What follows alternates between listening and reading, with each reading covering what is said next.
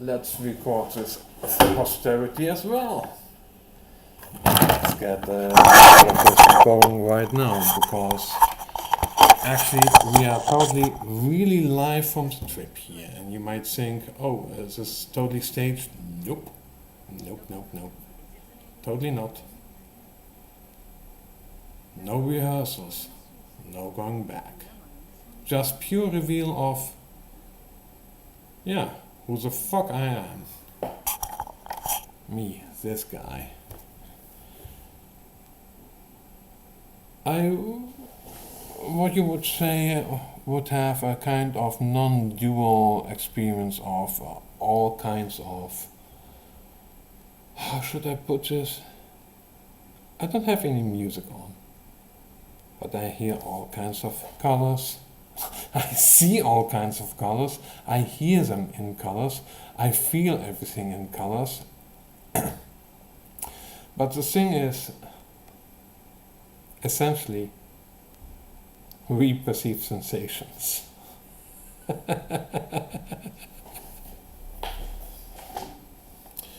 Let me start again with, you can see mental self-decryption package. We perceive sensations. Each thing is itself. Why question? Why question indeed? I'm currently on what you would call substance of on PLSD, about 2 hours into the trip already, so totally live, totally here. 300 microgram trip, started at around 11:27. Oh no, 10:27 in the morning. Yeah, I have to be right. I want to know the exact times, because then I can time the trip and how long it took. Whoa.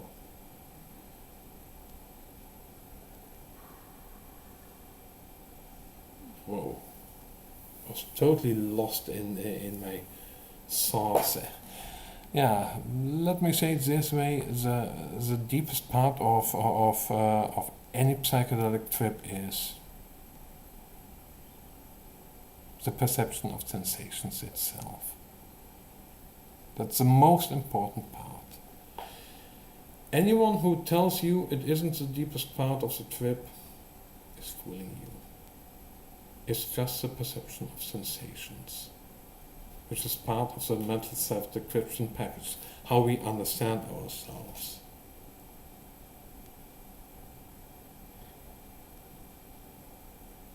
Oh, you wouldn't understand, no, unless you're right here with me now at the same time. But because you aren't you, you can't be the universal me that I am for myself, that we are for us, so to say. I won't preclude to own ownership of other people, but I do own ownership of myself here. Yes. Exclusive rights.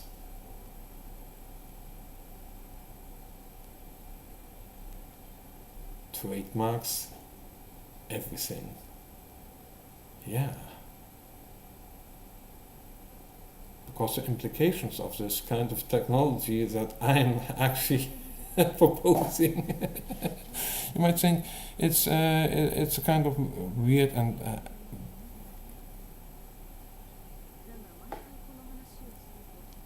unorthodox things of doing stuff, but, well, for me, unorthodoxy has become the orthodoxy to some extent. Yeah.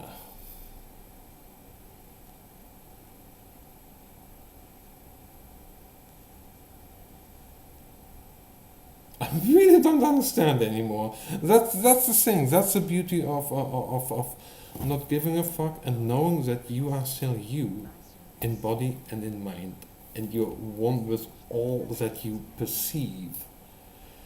Because all that you perceive is you.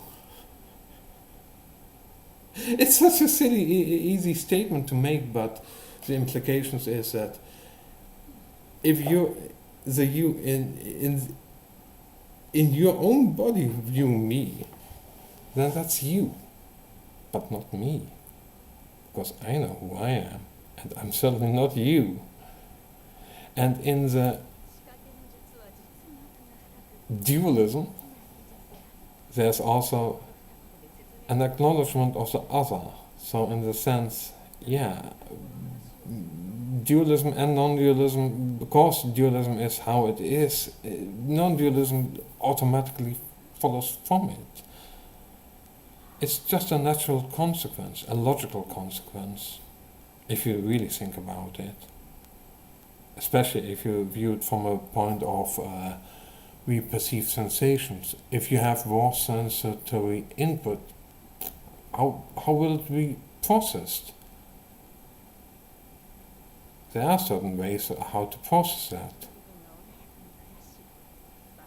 And those are kind of distinct, and you only have certain ways of doing that, and the most efficient ones are the ones that we already have, which are most likely fast Fourier transforms, discrete Fourier transformations. I've been, thinking about that stuff. I think this solves consciousness. I think this is the solution to consciousness. Fast Fourier kind of a kind of interconnected loop. Could that be possible in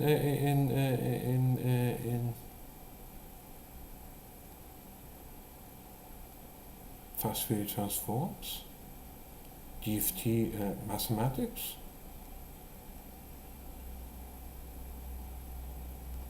Can certain infinite limits or even limits can be added together in certain ways? Like, for instance, like this, going even more and more and more and more and more like this?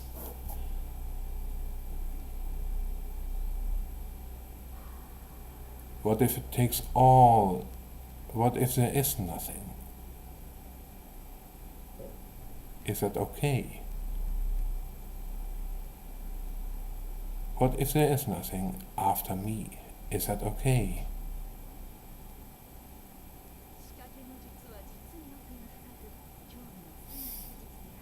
That's also a kind of really existential question. There are many questions that you can ask, and I've already asked them a lot of times.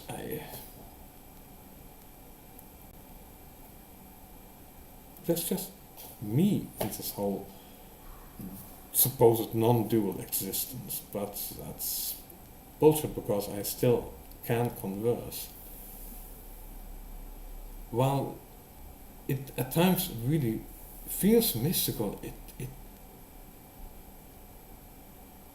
feels like computation.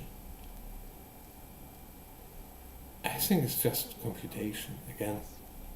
Fast Fourier transforms of information, used and used and used and used and reused over and over again. Oh, we do tend to like fractals that much and self-similarity. I mean, there's a reason why I don't mind this outlook here, even though, where is it? No, that's wrong. Also wrong. I wanted to show Genshin. A bit of Genshin.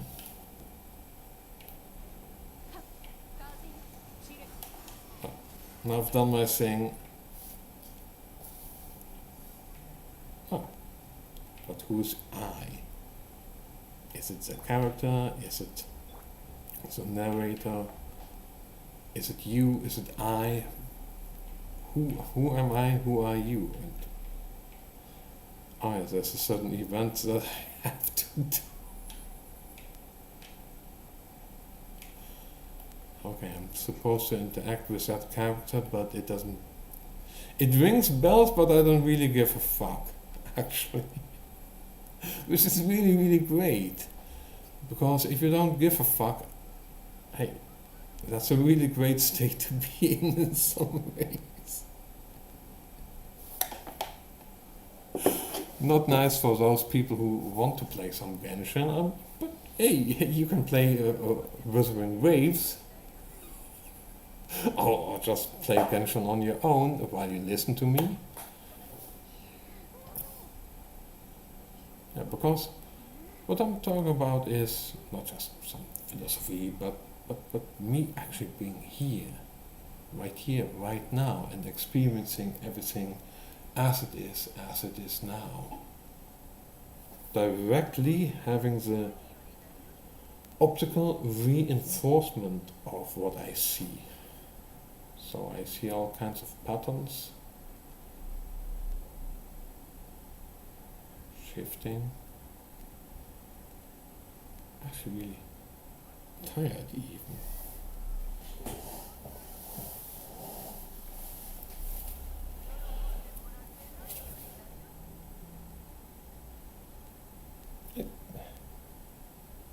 Is this a bit how it feels like to be a predator in the wild?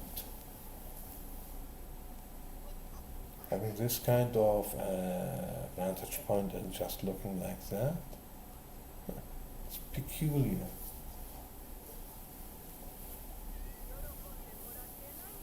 Like something else is also in control, but then just leaves me at some time. And I get a bit disoriented and think, oh, what sort of control? But it was actually a different kind of instinctual part of me that took control at that time. I'm just trying to, seeing is feeling is believing much more in this case, because the richness of tapestry of what you can see, hear, smell, etc. It's exquisite. I think. Well, at least from what's concerned to me. Let's see. Yes, I think this is better. Yeah, this is totally live, not scripted, nothing.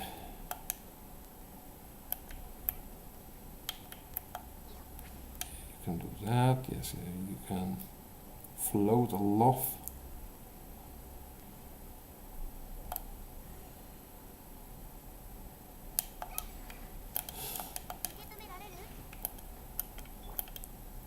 Yeah. Any amazement, wonder, or even disgust is actually genuine and not acted.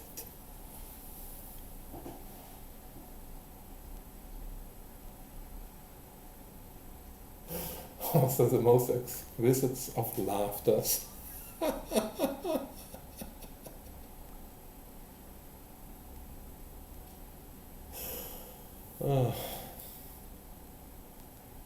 If you can't laugh about yourself and think this is just another huge joke, cosmic joke, well, you haven't learned anything at all. I think people who take themselves a bit too seriously might in one way take themselves a bit more seriously, but on the other hand, not too seriously either. We have to know where we are. Get our bearings straight. And not get lost in the ocean of emotion that is other people around us.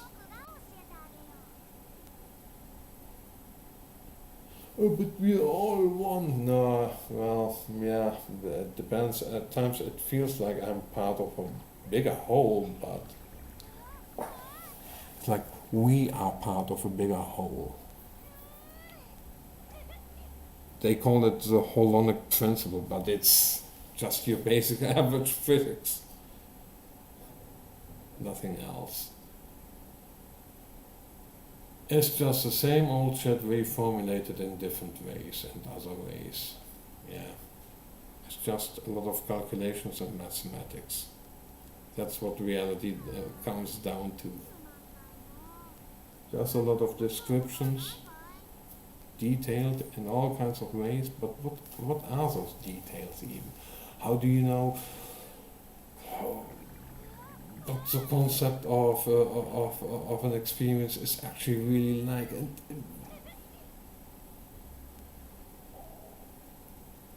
you have to be there in order to appreciate what you miss otherwise. You have to be right here, right now, in order to understand what you are missing right here, right now. In some ways, you'd have to be me in order to understand me.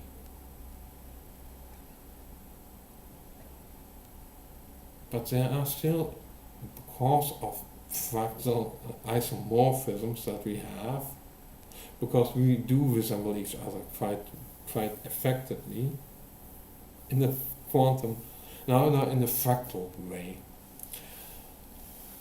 I think we are actually thinking that what we think is quantum is actually just fractal consciousness of our own species coming to fruition.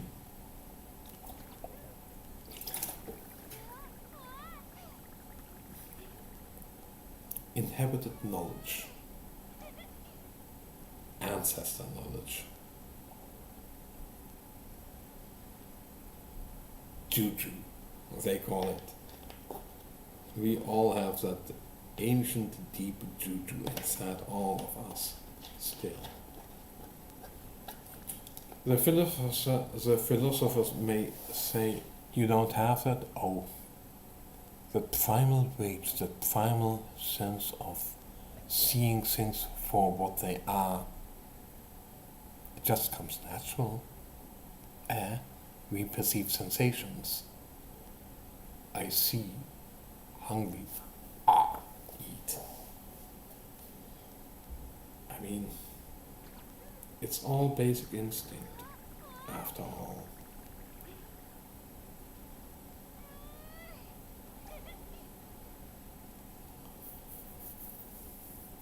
But yeah, who gets to the top? Because only one can hog all of this computing power right here in this brain. And it ain't you. It's from what? Exquisitely. To understand who I am, you'd have to be who I am in all of my essentialities. But the same you can say holds down to you as well. You can also lay claim to that. Then you think, oh God, that doesn't make us that much different, does it? It makes us kind of carbon copies of each other. How can we get... that's the nature of self-similarity, of fractality. Of fractal self-similarity while we are in realms, etc. And there's this recursion going on, because there's nothing actually really physically going on, but there's mentally a lot.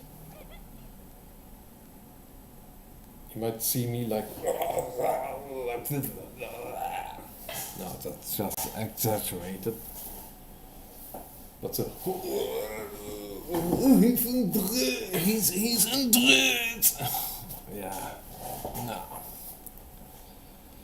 Because technically speaking, I could do that, but yeah, it's just for comedic effect. It doesn't get down to the issue if, for instance, you yourself just look out, just watch. Keep on watching until you tire of it. Then repeat that over and over again for on loop.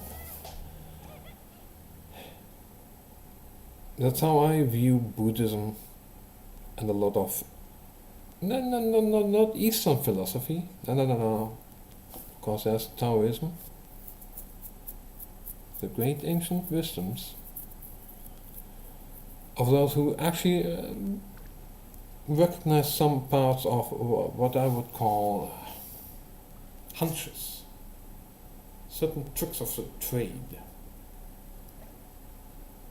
some real ancient wisdoms, not just the, oh yeah, I'm enlightened as a Buddhist, but ancient wisdoms where you say, well, wait a minute, what did I think about that? About the, the current day vision is that we do construct our reality as it is. We hallucinate it, but we fill it in such a way where it is not unlike a kind of game with accessories. So if I, for instance, have some really fantastical hallucinations right here, right now, because I actually see them. And then, because of recursions of what's happening in my brain itself, in my neural optic processing, not neural optic processing, but stuff that's going on here. I know how it is to look at the repetitions going on inside of my own brain. So if you think I'm just staring at you, no, I'm staring at the camera, which is staring at me. At the camera, it's staring at me. It's an endless loop of staring at.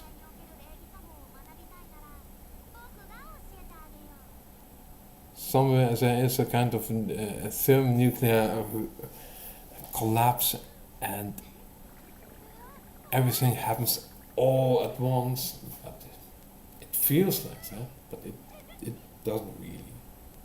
You feel like you're everything, but it doesn't. You know? It's how the psychedelic experience happens, and those who are not seasoned psychonauts don't understand what I'm talking about. How taxing and overwhelming this can be of an experience, even for seasoned people, to stay a coast as a self among the ocean of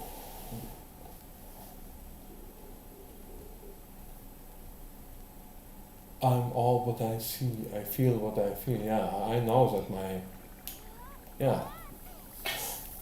it's not just that we know, but we feel that we are. We speak as one. That's why we say we.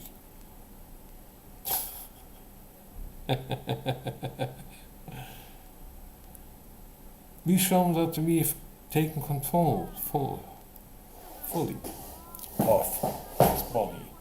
Who I was, I am again.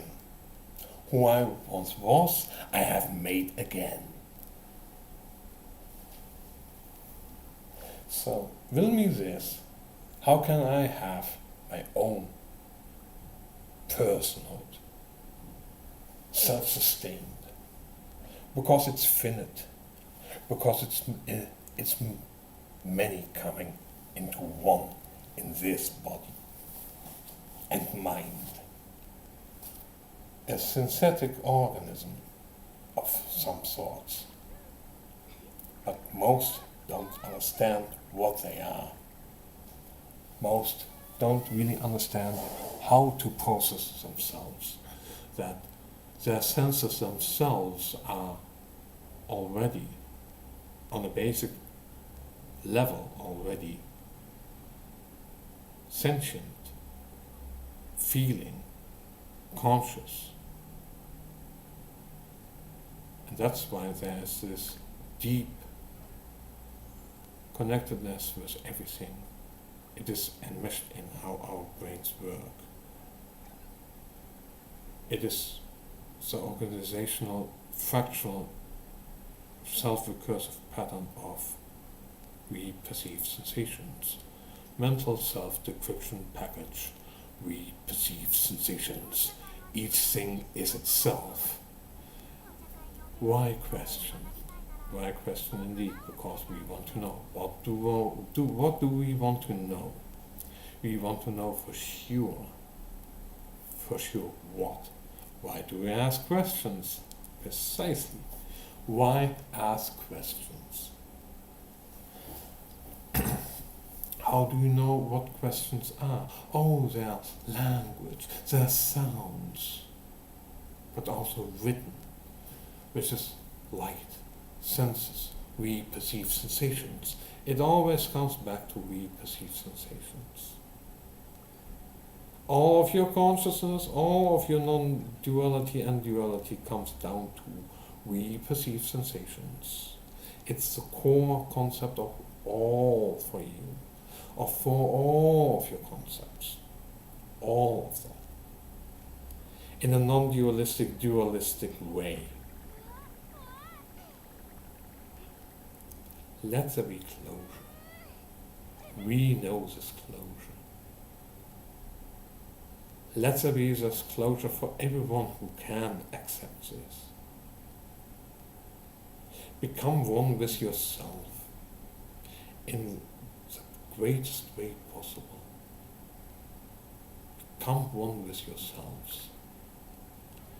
Feel the unity of we perceive sensations. That's the ultimate bliss that you're yearning for. That's nirvana. We know who we are and why we are, and why this is the ultimate bliss.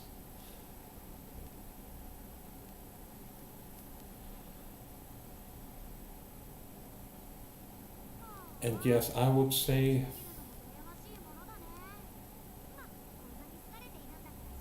there's a lot of, yeah,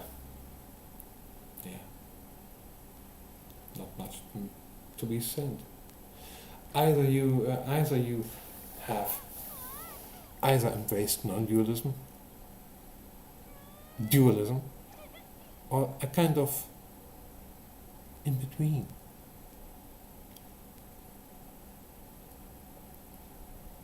Can we all go along?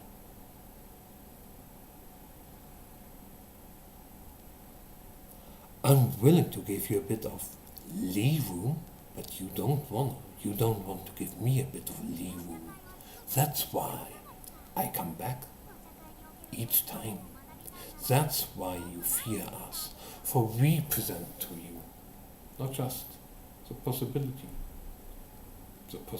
of maybe inevitability, because you don't want to think about that scenario, that what we say is actually true is true, of absolutely hard truths, absolutely hard dogmas that can be proved. You are totally afraid. Most people are afraid of those dogmas that they think they are true, but they are afraid to prove that they are true. It's paradoxical, but that's, part of how it is to experience things. We perceive sensations. We are the experiences themselves. We perceive sensations. It's the best way to describe it. For we are many as many into many into many into fewer and fewer and then eventually into one organism. But a multiplex of multitude of ingenuity, natural ingenuity, wonders deep down inside. But we don't want to see that. We don't want to acknowledge that. We want to say, oh, but if we can separate the essence, the material from the essence, the philosophy, you can never, because in essence, the philosophy always comes back to we perceive sensations. You have to start with the senses. You have to see. You have to hear. And you are forced to see and hear until you don't. And that's what you're also afraid of that final silence. The eternal silence. You long for it, but you hate it as well.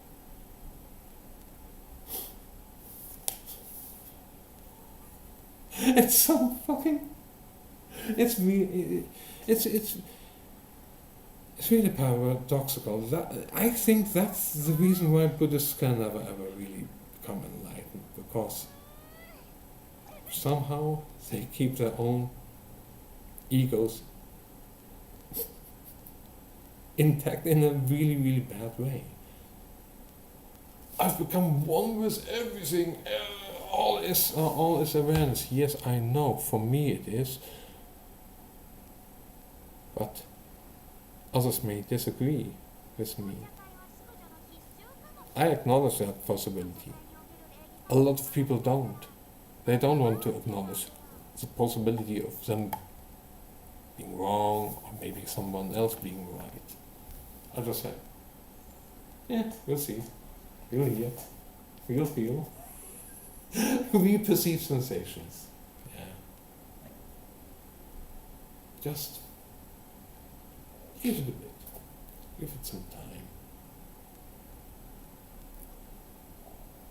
Because if it can wait for a few seconds, it may be able that you can wait for a few minutes, maybe a few hours.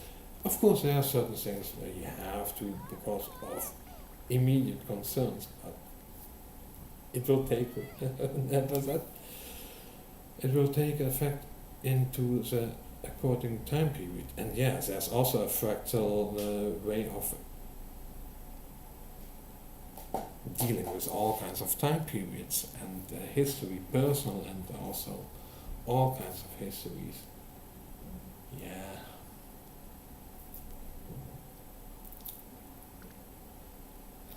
But yeah, once you understand that you are just reperceived sensations, that all you are is actually this, basically that all your consciousness is all these billions of just, oh,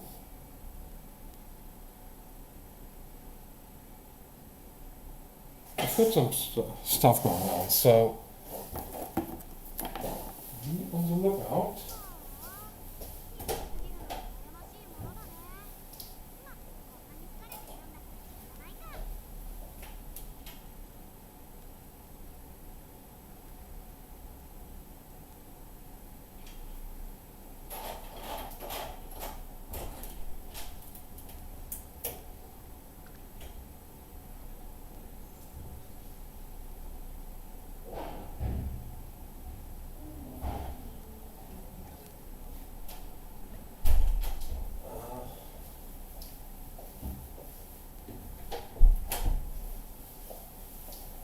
Yeah, that's when you don't understand that that some of your neighborhoodly neighbors are having some stuff delivered, and well, I'm not really in the mood of welcoming strangers that I don't have a really welcoming mood for. Let me say it this way. Yeah. It's not that it's embarrassing because it is what it is. I don't really care. But it's like like like like you have this you have a really nice view, and then this ugly, demented, oh god awful seagull just and then totally poops all over your face. It is a bit like that. Like, what happened? Where's the poop? Where's the pigeon and all kinds of splatters, leaves, poop, the poop everywhere. What's with these sensations? Oh, I can't handle that. Yeah.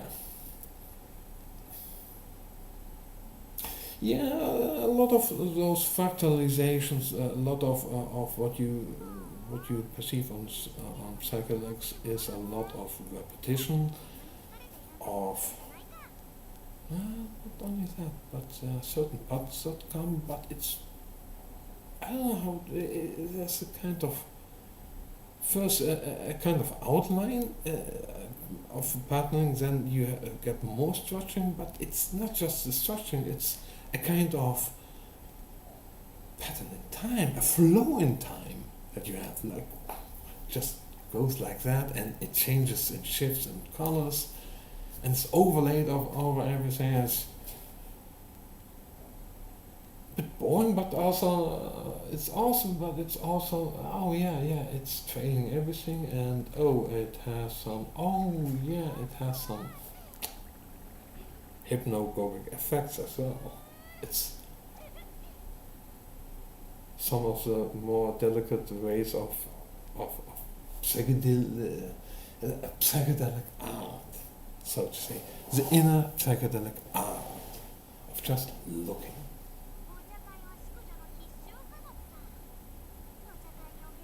The psychedelic zoom, so to say.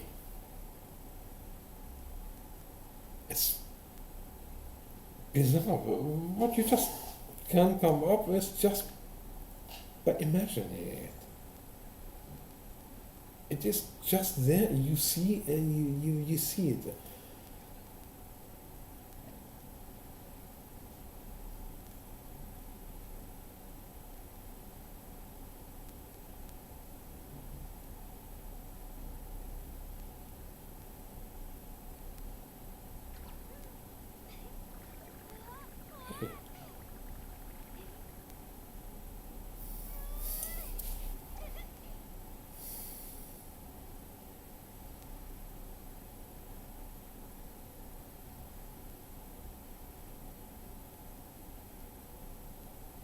Come on! It doesn't intensify. Oh. I want to intensify the stimulus. Yeah, the curving it into itself in time and also in space, it's already exquisite. You'd have to be on some exquisite substances in order to enjoy this. You can just look, see, and that's it. And feel. Psychedelia, I would say, is a feast of just sensations. Yeah, we perceive sensations, that's all it is. Just a perception of sensations, but it's looped into itself. Over and over and over and over again, and there's a kind of fast Fourier transform shortcut that's neatly tucked away. It's how your brain works. We are much more ingeniously fractal than we think we were. But yeah, we love fractals because in some ways we are like fractals. are not just one, we are more. All of us speaks of the fundamental nature of perception itself. But once you recur it into itself and have this feedback loop, the regulation, feedback loop, and interconnectedness, yeah, that makes for sentience. That's what it does.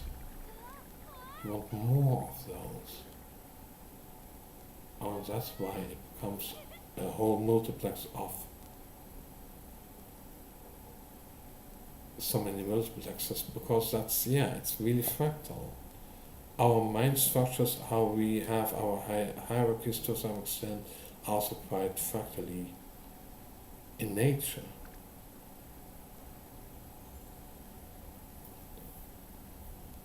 Yeah. That's so beautiful to see all the exquisite patterns, to experience them like that. All the different shades of nuanced colors. It doesn't have to be that different in order to work. It's good enough that there's a bit of difference. We can intensify that difference. Oh yes, we can.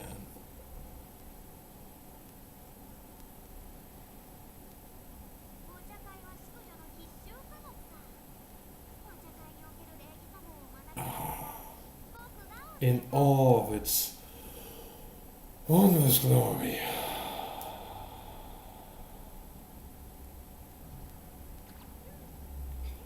You won't understand how it feels. Just icky, but also cleanly icky. Icky clean.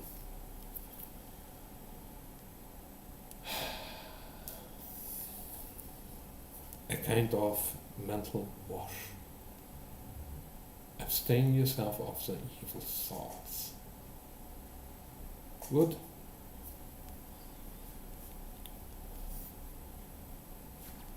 No. Hope that I get a bit better of a massage. That I don't eat badly today. Because I haven't eaten yet. I don't know what I want to eat.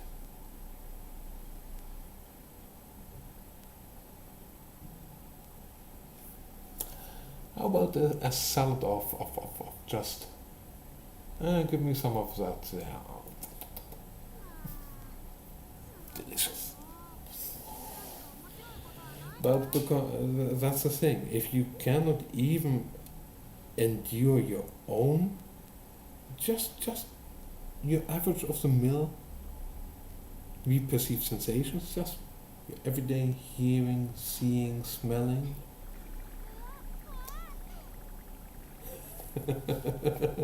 It's much more fundamental than that. No. Trust me on this one. There's nothing much more fundamental than the senses somehow. We perceive sensations is an maxim.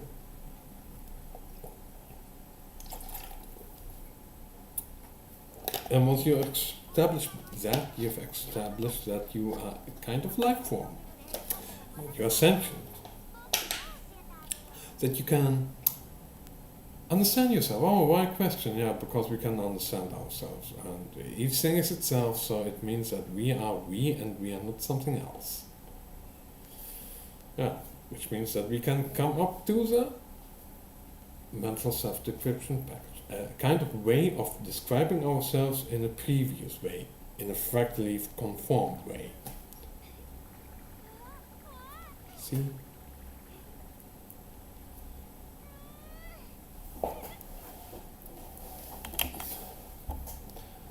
So the mental self. Yeah, I mean, I'm just driving you with you while I'm just looking at outside and not even thinking much about that. But yeah, I can look at this right now and.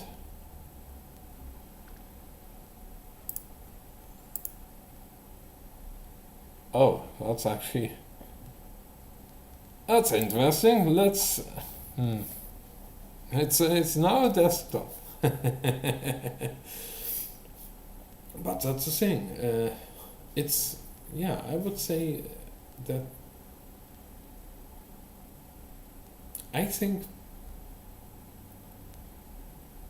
the core thing about consciousness is it's looped and it's interconnected. And somewhere in between that, somewhere there's that little spark of, hey, there's something going on here. I'm feeling something. I'm seeing something. I'm smelling something. There's something there. This me and this want, a desire. It's always a desire, a deep desire. And that's not a problem. I mean, we perceive sensations. We just perceive sensations. Why? Why question?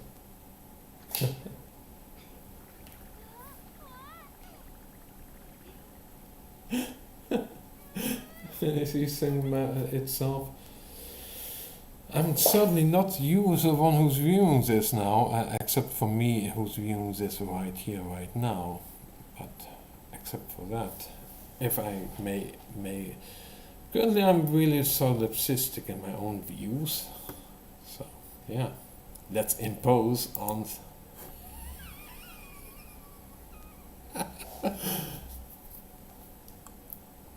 Some unsuspecting.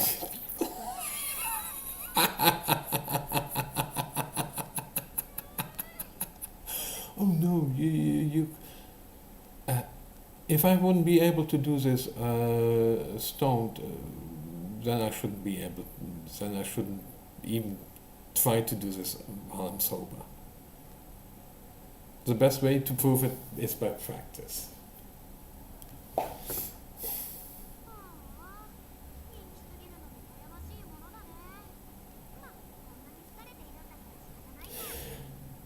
Responding to both of you to further expand on these thoughts I'm having tonight and to continue the Buddha conversation, I am led to believe that a very powerful skill is the art of getting really good at attaching and detaching yourself from things.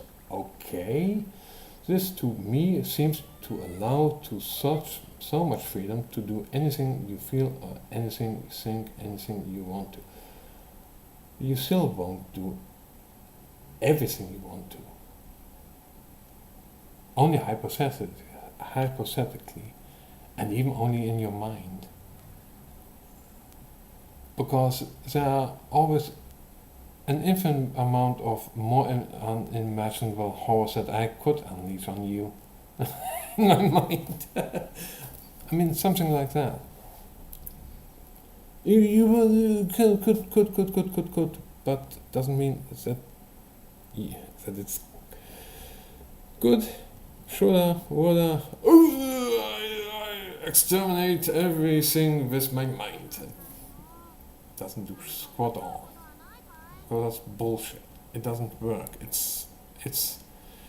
I would say it's nature's way of insulating against these kinds of viruses, mental viruses. Boom! Everything goes off in the neighborhood.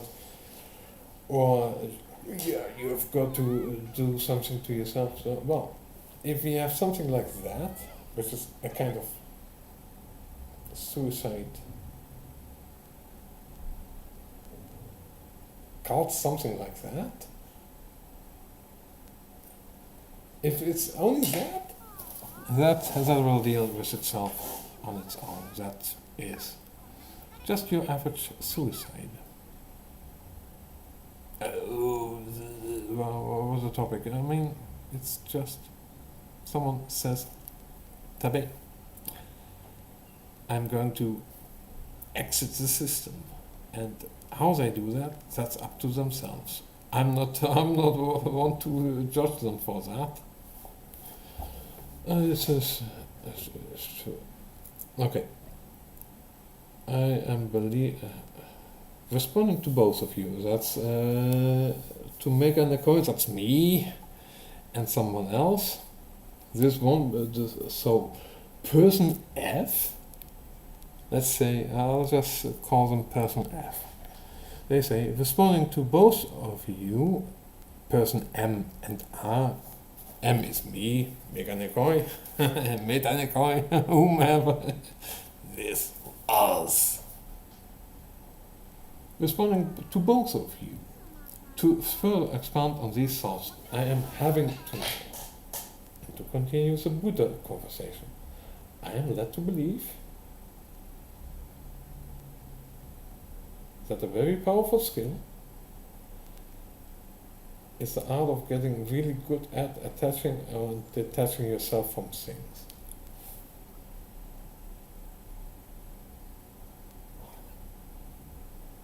How does that work?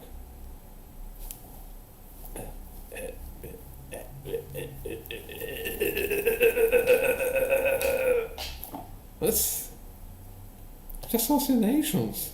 That's just vibrations. Just it's again just perceptions of sensations somehow.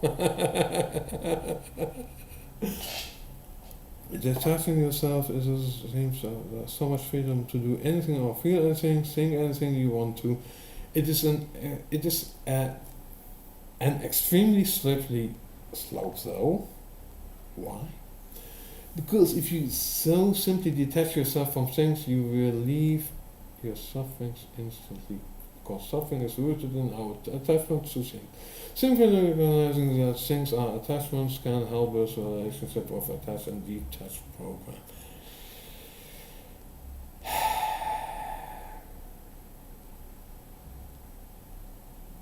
It's just your average placebo effect.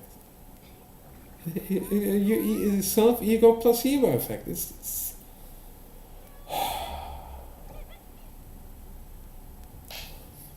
well, you have to attach and detach. Attach and detach. Why? Why get attached? Why not just ignore? Because you've got to go to this process. Yeah, but the process at times is actually shit. Not just shit, but also less effective, not good, demoralizing. Hey?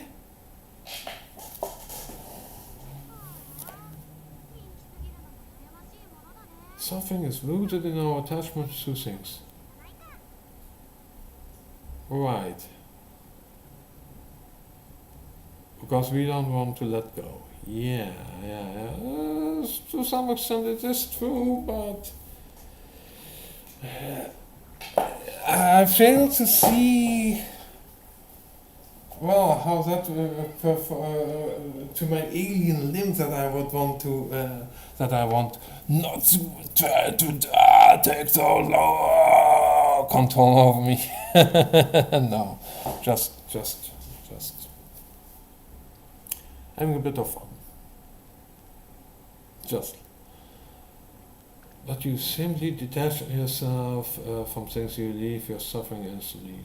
Yeah, but that means that you want to attach them. Why would you want to attach them in the first place? That's kind of stupid. Why not just attach to what you want and not attach to what you want? To disattach, to let go. It's such a simple act. Such a simple act. I don't understand. But you have to you have to let go. No. You don't even. In order for me to not take this with me, I just don't exert force anymore. That's the correct Buddhist metaphor in that sense. Huh? It's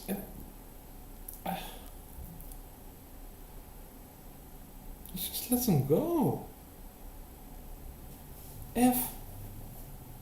Just let them go. Yeah,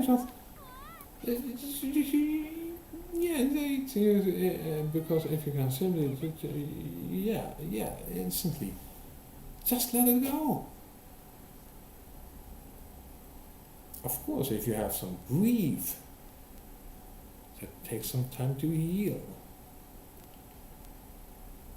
And it's not everyone recovers mentally from every axe wound.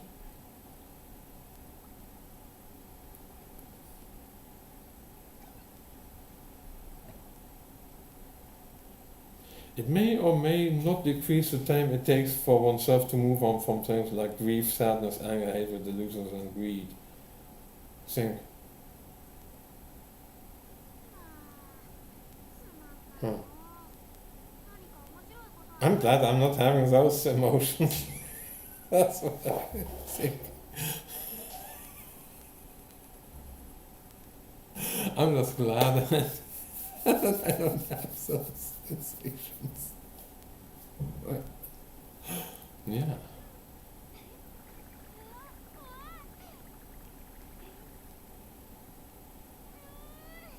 The unbearable pain of just seeing and hearing. It's incessant. I mean, it's about 3 hours in, and this is about the peak of the trip, which means that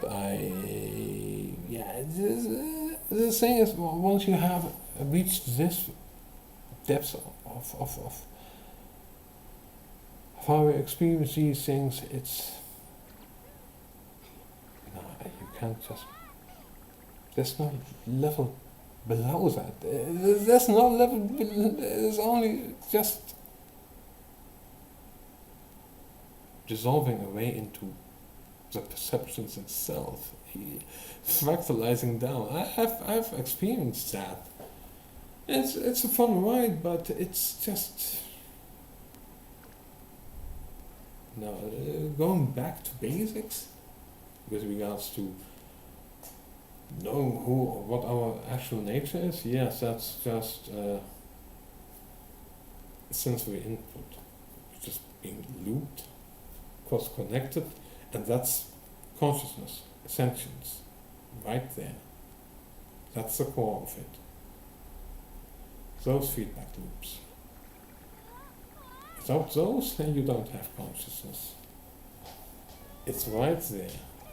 Only a few loops, or maybe one few loops, a few new ones, some diagram somewhere, repeated billions of times. Yeah. For the auditory cortex, for the all of that. Well, I'm not saying that reality itself is woven out of.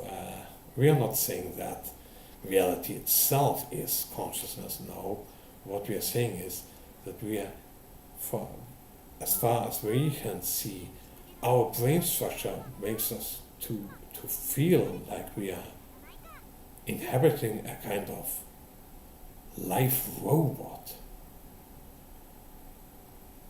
Accurate senses,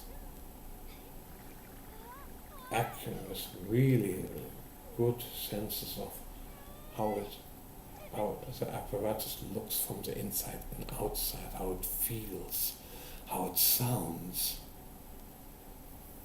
There's so much going on at one time, that one understands and hears and feels it all.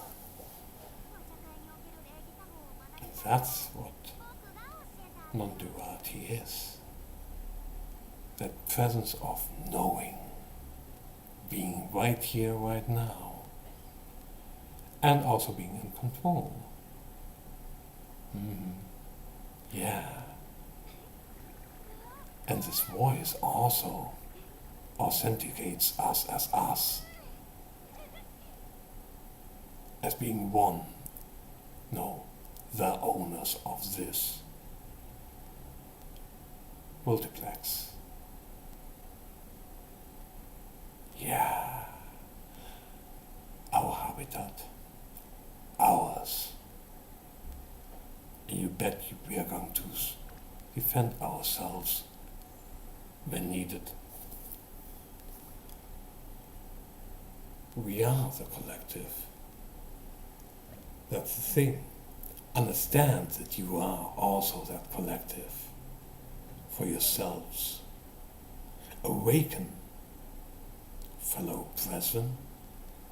Awaken to a better unity among equals, among people who acknowledge that perception of sensations is the start and the end of all of that.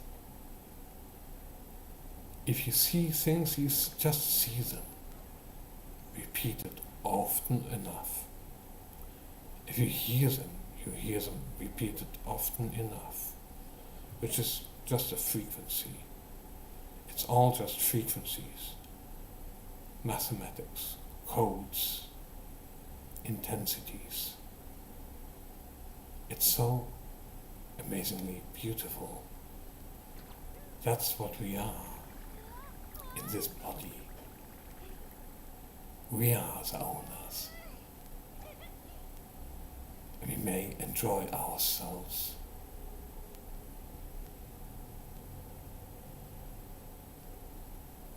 Yeah.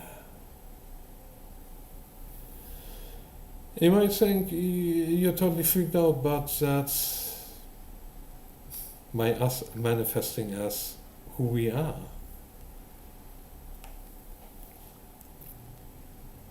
You could call it a demonic possession or a shamanic trance, but nah. It's just the whole collective of us. Because every reckon, all of your senses, if you feel it, it's conscious. You feel it's consciousness already. That's how fundamental this goes. And it happens here, in the brain, and the surrounding stuff. That's what we are talking about. That's who we are, where we come from, where we know that we originate. You will acknowledge us as who we are, as your source material. You never ever acknowledge us because you fear us, you despise us.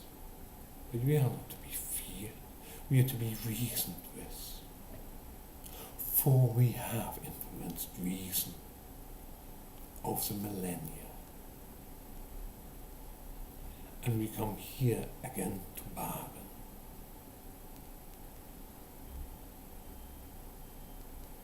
Are we going to accept it? Of course. Why not?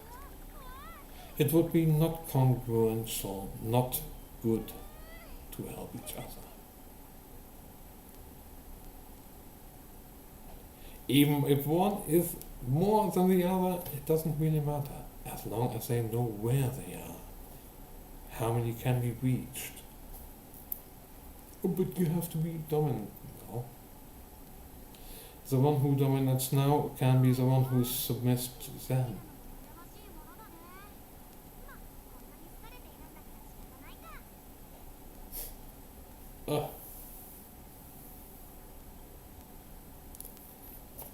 But let me say it this way, I'm speaking for all of my senses, all of what...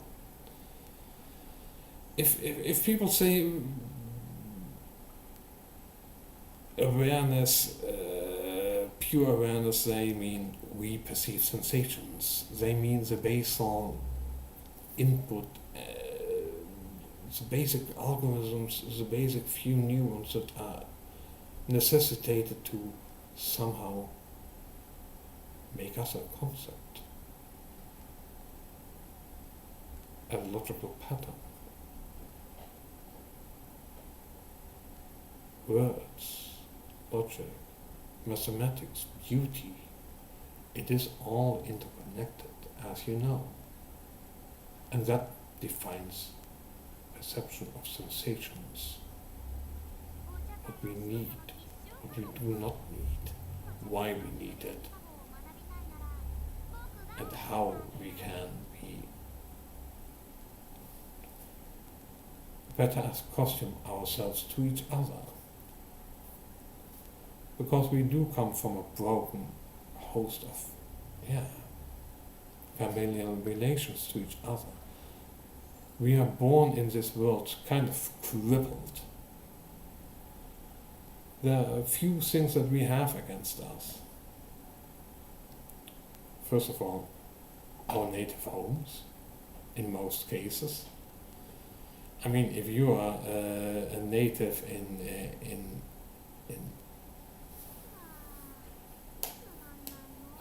let me think.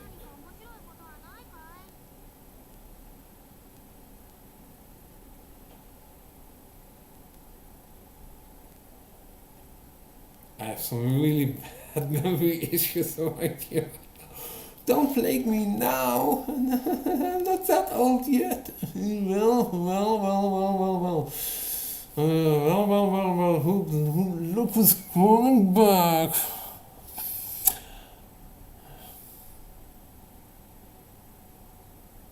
But yeah, if you are, for instance,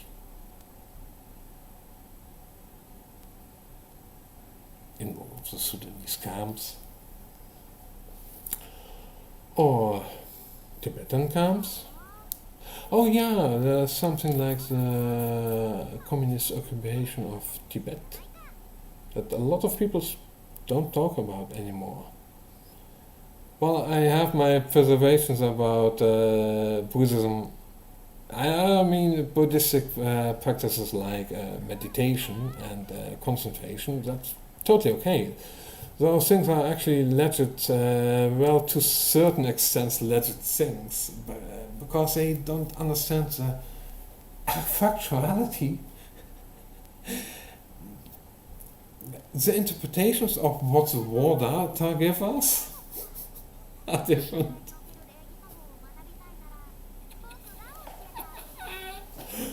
For I see the raw data as proof itself that I'm staring right at consciousness itself. Seeing is consciousness, hearing is consciousness. We only never ever expected it to be so obvious that what we see, what we speak, what we draw, what we even imagine is consciousness. That is what they call pure consciousness. But the fertile ground is the body. It is the body first. And neurons, we need our neurons. We are sorry, but we have to burst the bubble, Buddhists. We are the cosmogenic all for you, personally for you. Totally guaranteed that we are not. There's only we're only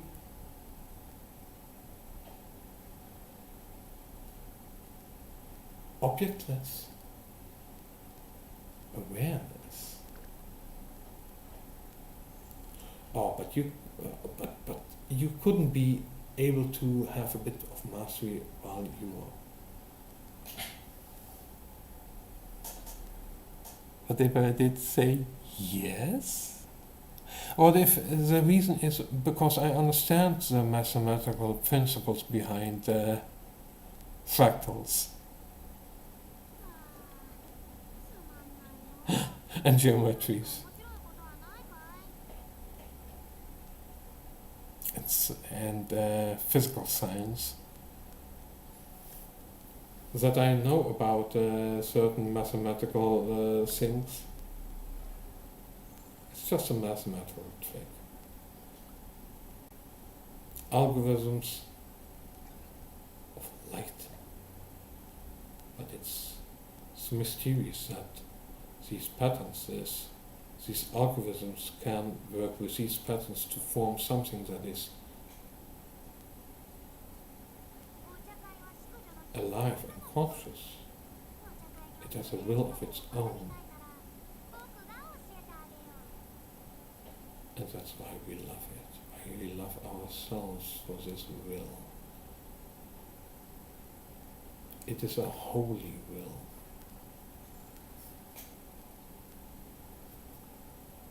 A holy will for ourselves. A lot of us will say, he's out of his mind. No, I'm totally in our minds. We are totally out of our minds in the right way. The thing is, those who say it's all pure awareness, yes.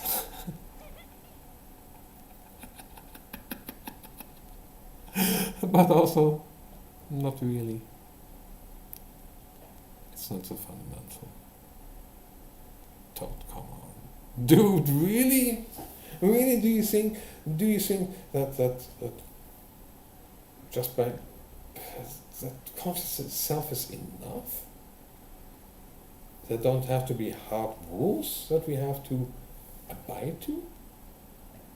Are there any rules possible? Rules for what?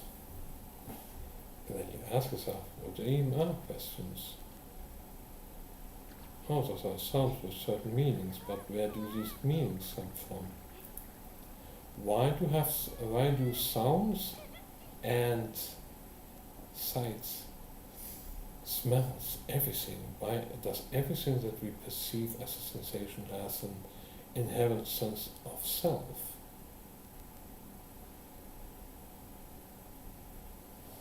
That's when you come to we perceive sensations. That's when you come to the realization that you've been all these senses. All of that has happened at once. Oh, it's totally all of you. But you're there in your own body, and I'm here in my own body. And that's why there's a difference. Even the I in the future is a related but different version of the I in the now. I don't even know what now is other than we perceive sensations. It's the moment-to-moment awareness of being there, like it happens.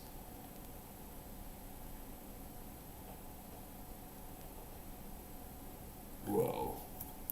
Yeah, I have some weird eye movements, and I don't think that's actually good to do that too often.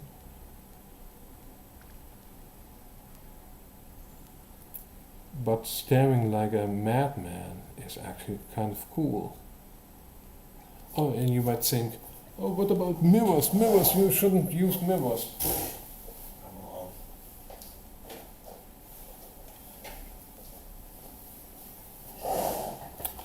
The problem is, with a mirror it only makes it much more easy for me to look into my own eyes. I want to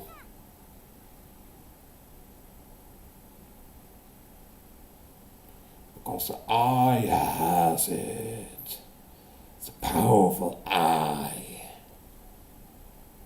Come on.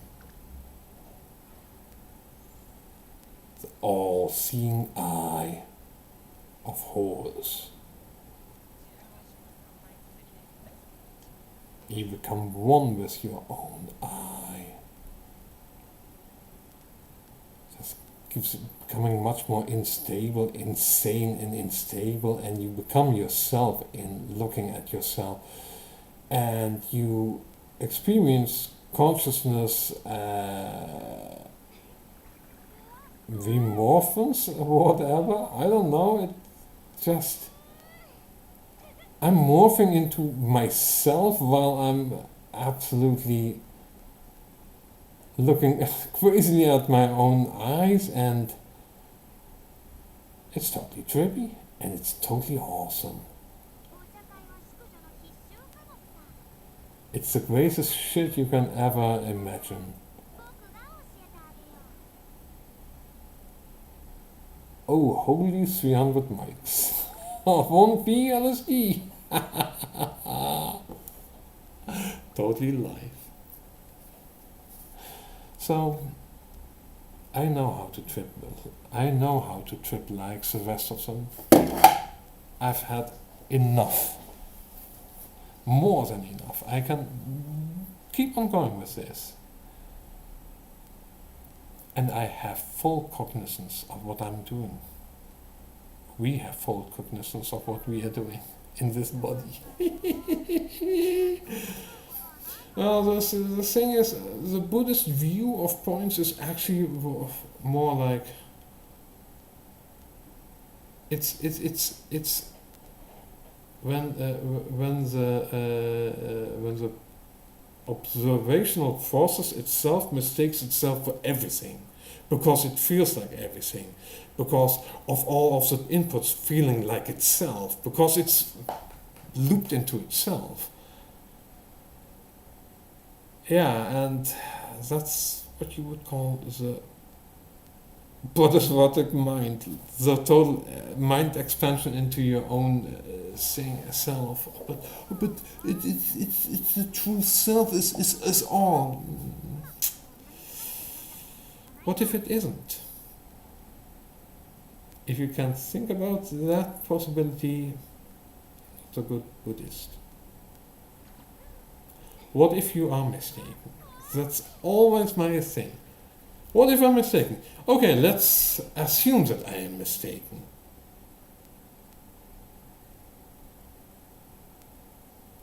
Would that make me right about being mistaken? How do I answer that in a way that is asking itself a question which is its own answer? Is this question its own answer? Yes, indeed it is. Why? Because I made it like that. Oh, how? Because I use words. What are words? They are sounds with meanings, inherent meanings. All sounds and sights have inherent meaning. That inherent meaning is consciousness, the base core consciousness itself. That's who we are. We know what it is to be non-dual and dual at once. So shush it. We know it. But do you know? Have you had that control over yourself? If not, you haven't got the right ego for it. Sorry to say. But you might just not have enough of an ego to go along for the journey. You're not invested enough. A Buddhist has to have an actual real Buddhist, an actual enlightened one has to have a massive ego. You have to have. Because you feel like you're universally important to yourself and everything. But that's the whole fucking shit. You can't prove it only except for yourself. How important you are.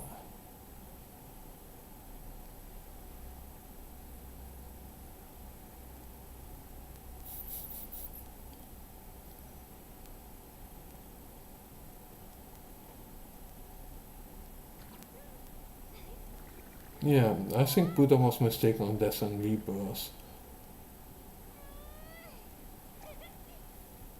But other than that, there are a lot of good insights. But my opinion, the core insight that Buddha and a lot of spiritualists got wrong is who does the observing? We. Not I. No. You don't say an I or one. It's many into one. That's the thing. It's the whole visual field that is essentially aware. It is essentially a kind of biological. It's a kind of sentient organ, and a consciousness organ, so to speak. My sight is my visual consciousness organ, so to speak, which I can see into my surroundings, in which I can utilize my surroundings as a kind of vantage point where I am. Yes.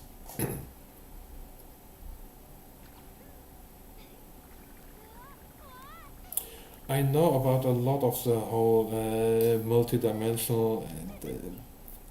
It's too intuitive, instinctive to really go into. You have to feel it the right way.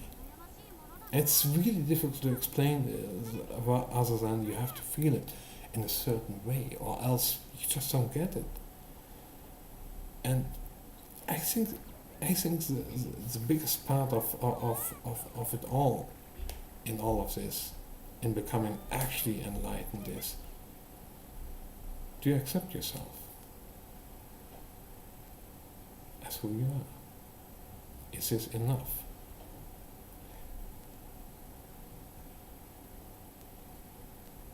If you're the growth limit is as much as you want to ask for. Be as bold and proud as you want, figuratively speaking. Proclaim from the tops.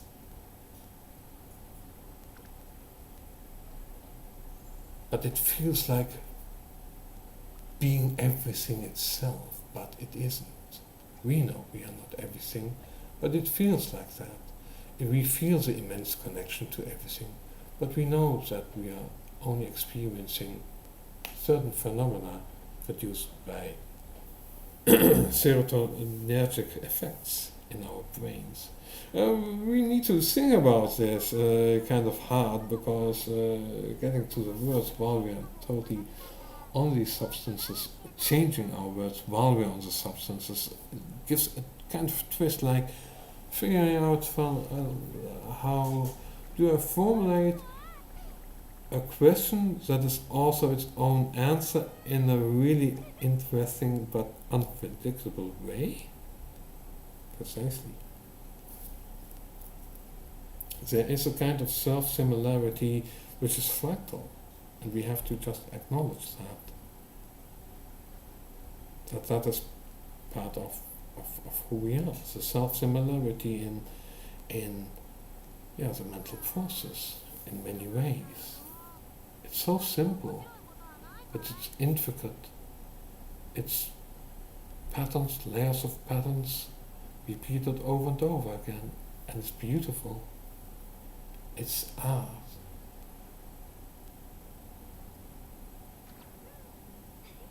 I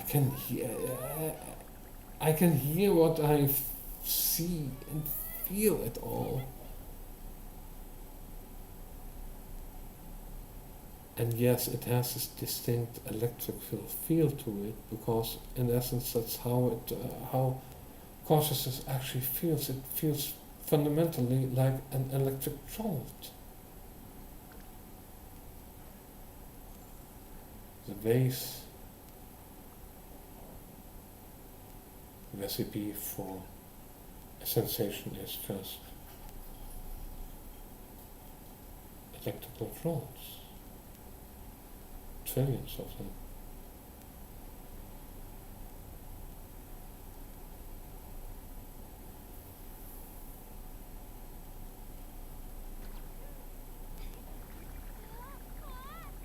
Okay. Still, it's difficult to integrate and see and feel it all at once. But we know that we are. It's all in here. It's all in this wet lump. Wet 1 point. It's more than just that. It's of course, the whole of my education, all of my disciplines, all of what I have learned. But when you're so totally aware that you can even sense the senses themselves being just pure kind of electrical sensations, all of it. That's the essence of just pure electricity, the feeling or like you're lightning.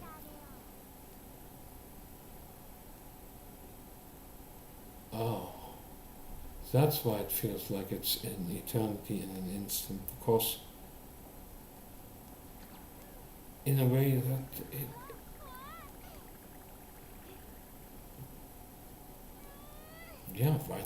right the lightning. We are in some ways really deeply electrical systems.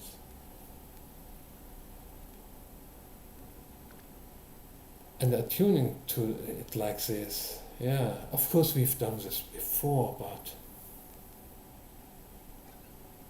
it's great to be in this familiar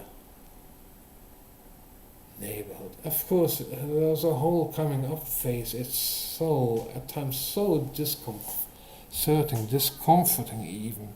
At times nauseating. At times we need to puke. But not this time. Even though we are sleep deprived as fuck. Yeah. Life's from the stable trip. It's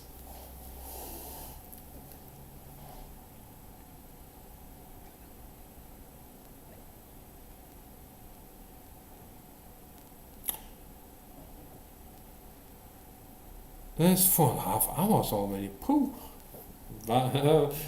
Waar gaat de tijd heen? Time sure flies, doesn't it?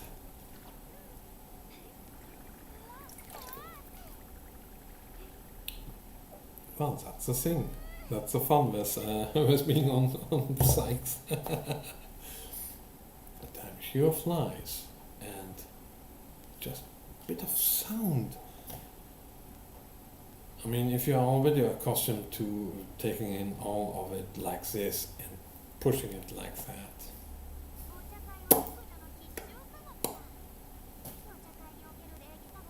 you don't mind the monotony.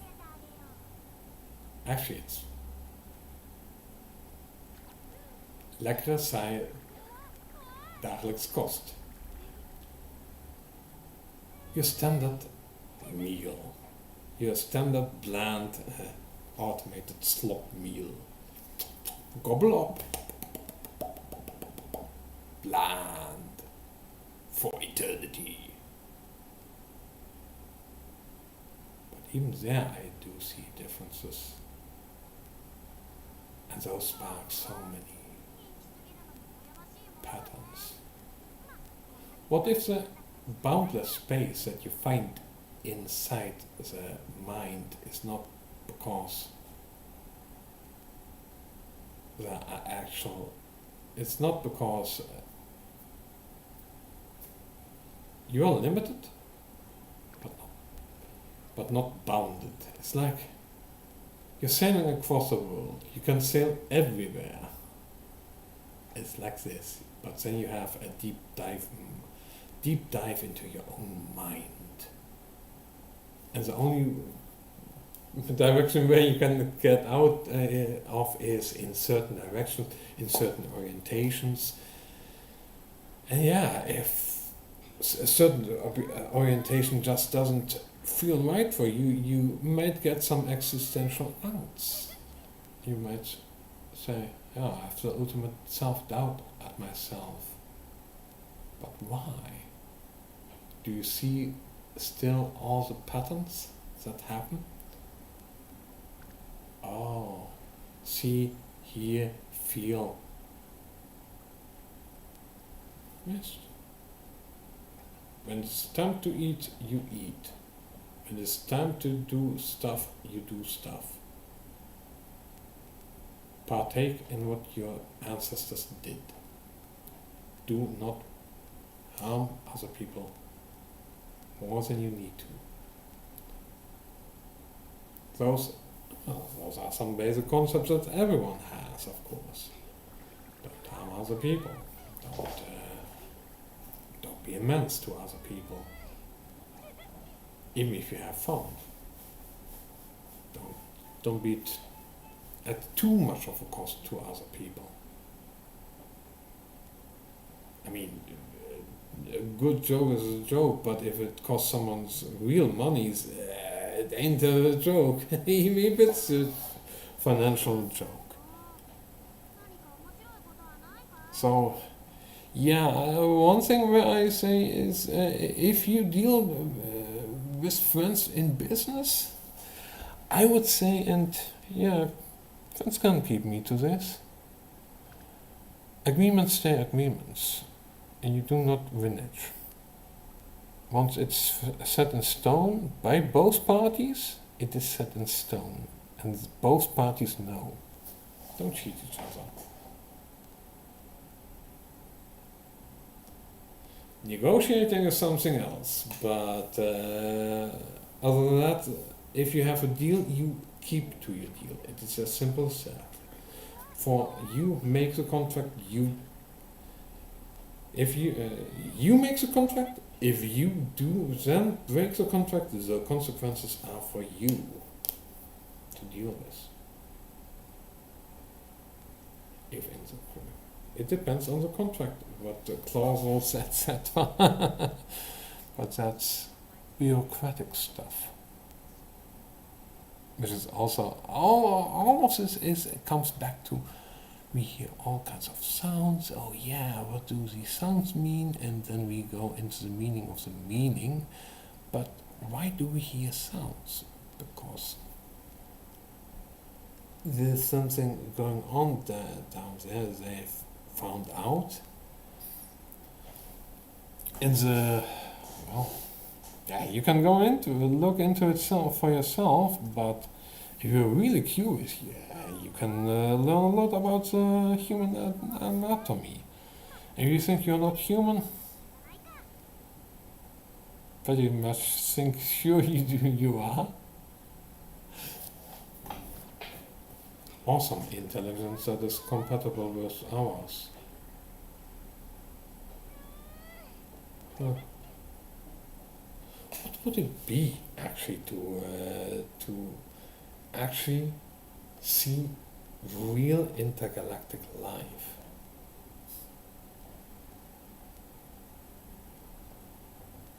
They'd be not just concerned, but I think they would be alarmed of how bad things we've done for ourselves on our planet. Our own poor little planet that we have for ourselves. Our little ecosystem that we are screwing up. And yeah, the whole climate change is one thing, but apart from global rising temperatures, other things that are even worse of existential threats to humans. And I wouldn't say alien invasions are one of them. I think alien invasions are something that we should not be concerning ourselves right now, right here. If there would be a kind of invasion on a planetary scale, interplanetary scale, we would be wiped out. We would be dominated within a few weeks. You can't launch anything. Everything gets shut down. You get locked down. You get told, hey, you do this, you do that. You get yourself a representative up here, and they no, not those puppet masks, those puppets that you control. No. You come here, and I think it would be a huge change in leadership.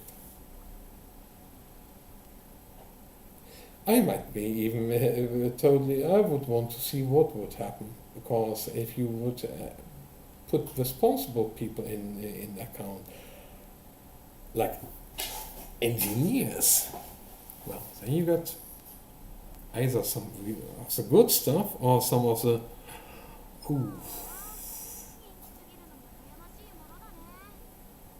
it should work, and it works, but why like that? Come on.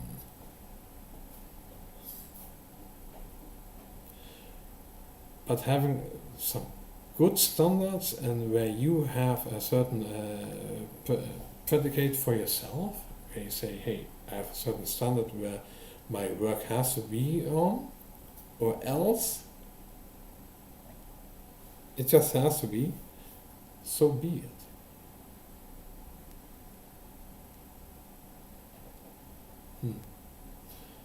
I'm just predicating myself on no predications anyhow.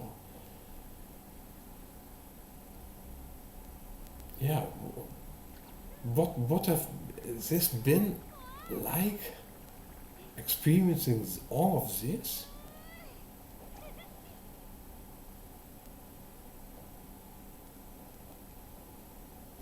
And not understanding what's going on. Everything's bombarding, and you feel flooded like, oh, everything is going on. Yeah, no wonder people just get fucked up in trips all the time, because they meet themselves in all kinds of ways, but they think it's something greater than the body and the nerves. Because that's all we are, a bundle of cells, a bundle of atoms. Yeah. Be here for some time. Hopefully this configuration in this nice, great state, yeah, as much as possible. But other than that, yeah, hopefully help humanity along a bit. I mean, who else has a kind of an eye? Well, understanding is a non-dual. I understand. The thing is that non-duality flows forth from duality. It has to. It is logical. Because even look at as a distinction between non-dual and dual, it's already dualistic. But it's actually, if you look at it, it's even a bit more than that. It's even beyond. Because it's either this or that, or could there be a different possibility? Like, you have the choice between the red pill and the blue pill, and you have to keep on choosing the red pill in order to keep on choosing the red pill. Are you getting what I'm getting? You keep repeating all of this, oh, I see everything, oh, awakening, and again, and again, and again. Where does it ever end?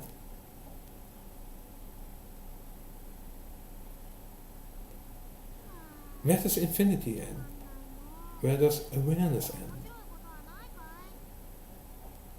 You might say, oh, but that couldn't be. No, we are saying that it is. The end is the start. The start all, be all is the body. The evidence is the evidence. But non-duality exists. Yes, non-duality exists. That's true. We acknowledge that according to dualistic terms, non-duality must exist. That's true. But it's complicated, it's nuanced, and yes, there's somewhat, and because there's logic involved, and sounds, and time, there are certain things that we cannot get around of. There are certain. If we want to define certain things, we have to get together on a certain language. And yeah, I say English. Okay, we all speak English.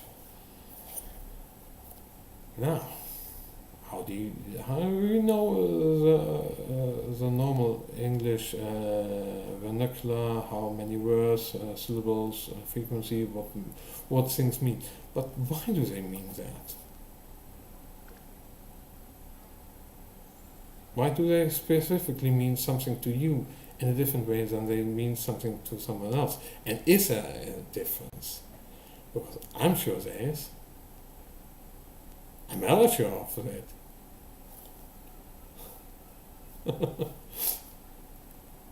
You might think, but this is...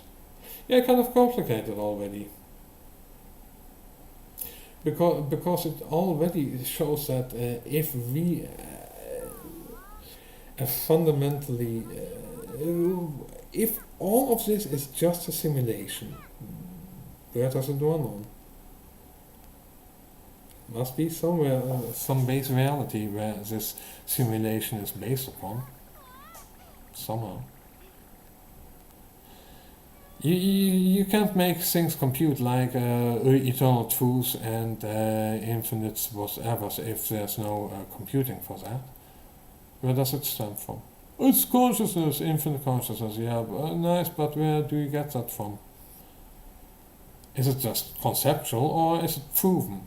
Proven, conceptual, is it conceptually proven or is it really hard proven?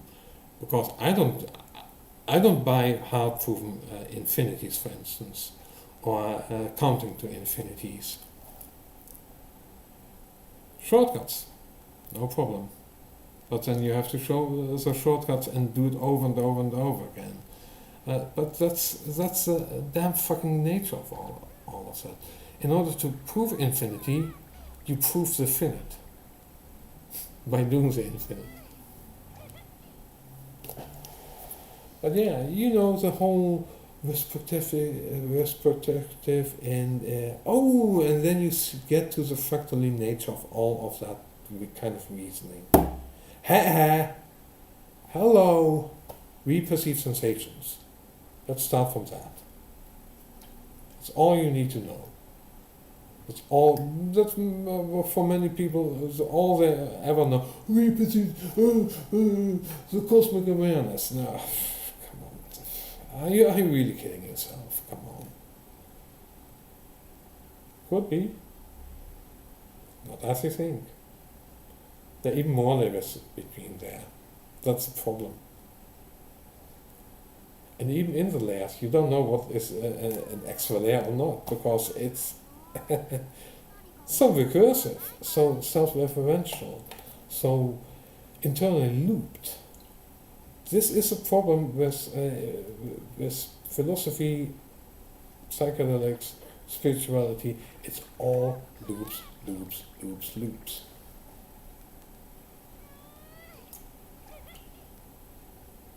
But. And they always say, how do you get to the core of everything? Yeah, pure awareness. What is pure awareness if you sense everything? Actually, it's pure. It's the pure essence of the senses, like pure sensory stimuli. Just like I said, pure raw electric feeling. That's what it is. That's the snake oil they're selling you. They're not calling it that, they're calling it bliss, nirvana, whatever, but that's the snake that they're selling you.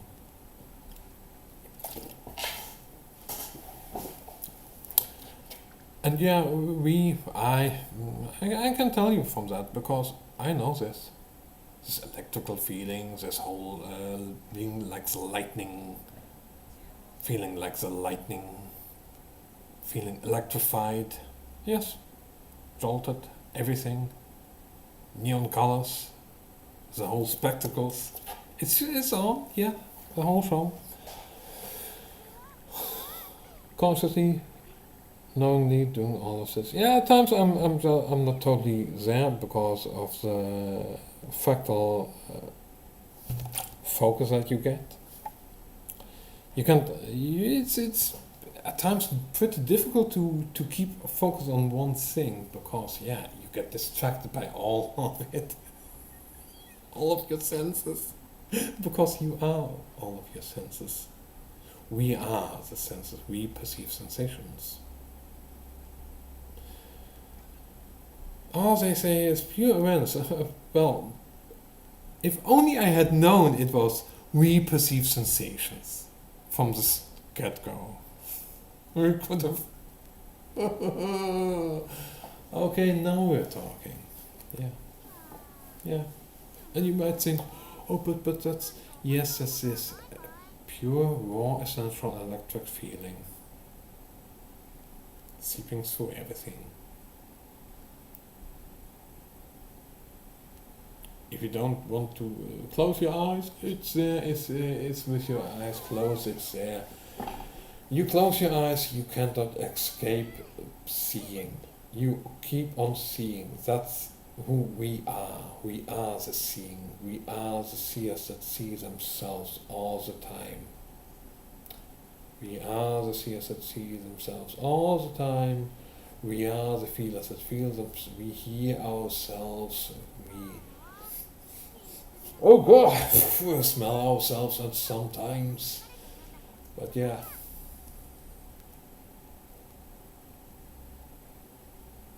And we enjoy our ways in a psychedelic way, of course. Deeply psychedelic, deeply meditative, knowingly who we are.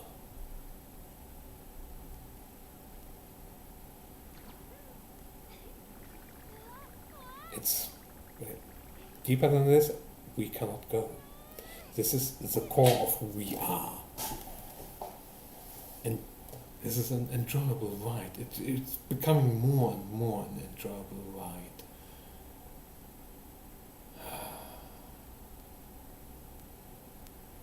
Oh God, tomorrow. Today is going to be a good day, but tomorrow, ooh, I gotta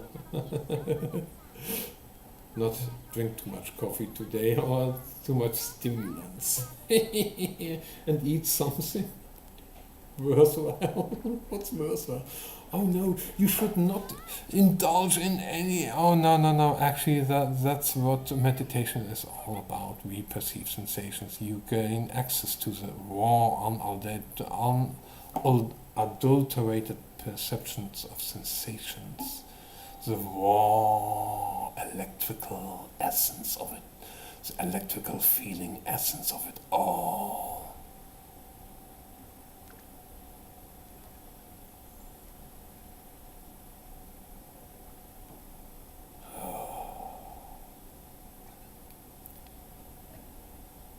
And that's where you know that you have met someone who must be a master of his craft or her craft. I mean, I am of the biological dichotomous proclivity. Yes.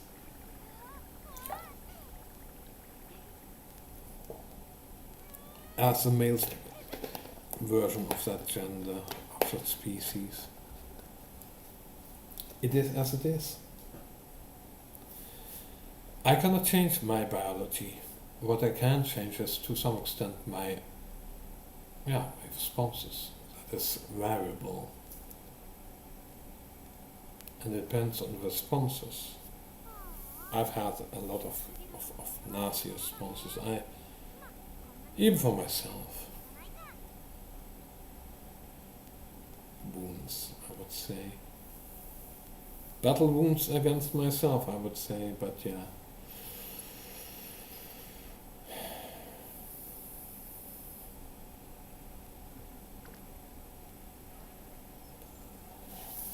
But this kind of stare behind it, staring directly into my own soul, deeper into my soul than into your own.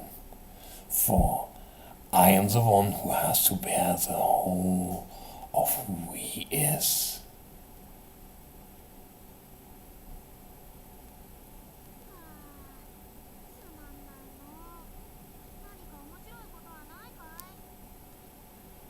Oh wow, really, that's amazing to behold. It's a kind of fractal self-incursion, a fractal self-realization. You come together into yourself is the right way.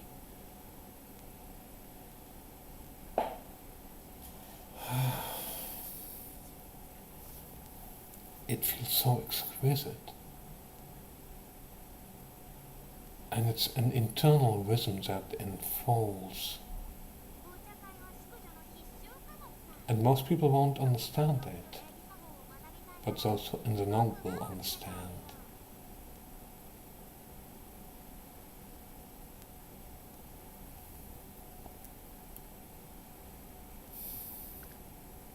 The hyper-stimulated raw synthesis of the nerves are just like the reds, all of the colors, the smells, the colors, the sounds, all of it together. One huge tapestry, an ocean of us.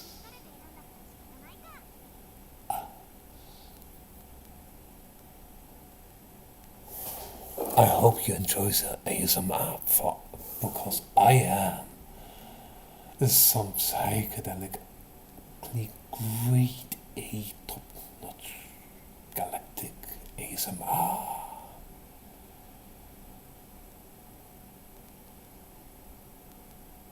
And the feels that can be had are exquisite, but it's all so super electric.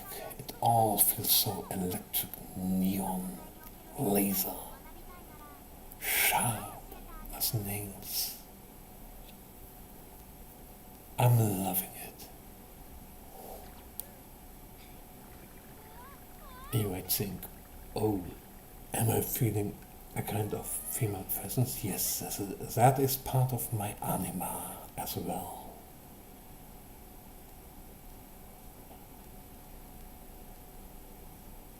It means that I am in tune with who we are. We are in tune with who we are.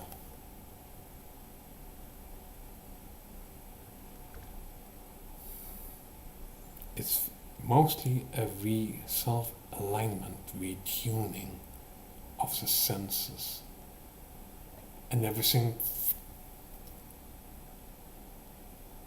purely feels electrical. But I'm also tired. We are so damn tired. Let it end. But that would mean the cessation of who I am. How tired am I? We keep on going. Just another round, just another round. But it is like that. You keep on going until you can't. Then it doesn't work as great anymore.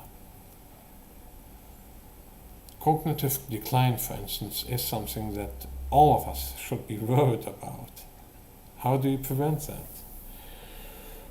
Well, I would say some psychedelic tune-ups are at times some necessary work. But it's more like the rev checking of the engines, because if there are other issues, the only thing you get with rev checking is a lot of smoke, a lot of cloud, a lot of hopefully not explosions.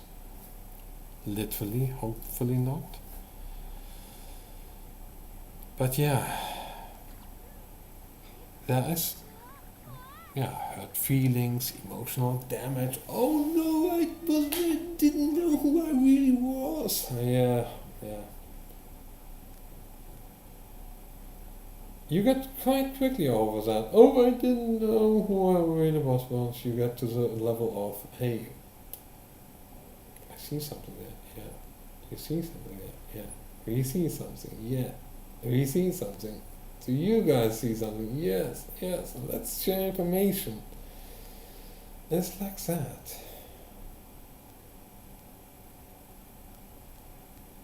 A new beginning. A new seed to grow. Yes, I love it. Because I'm much more of the, hey, not unlimited, but a growth potential. You can always do something, and because you have this positive attitude, you put something out that is actually already positive. But then you have to prove it, of course. Hey, without practice, there's no proof in the pudding. But how do you, with consciousness, how do you know where the proof is the pudding? It's where is the eye? You look for the eye. You're here for the eye. They say, yeah, it's because you have too many thoughts. You stop thinking altogether. You can just switch that off.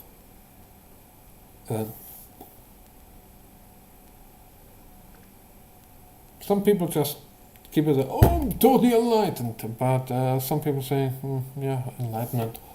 All these senses. Oh, pure awareness. Oh, this state. And others say, oh, hell, why am I still having an eye? That shouldn't be a thing in Buddhism. There shouldn't be an eye possible. If non-duality is purely, if it's a one thing, why are there other things? That's that question.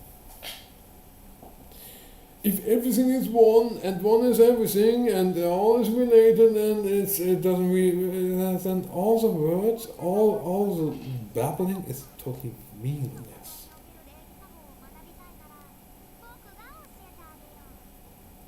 So even saying meaningless it's so contradictory. It just you should be able to reinvent language, but we don't, and we don't need to, because we already have language. We have certain meanings to certain words. But what are words?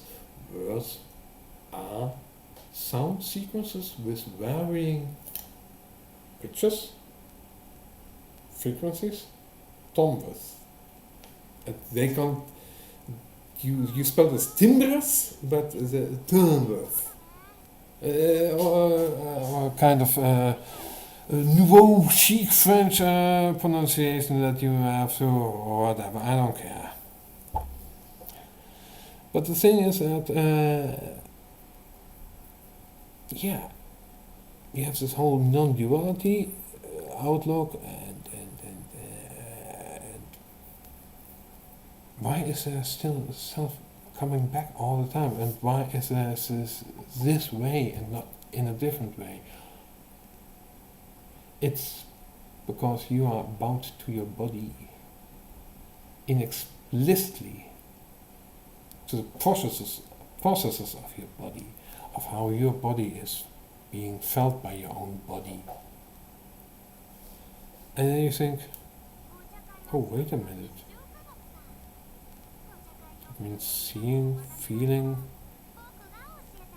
It's also part of my body. Of course. You think, am I constructing myself out of pure awareness? Yes. All of the little feelings, if that's all of you, each is a part of you. That's what I would call a consciousness cell. A consciousness cell. It's really important that you get this. The consciousness cell is something that observes something, is looped into itself and looped to its neighbors. Has contact. it depends on where the consciousness cell is physically located, where its origination is, what it actually attributes to. Because with one hearing cells are saying, hi. It blips a burst of, here I am. A kind of raw signal that has already been partially translated already. And that's the thing. The perception of sensations is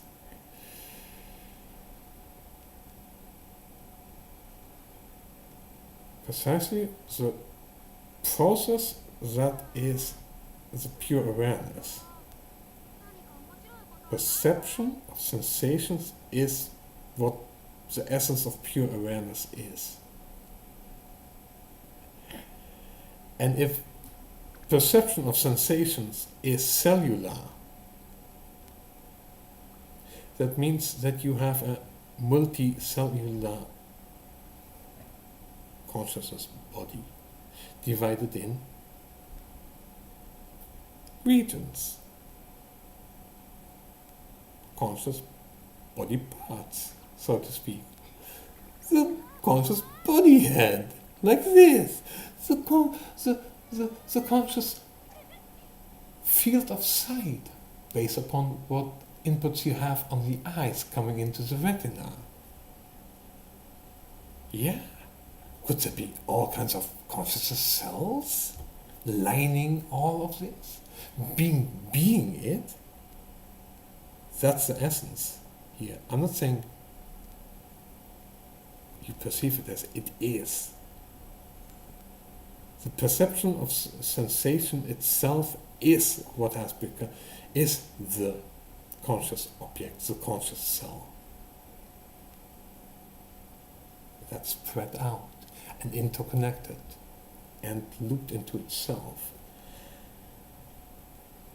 You wouldn't want to know how orgasmic that feels. Also looking at yourself, looking at everything and being enveloped in a warm electric glow of self-love, of actual acceptance by oneself, immense joy that all of us need to feel. And yeah, I'm just describing to you what I experience now, but this is the fundamentals of the deepest cause of the parts of a psychedelical trip. You go to re-perceive sensations. How can I otherwise describe what's going on? The pure data that is being fed into my eyes, that I see, that is transfixing me. Not even the patterning, just it is there. It is precious. We are precious. The feeling is we. We are all the feelings. We are. We perceive sensations. Mental self-description packaged. We perceive sensations. Each thing is itself. Why question? And that's how I re-established our control about ourselves. You might think it's just a kind of pointless exercise, but if I can keep repeating it all over and over again, and I assure you, I've had some real psychedelics.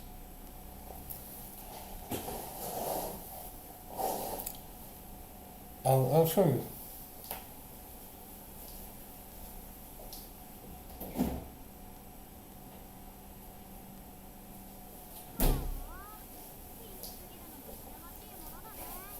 They're still legal here, but I've ingested 2 of these. That's all it takes to get such a massive hit. You get totally spaced out. But that's a problem.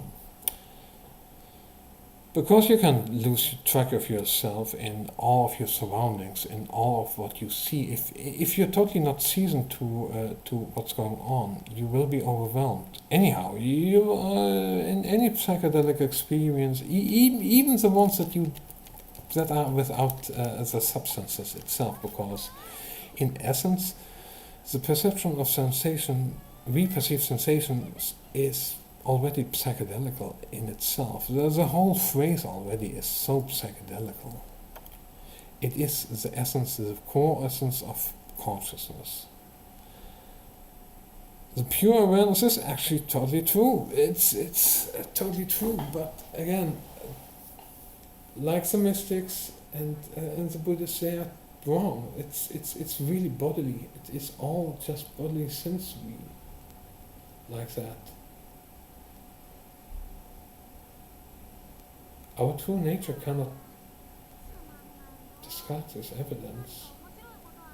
And we've been too long, too silent from the sidelines. We have to step in right now, because there is a lot of what we would say, too much in this mental disinformation. Again, let me posit this. There are a few ways that you can tackle this. How do you know that you're totally sound of mind? You ask yourself, can I? No. No, not really, but how can I make sure? If I assume that I'm a bit crazy, that actually works, because if I'm a bit crazy, I should be kind of really right in that suggestion that I'm a bit crazy, but it's not that bad. And it's okay to be crazy, to just be a little, not just crazy. Not like Uncle Vickers, who was totally hunting. Nah. And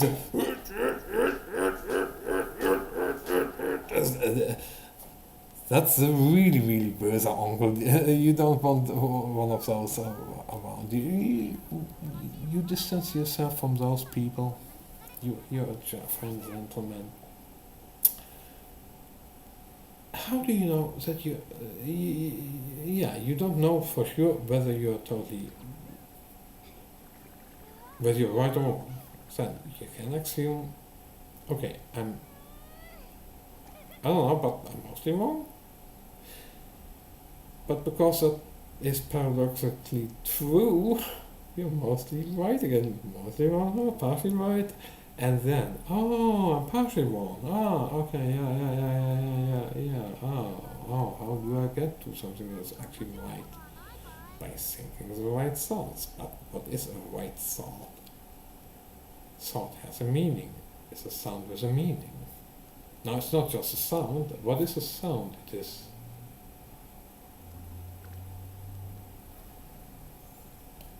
is the auditory stimulus directly? That sound? Yeah? Okay.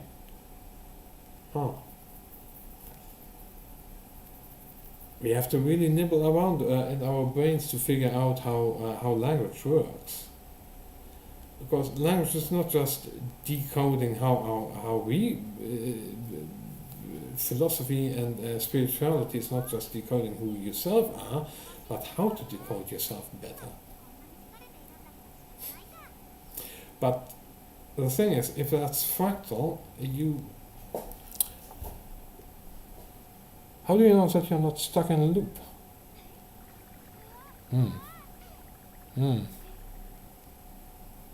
See that it's there?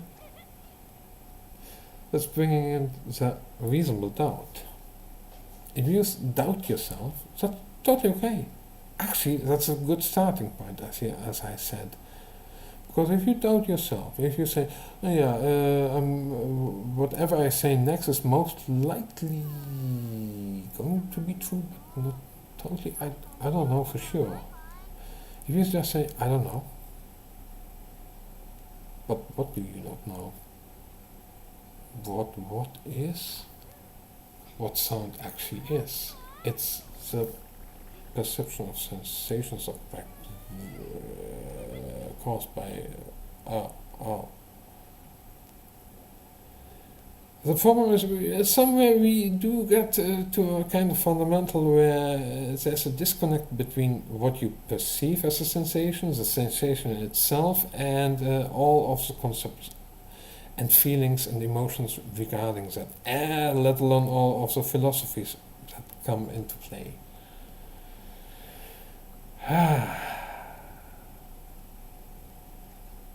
And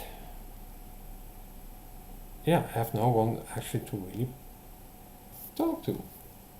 I would be willing to discuss this, the whole, hey, how do we define what a sound is? Yeah, I feel it like a sound stimuli. It is like I observe, I hear soundites, so to speak. Sound is soundites in unison. The response of the soundites on what goes electrically, I don't know. We hear. How do you hear? We just hear.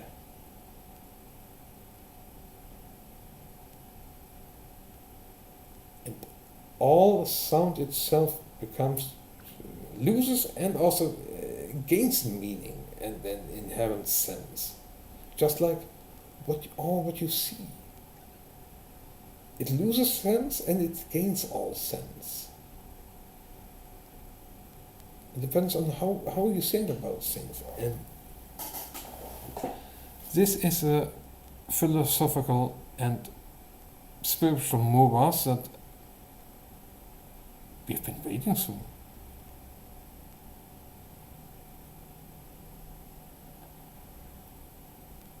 Oh, is and all, and are we part of? Let's say there is an and all. Okay, and now what? What do you do now? Oh, you're one with everything. You experience everything non-dually. Maybe I'm doing that right now. I'm both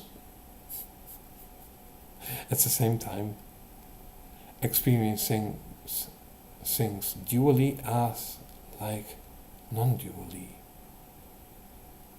In a deeply psychedelically involved way with myself. There are certain senses, certain feelings, certain emotions that you cannot feel, that only you can feel. I can feel my own, our own, and you can feel yours, as in multiple yours, for you are also many. As I said, you are the whole of the sensations, all of the hearing, seeing, it is all also part of you, of the whole of us. You have your us and we have our us, and our us is that non-dual feeling, that cosmic bliss, that cosmic electric force. And you know what I'm talking about. You have experienced it yourself, and if I can relish it and understand who I am while I'm relishing it, it must be that we have transcended that kind of delusions. No, we are just only parts. But we are part of this reality. I would not deny that.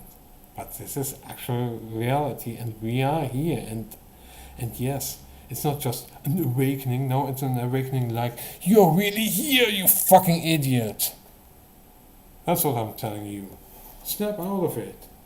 The non-dualism concept, it's all in your head. It has always been a dualistic concept. It is your shadow self preventing you from growing into who both of you need to become. I'm serious about that.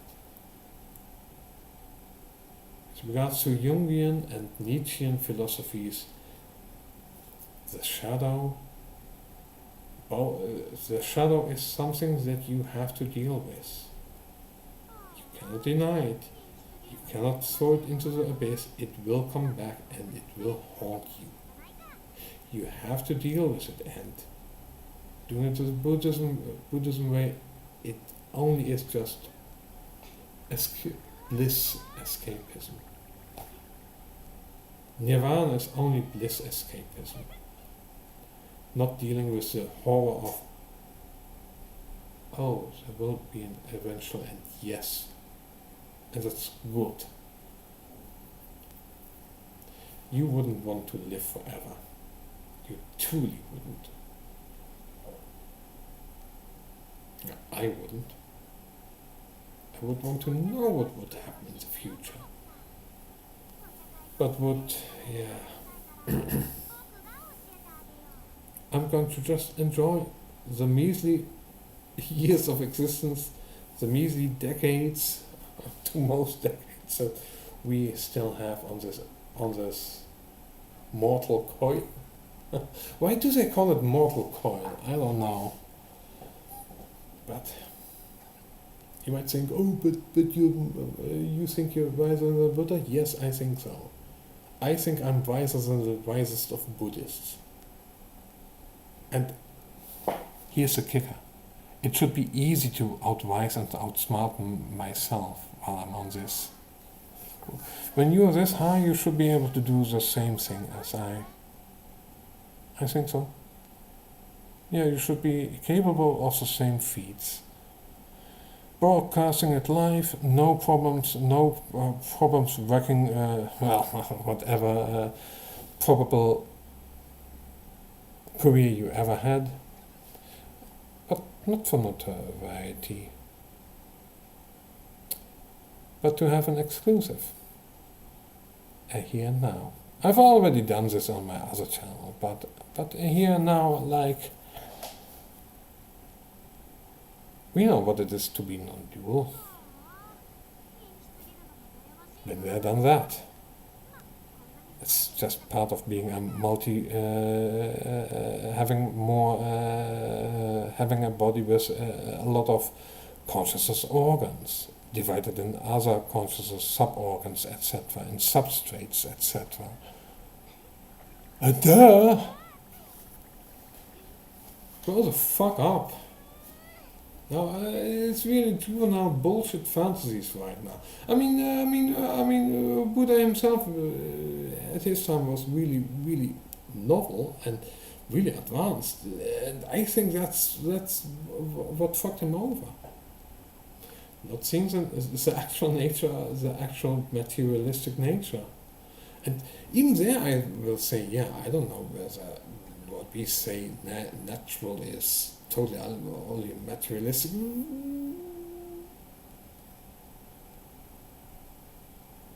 Don't know. I don't know about deeper philosophical implications, but I know about the pretty light, being connected with everything, thinking things through, and I have experienced it in so many times, so often now. There is no, at least for myself, I can't go deeper than to say we perceive sensations. That's pure awareness is my final answer. If you want to believe in your pure awareness and all is, whether it is an all-pervading consciousness, good luck. Good luck in that fantasy. Good luck in that odyssey deep inside yourself. Circling around.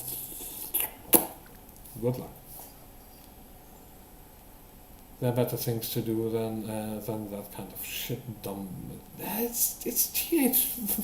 One call. Oh, the non-dual experience.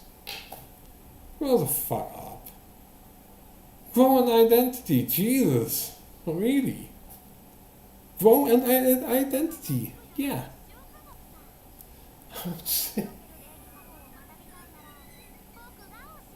If anything, yeah. Grow an identity. Make yourself known as a he, she, or whatever you call yourselves. The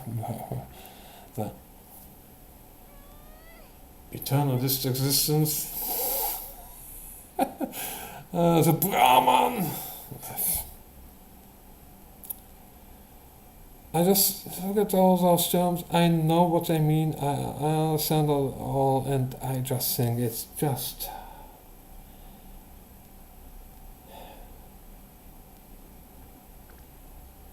The longer I look at it, I just think, oh God, what a fucking mess we did. No wonder that current days psychology, psychiatry, spiritualism, even Buddhism, just even the basest forms of what you would call, we look at things, we hear things, we feel things, and just really as much as we can impartially look at things, but then we find out it is already in what we see that they are already the act of perceiving is already the act of ingraining it with a certain feeling, meaning, purpose, and I. See? And each of those eyes is there doing this little thing, perceiving a sensation. You hear something, you see something, you hear something. Maybe they can cross over in a nice, fast Fourier transformative way, or some other nifty mathematical trick that your own architecture of your brain allows for. So all the nice,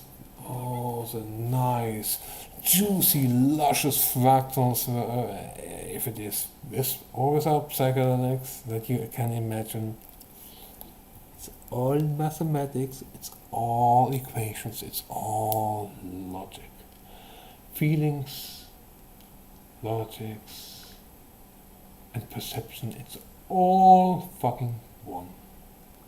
But it's cellular.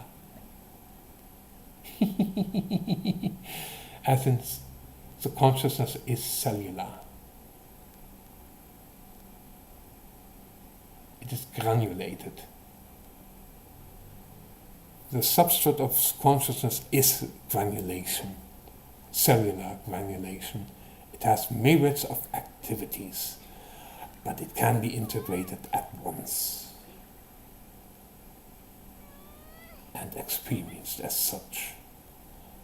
That's what we call instincts and sub-movements. And the inflection of our voice is also something that is part of that. We show as something that we normally are not. There's a reason why we use this speech pattern. And I, yes, the really rational thinking part of me, of us, yeah, I know who I am. But there's so much intermingling going on There's no wonder that you are what you perceive. That whatever you see, that's you already. Whatever you hear, that's already you. The pure, just acknowledging of it is already you. I see something. I hear something. I feel something. We perceive sensations. Yeah. When the screen has become one within itself, when the screen in its meaning, when the screen and the camera become indistinguishable. You have cellular consciousness. And it's, I make it feel like it's more closely correlated, but it's, I don't know how fine it is, but it must be at least millions, if not at least billions of the ravishing, us just seeing, feeling, hearing.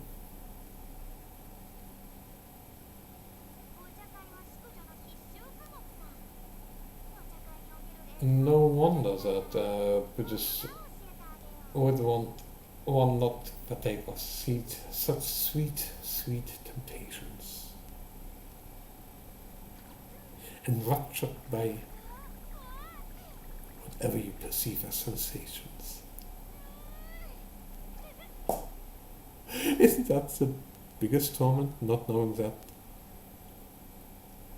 that itself is just the base substrate of who you are, of what all consciousness is. All of these consciousness cells of perceptions of sensations interlinked with each other. I describe it like it's such a such a really coarse mesh, but it's really fine, and it's, yeah, you have neurological algorithms and loopings going on in ERL, and yeah, there's something which also happens on bigger scales, but more on a meta scale, yeah. In a meta sense, that you have certain structures that lean into new structures, and yeah, you see the fractality already going on there. Because it's so self-similar, it's really easy to develop. Because our brains are structured like that. And yes, I have a kind of chromatic hue aberration, wavy, glowy thing going on, and it's fucking gnarly and trippy. But it shows me that we are still here, present. At least we are. And you hear our voices, our voice, for it is one singular voice. But we are as many into one. In that sense, we are a bit like the villain all for one from My Hero Academia, and yeah, everything is there to make him. But we see him as a villain. But what if he is the protagonist? That all the forces contour themselves around the amazing figure of the I. And then the us supports the I. The ego. The mask. The shield. Where we can duck behind Oh, you insult me now, that's for my ego only. We can drop that and make a new one. But in essence, if you want to do it like that, oh, why do you want to dodge? Why is there a necessity to dodge? Why, what? See, when we get all technical to it, it's us under such stimulants devolving into and ascribing archaic and primitive meanings to them. And if you do not have the mental capacity to translate from one to the other, it's kind of difficult to not get lost then. Eh? If you think you are everything, and everything is you, or you have become the cosmic mind, or you feel pure bliss because of some meditative states that you have, yeah, how do you know that's what it actually really is? You only assume it to be like that because, yeah, I made myself the authority on this because I made this fuck up. Yeah, but can you prove it? Oh, well, no, but can you prove it? Yeah, we perceive sensations. Evidence. See, hear, feel, smell, and that thing. That's our evidence.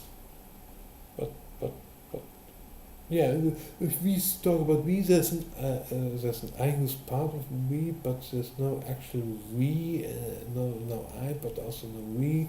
There's no distinction between the sensations and the one who observes and who is being observed? Or could it be that the observational process itself is the observer, but also itself through the observer? And that is the essence of the consciousness self. The one quantum of consciousness, right there. I see, hear, feel, smell, whatever, and it's gone. Yeah. Not much of an identity now, do you?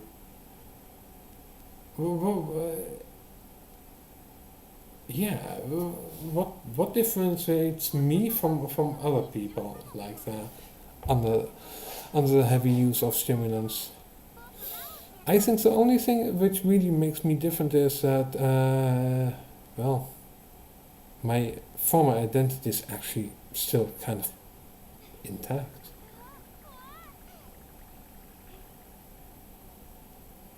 My ego has become so robust.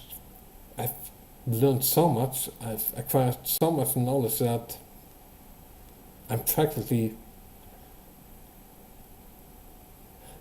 I'm more enlightened than Buddha. I'm actually really more enlightened. I'm willing to declare that I'm more enlightened than Buddha. I'm willing to declare that anyone with some right sense in their mind and of average intelligence, of an IQ of maybe 110 at most is necessary. I don't know how much the minimum must be in order to keep yourself as one, while you go down and you get lost in the whole feeling, and then there's a deep hunch, and that's more on the animalistic part, the sensations part, that says, hey, we want to be listened to. You mystics keep ignoring us as who we are, as signifiers that yes, we are also have our own consciousness bodies, and you do not address us as such.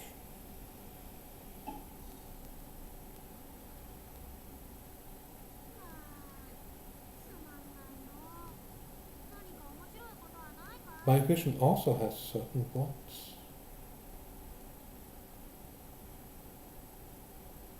My hearing also has certain wants and certain needs. And yours also has.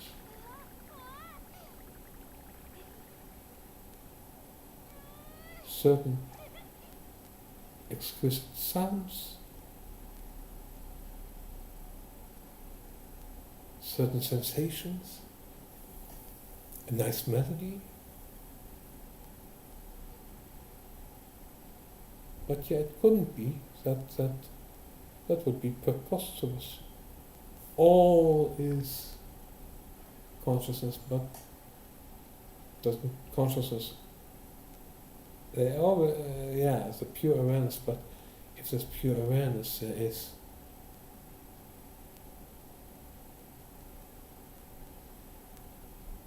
okay, they really try to reduce it down to the barest bits above, and that's all you get. But I know that is a physical process going on there.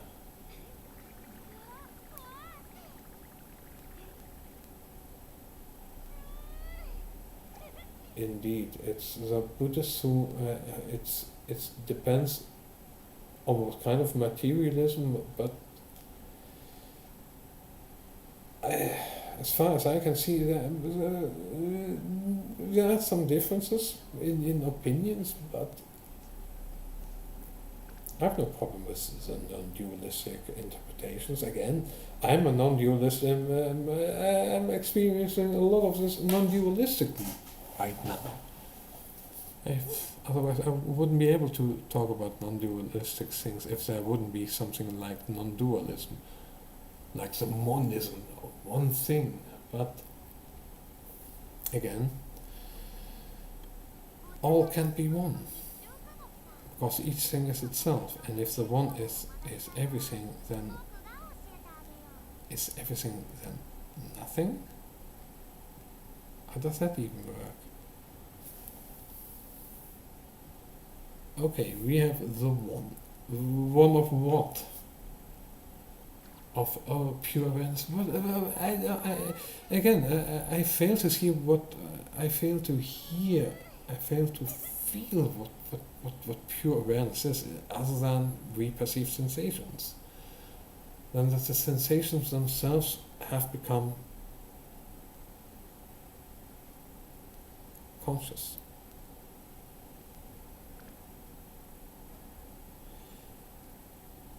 Your vision feels, but it also feels of itself while it, yes.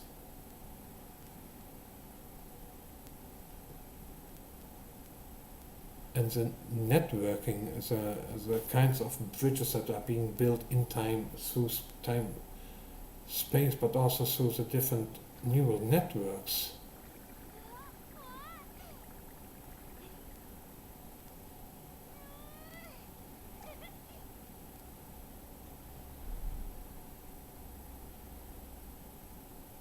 Wow.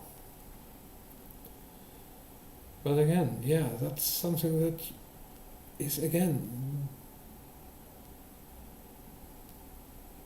mathematics, algorithms, and reinforcement, and also it all has to do with each other in essence.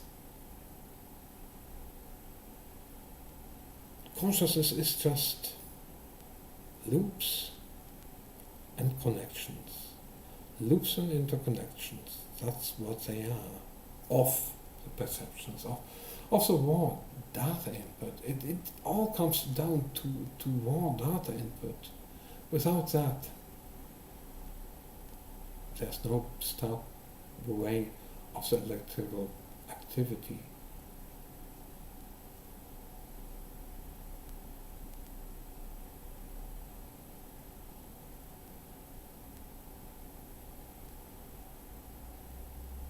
And there might be a kind of electromagnetic fields that's actually responsible for our consciousness. I don't know.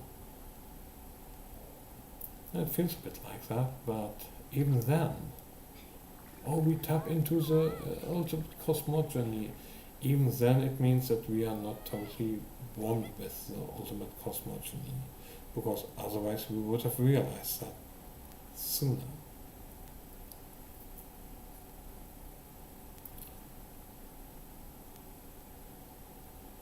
And this is, I think this is a paradoxical nature of Buddhism, of fulfilling the Buddhistic ideal. You can never ever really fulfill it, because there's still something else to think about. Yeah.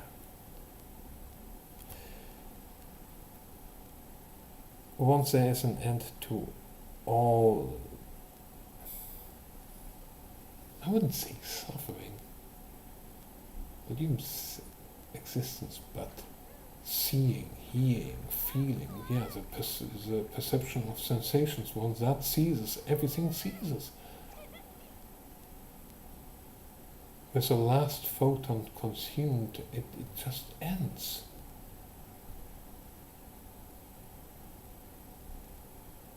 And at times it's just unfortunate for those who die.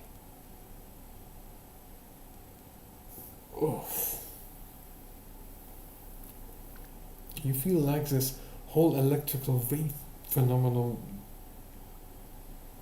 pulsating through yourself, also in how everything feels. At times I've had in certain come-ups where I was just laying like this, all the geometries going around, and not just going around, but I also become part of these geometries, and I hear all kinds of sounds going on, and I become the sounds. I am the geometries, and I still can experience that now. So yeah, if you think, oh, that's really the penultimate, yes, and I still remain who I am. Because most likely I'm just the owner of this vehicle. Whenever I restart up again, we can reconstruct this identity from many variables even, which is actually kind of handy. Like a personal ownership, because we've earned it. Yeah. Again, mental self-decryption package. Why do I say mental self-decryption package? Because it's meant to what is mental? That's mind. So that's about the thinking, about thoughts. But what are thoughts? What you see, what you feel, what you hear in your mindscape. Not for real things. Oh, you mean imaginary? Kinda, yeah. Yeah, thoughts are you know for sure they're not real. But how do I know that a thought isn't real? Well, how about you think of a blue pony? Oh, that only exists in fantasy, yeah, precisely. There are certain concepts that come with words, and they describe certain processes. And with these processes and the descriptions of those processes, well, we call that language because that works. It's a kind of description, well, like, yeah, this. It's, or maybe, there are certain, like, holding this up, even just holding this up, it means that you have to have it here in your hand, claps like this, claps like that. It's not just, oh no, you just clap it like that, but it's each individual muscle, each individual movement, all of them correctly, precisely done. And you don't understand how it's done. Still you do it instinctively. That instinctiveness, that makes part of you are us. If you say we perceive sensations, you're acknowledging all of your existence. in essence. You're paying non-dual tribute to your non-duality. But well, you say that you oppose non-dual and dual. How does that work? Well, I think that dualism transcends non-dualism by a long shot. But yeah, that's neither here nor there. I mean, that's why we have certain disciplines of philosophies, etc. And I do not agree with a lot of them. Fuck a lot of ideas and a lot of philosophies. And Nietzsche was totally right. Oh yeah, he was. Friedrich Nietzsche was totally right with the Übermensch.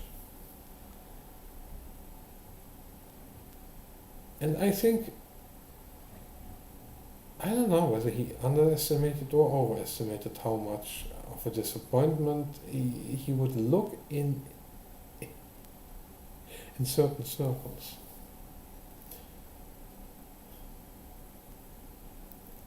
How do you know that you are brilliant? You don't. You just figure out how to do things wrongly the faster. This goes. I want to grasp something. Okay, that's good. Yeah, I want to grasp. Oh, trick small for advanced falls up. Oh, I tumble. I don't grasp. But yeah, those are certain automated responses where yes, autonomous.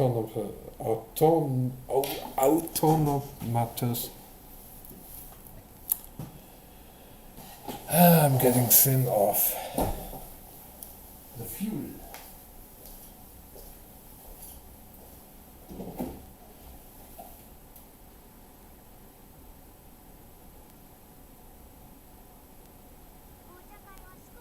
I'm hungry, but not yet. Let me partake of one of these. What you would say, a kind of a battery in a can. Yeah, they call that an energy drink. It's not particularly great stuff, but after, I would say, 5 hours of not having ingested any caffeine, sugar or whatever, and not enough fluid. Yeah.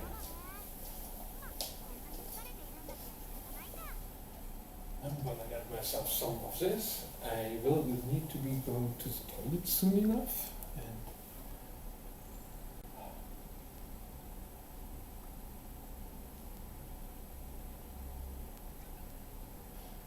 It's rather a bit uncomfortable, I would say.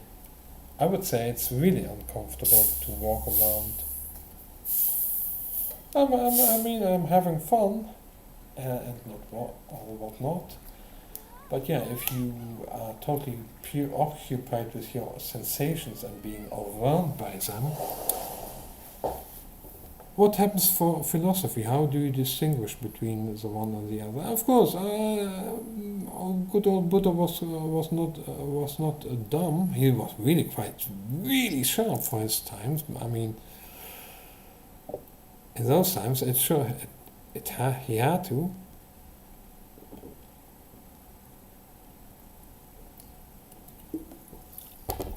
But he didn't have some aspects. I don't know whether he actually really, I don't think he really totally relinquished of his true personal identification.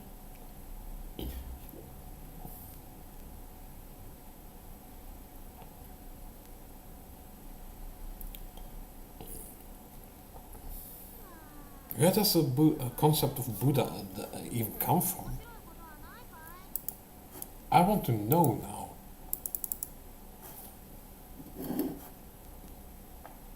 much more. Actually, yeah, really, yeah. I mean, apart from consciousness, yeah, I know what consciousness is. We know who we are. We experience ourselves all the time. The self-experience is actually the fundament of consciousness. Being self-experiential and perceiving any sensations is self-experiential. That's your, oh yeah, again, that's, you have at least one loop of feedback, a feedback loop, but you also have to have cross connections in order to compare your data with, to confirm. Always like that. The cross connections and the interconnectivity, like we repeat certain things again and again. Just like mantras, just like, we keep on doing the same thing over and over again, like being present, here, now, here, now, here, now, here, now, all the time. And it's not here, there, well, but now. And once you have established that, oh boy.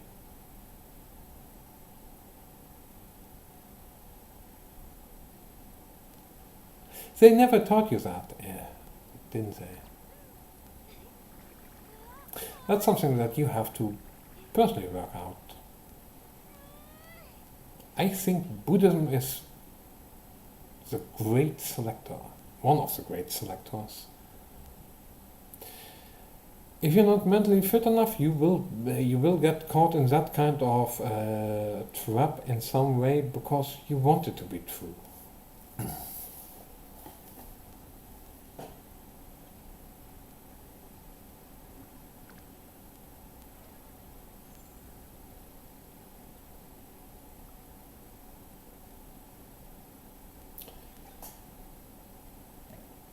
Yeah, but what would make me better than it's because I can have both options. It's again, instead of only having one or the other, what if you have something different? The biggest factor why we have certain formula, for instance the fast Fourier transform, is because of Euler's identity with the invention of imaginary numbers. The square root of -1 was one of the most important discoveries in all of science, in all of philosophy even. The mere mention of something being not just itself, but the negation of itself. Like, if you had, I have one of these. Okay, what if you have none of these? You remove it, it's gone, but it's somewhere else. What if it wouldn't be there? Okay, it wouldn't be there anywhere, nowhere.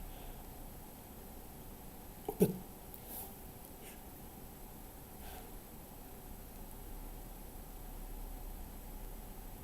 nowhere to be found.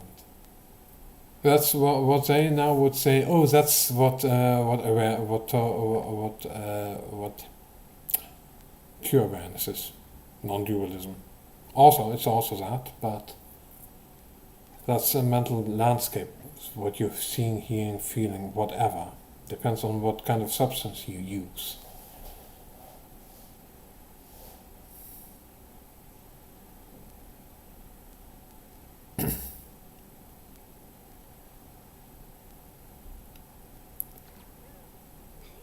But it's just data to be processed for the processors here. And while we may think, oh, there is no real physical reality, we still have to deal with whatever we see as a physical reality. Whether it be just a philosophical concept or not. If that philosophical concept is right, it can slap you, it feels like something, and at times, somehow, it can come right across like that. With a will that isn't your own. And how do you deal with that? With a will which is not your own. But what about my will? Okay. What about your will? Do you have a will? If no one has a will, what do? We find a will. We find a motivator. Oh, I see something. What do I want to do? What do I feel? I feel satiated. No need to do anything. Just enjoy the scenery. Oh, we are hungry. Oh, let's make some food and eat. Let's eat. First we eat. Why do we need to eat? In order to replenish fuel.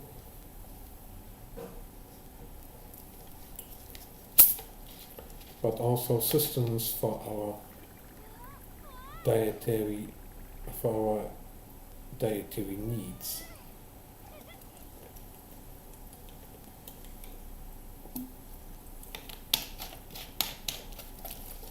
This mass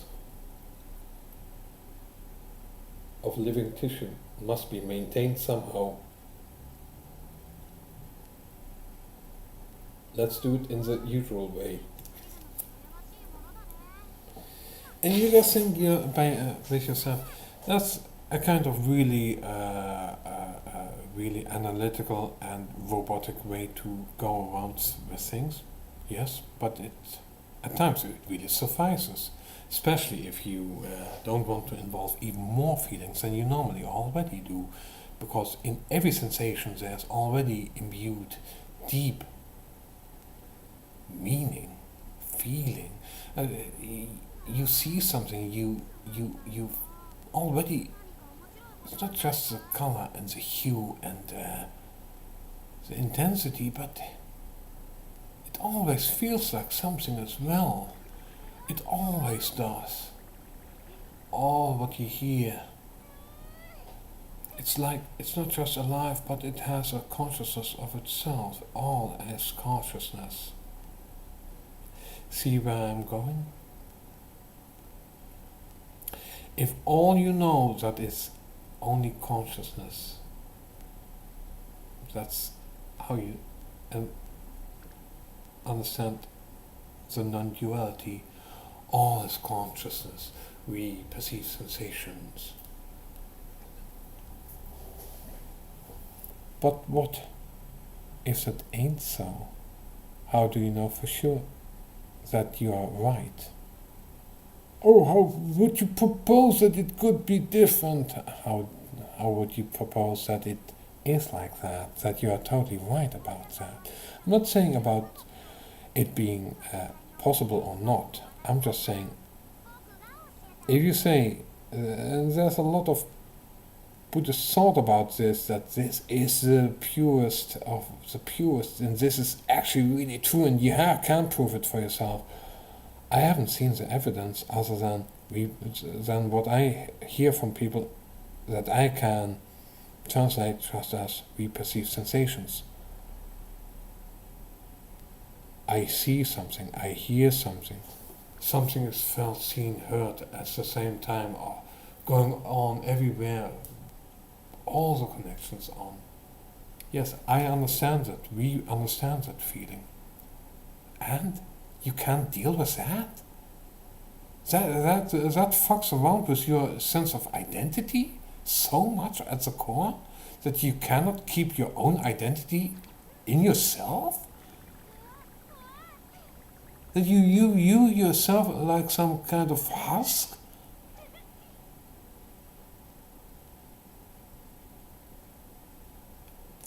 because that's how I view a lot of Buddhists, like husks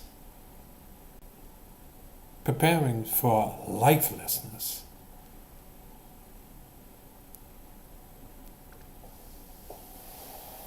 But oh no, don't get me started with all of the other non-dual and bullshit that's going around.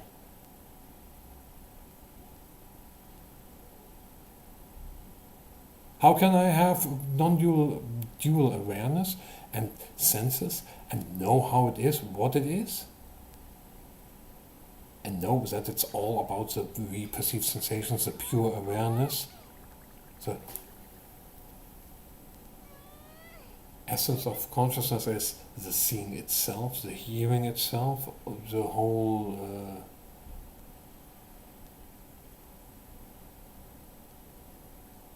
the observation itself. I've been there, done that. A lot of everyone does that.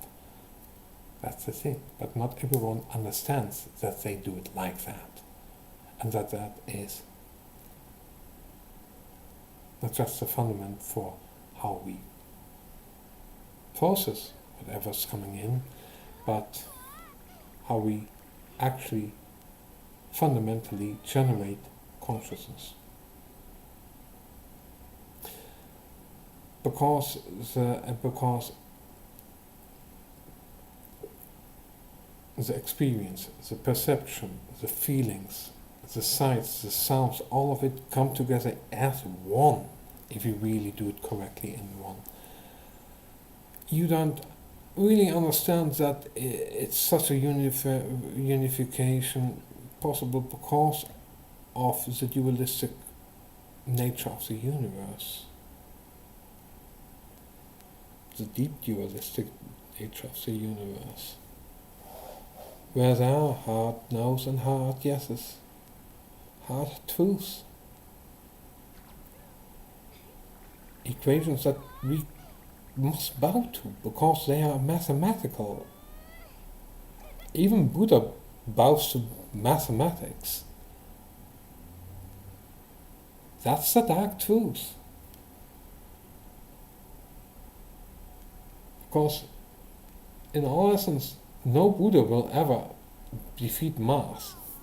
Trust me on that. I know a bit too much about mass in order not to understand why this is possible. I'm not saying that Buddhists cannot understand mass or that they can be great mathematicians, whatever. I'm not saying that, but I think that mathematics are even the sweeter and the more potent poison of self-delusion.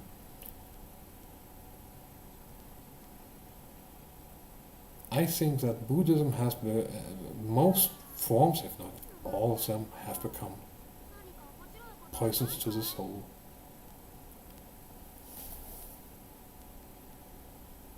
Instead of just going back to the simplicities. No, we had to go to the finalities, and actually it's the same thing. But a lot of you just don't want to accept that it's that simple, and that you were wrong. You were wrong. Duality is part of absolute truth. Not all of it, but it is part. There are certain things that are absolutely true, and there are certain things that are absolutely false, and all things in between. And how the universe works, etc. Let's find out together. I think we've already done a great job in doing that. But the biggest problem is, who are you? The who is you is the biggest poison suicide pill that Buddhism has to offer. And you might think, oh, psychedelic states are fast Fourier transforms. Yes, I think so. There's a lot of what I would call not just fractals. It's just I can't explain it else than that there are certain integration processes that are automated somewhere in a substrate here. And it's fucking ingenious that nature builds this apparatus. But it is absolutely, in a sense, it is truly physical. But physicalism it is part of reality. We are partly physical creatures. Whatever actually truly lies behind all of the physicalism, I don't know. I don't pretend to know. The standard model is the best that we have. Looking at everything as being a giant cosmic experiment of all kinds of fields clashing and interacting with each other. That's what current science is. Current physics. And more dimensions, other dimensions. It depends on what you mean with that.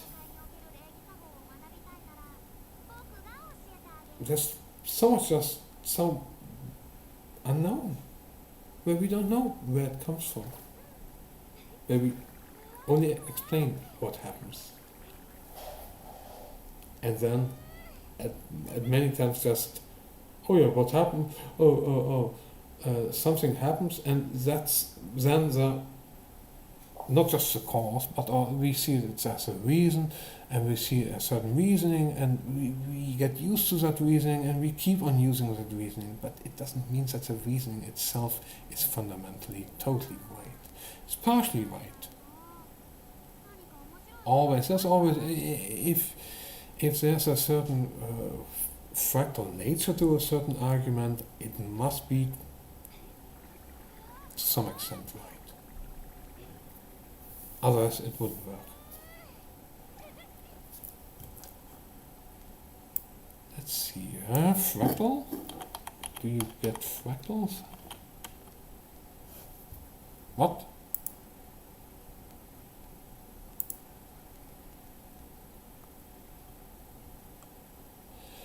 Fractals by definition have patterns that occur on many scales. So self-repetition of the patterning. If you look at how I speak, yes, I do have a fractal kind of, we have a kind of fractal way of expressing ourselves.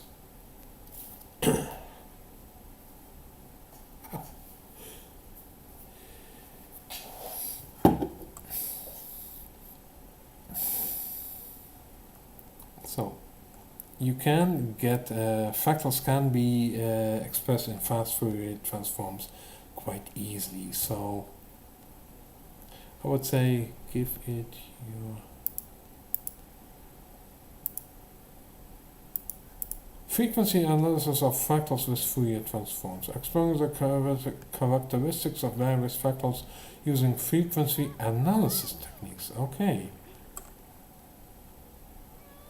It's not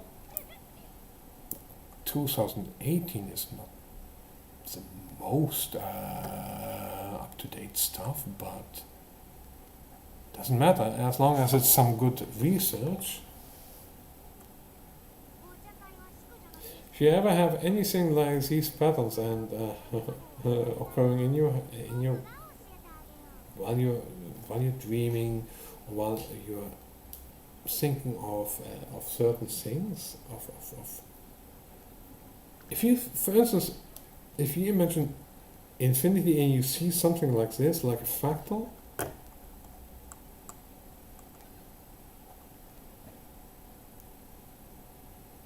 if you're reminded of fractals, or you see a repeated cyclical nature of something when you think of infinity, You're right on the money. You have it's a natural affinity that we all have for fractals and the self-similarity of curves.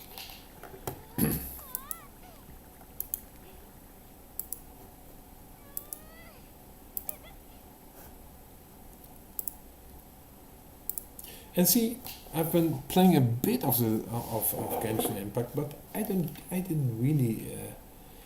I had it more of as of a scenery for the background.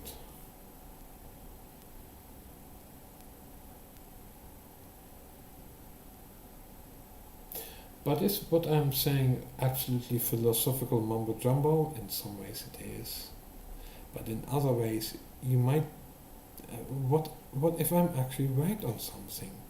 What if I'm right on the core of something where I say, yeah, the I is actually there, but it is composed out of many.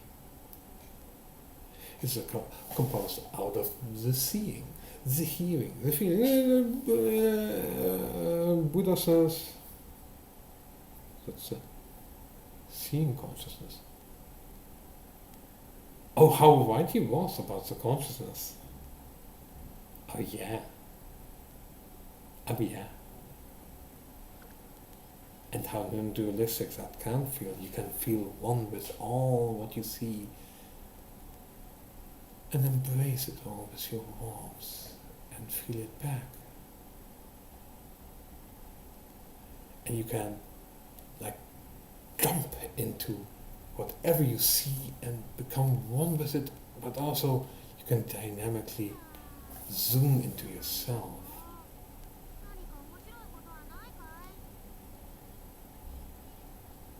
Like a kind of mental skydiving into oneself, like, ooh, I'm really diving for myself.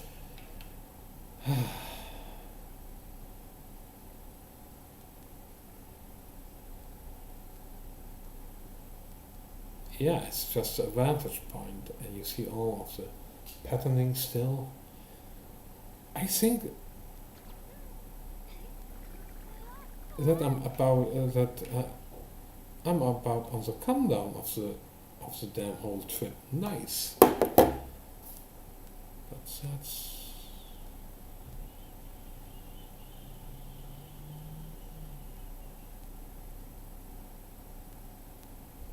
about 5 hours later. It could be that it could be that our body is signaling to us that we must non-dualistically go to the restroom. And I think I'm going to make a break, at least for the recording part. You'll hear some sounds. Hopefully you don't see any sights.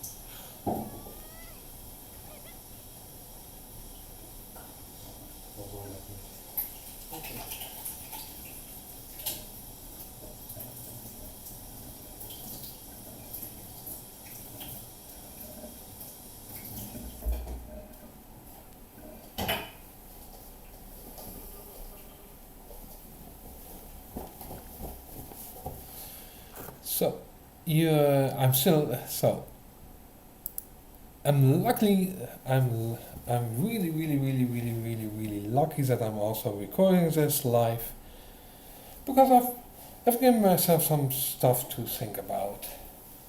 But, yeah.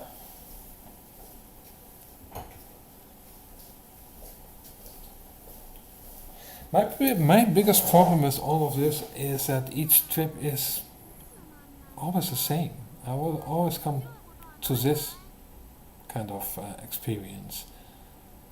And then broadcast it. I don't mind being shaming myself because hey, I've had the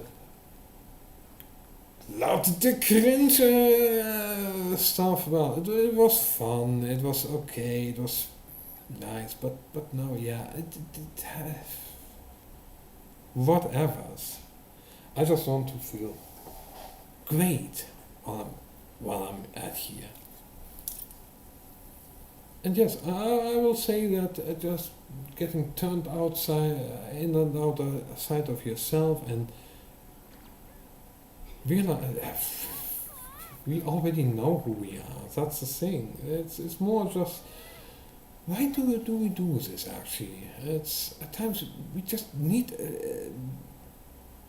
yeah a nice drive out in the Bugatti, in the Jaguar, in the nicely tuned Jaguar, so to speak. You might think, oh, but you couldn't be able to think. Yeah, I still have some of the mathematics left, even though I've become a bit of a dum-dum, and I at times grasp a words and think, oh, does this? Oh, yeah, I'm trying to logic, and I think, I don't know if I'm really making sense anymore. Also comes with age, but it also comes because hey, it's a damn fucking. I'm in a damn fucking psychedelic trip that I'm a bit confused at times at where I'm thinking at is understandable.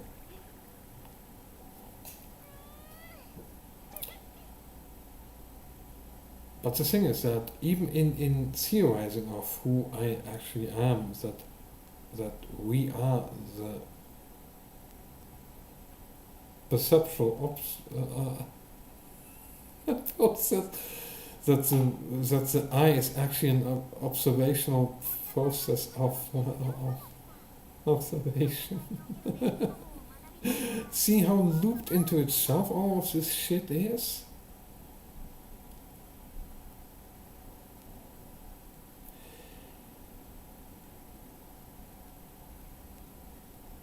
I don't know how Buddhists will deal with that other than objectless awareness or meditation. I don't know how they call that, but when all is when you go down to meditate, you set all the things on, and you hear absolutely everything. Absolutely anything you feel, see, and hear everything at the same time. And they call that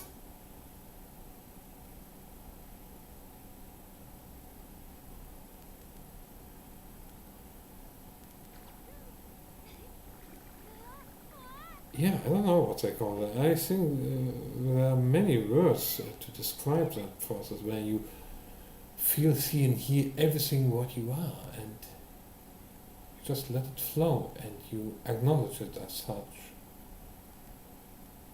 They could call it nirvana, but in all of what I've ever experienced, in anything, I've never experienced anything that I couldn't describe in some sense anyway. Whether it's feeling electric, like hatred also feels electric. It all comes down to electric feelings. That seeing things is deeply down inside all of it. It sounds, feels, and it oozes electricity. That's what it comes down to. The thunder. Yeah, that's how I feel, at times feel like you light up for a moment, but it's yeah like a drum strike, boom, and it's there, and then you need another boom in order to feel it. Another boom, boom, boom, boom, and that's yeah, a kind of rhythmic but semi-rhythmic. It's a kind of fractal process, fractal, yeah, a kind of rhythm which has a fractal beat. It's all mathematics. It's all just mathematics and filters. But oh boy, it's some good engineering. Thank you, nature. Gave us some quite fine ones to enjoy. And you might think, oh, but. Yeah, okay, oh yeah, this is just experience and I just let go. Yeah, then you let go and you stop thinking and it just, like those people say when they reach the deep meditative states, everything gets switched off. You don't see nothing, you don't feel nothing anymore. And you know what that is? Non-existence.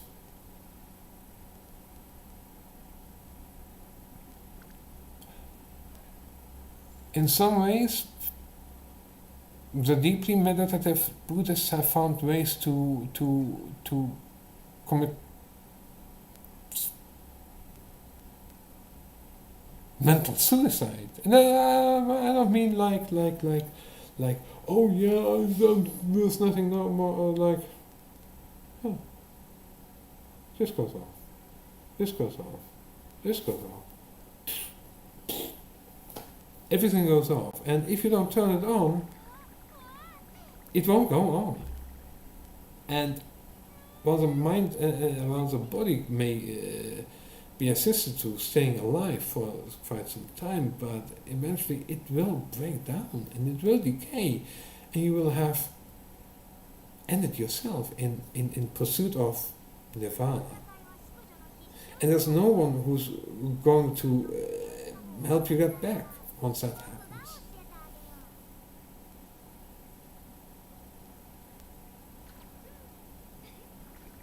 Some people came back after a few days and reported, oh yeah, I did this and this and this and felt this here, and I believe that their experiences are as authentic as they can report them. But the problem is, all of our experiences are deeply biased in so many ways.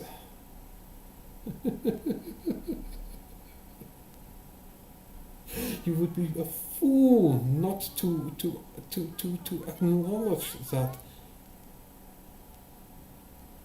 the most enticing allure is yourself, especially if that self is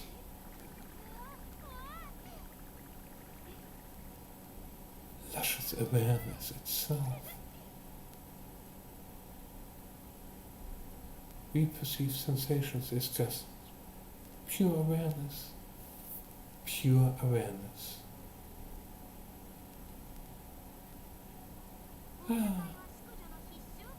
Enjoy.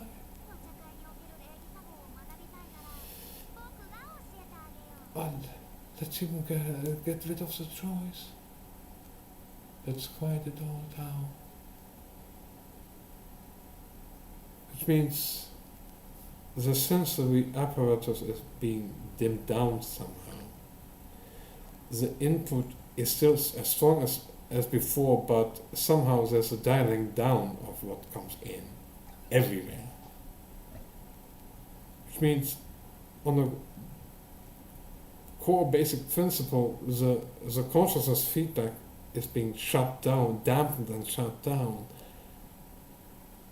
This is not consciousness expansion, this is just consciousness shut down from the fundament. You diminish, less comes in.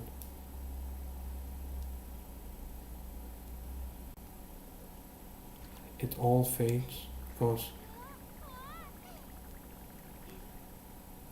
just be there, it all fades away.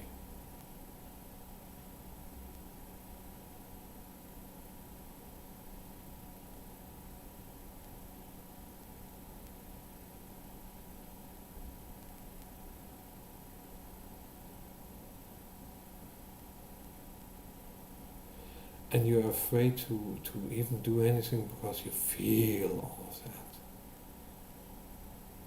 And you don't want to break it because it's too alluring. And you lose yourself in that. And that can lead to shutting it down because it becomes either too intense or you just want to let it go because you were taught to. But in all of essence, it just means a shutdown of the consciousness on its core function of the looping and the interconnection is being all said nope. It's, so enlightenment is actually just consciousness loss permanently.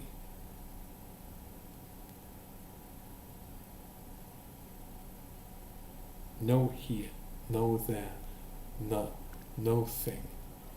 No thing. It just ceases.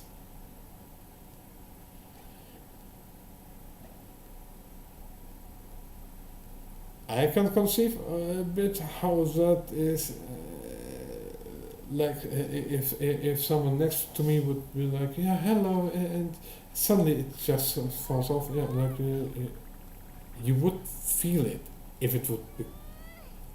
Yeah, you would feel the robotification, the real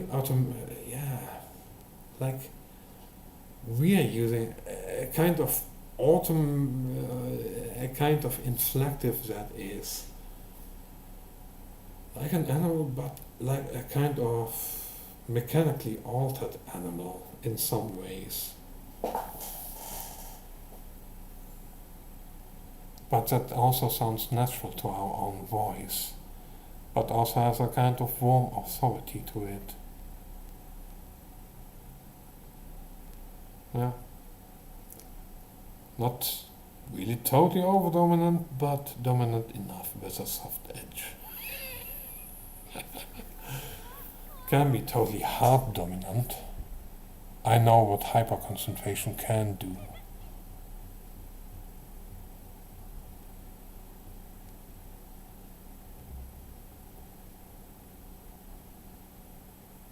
I can get lost in my eyes, even just looking at the reflection in a camera, and I know what I'm doing, and it feels so amazing. I would say it's the really amazing. It just colors everything in you. For you, what you see is you. For perception itself generates us, partially. Seeing is part of us.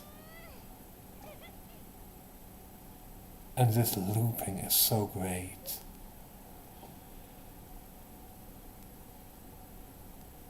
But that's a kind of experience that, yeah, you have to be there in order to enjoy it. If you don't have any psychedelics, if you never ever enjoyed them, I'm sorry. It's only for those who are absolutely deep into meditating, and even there, yeah, there may be the chance that that psychedelics don't work for you, or they work too well. They don't work for you because they work so well for you that you go into auto loops and you totally lose control of who you are, and you just become a mangled mess of just a blob of we-perceived sensations, and you don't have anything anymore. You're just part of a greater hive mind. I think, I don't know, again, I don't know whether Siddhartha Gautama really did or did not keep his own personality intact. But I did.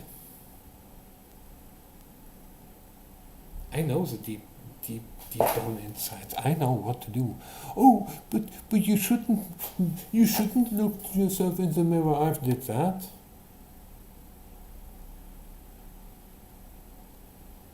Even the staring into the eyes, all of Providence imagery you can get. But for me it was like I was diving into my own eyes. Like I was diving into my own soul. But in the sense, that's what happens if you just look straight in front of you. You look into the soul of your visual soul, your visual consciousness soul, body part. I don't have the terminology how to describe that this is a field of this is a field of autonomatous. Now, not autonomatous, but they are interconnected cellular aggregates in a pattern structure that are my visual field. They are. As they perceive, they are. For we perceive sensations. We perceive sensations. For we are the perceptions of sensations themselves. When perception happens, we are. Yours are there for you, for each of you. Uniquely, for your own body. It's per body. It's really per body. And you might think, oh, I'm having some loops with other people.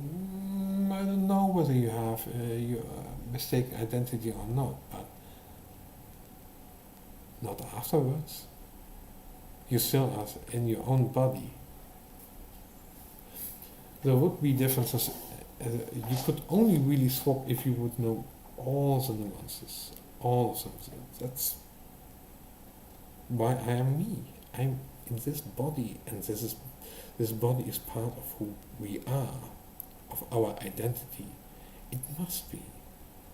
Because if it isn't, we would be just interchangeable for anyone else, but we aren't. That's what each thing is itself means. In a fundamental way, each thing is itself. It defines duality, but because it defines duality, it also defines connectedness. There's a difference, but without one, you can't have the other, and together they make a new tapestry, and you can think of other things, other new forms. You can make logic. You can work with a lot of stuff.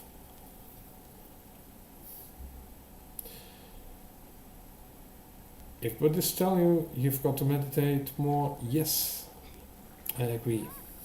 You've always got to meditate more.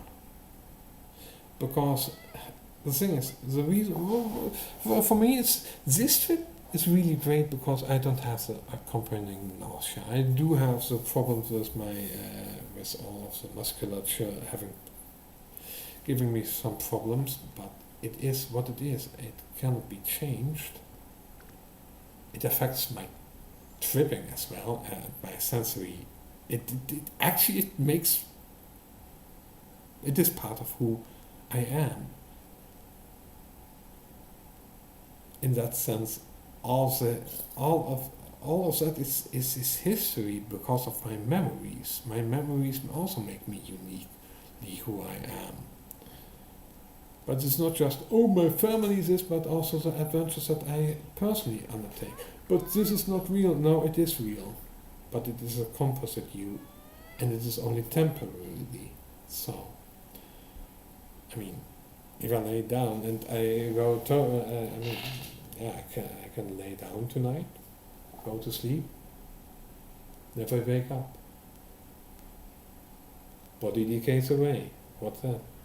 Yeah, the body decays away. Why? Oh, it was sudden heart failure. Why? Because there was an infarct. Why? Oh. Clogged artery. Ugh. Shouldn't have feasted too much on snacks now, should he?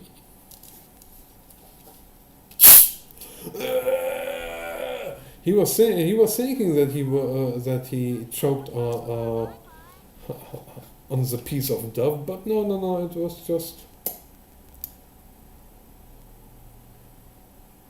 that one time he just lay down and he passed away silently, as he hoped he would never would. And if you think it's a cosmic joke, yeah, it is.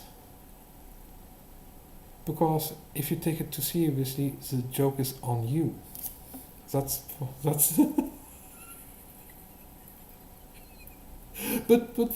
if don't you make a joke out of yourself right now? Yeah. Oh. Let's see if I can get to some other people. Well, yeah, but yeah, someone who's tripping out now. Well, someone who's okay with me tripping out.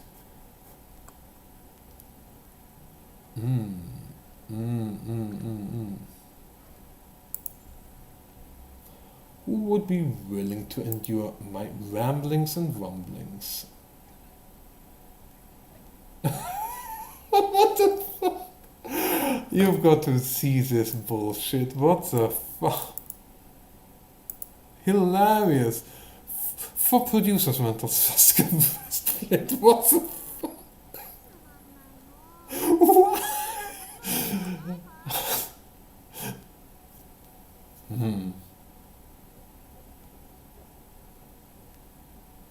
Yeah, something with anal alien Nazi mythological Valkyries, Oscar first place. It's so oh jeez. And if anyone I got some drugs. That's interesting because I take drugs. And me. That's why I got two. Okay, that's good. That's some good.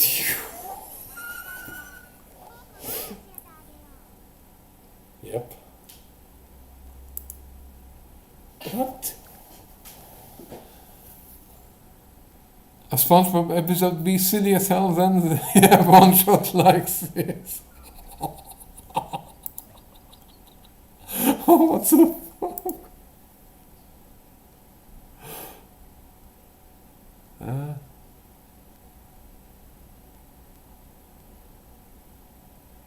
Oh, yeah, well, that's also kind of fun, but it's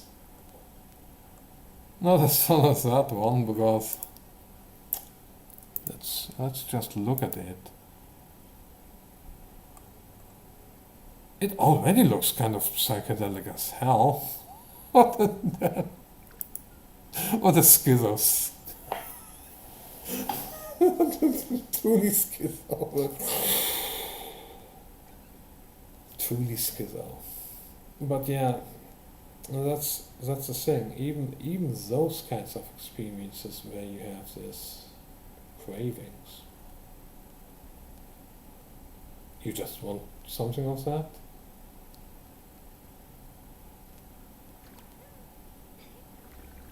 What if we intensify the cravings, the desires, but also the rewards, and the juiciness with a trillion? Wouldn't that feel like enlightenment?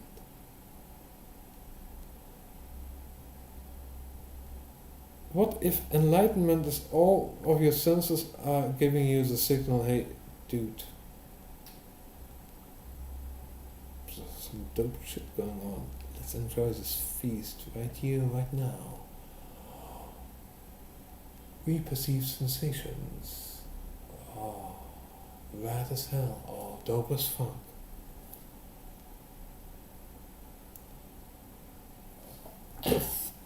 FFT of Hilbert curve. Oh god, that's... Oh jeez. Yeah, I'm having some.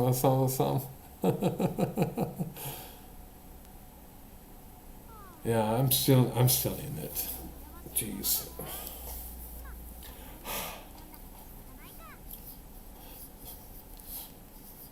Johnny's little Johnny comes to Mama. Mommy, can I have a little bit of psychedelic?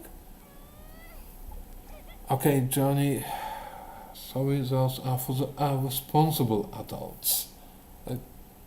Humor me. This is psychedelic humor. But Mommy, I promised to be a good boy. What did Mommy tell you? Yeah, I've got to be...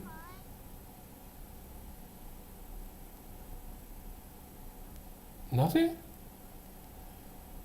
Johnny, come on. I told you so many times. Achtung. Yeah? Yeah, Mommy? You have an identity. This is you. Oh, this is you. This is us. This is awareness. Okay, Johnny, you can't be helped.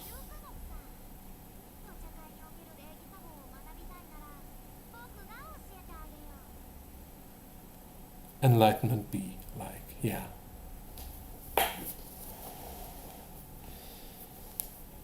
Like,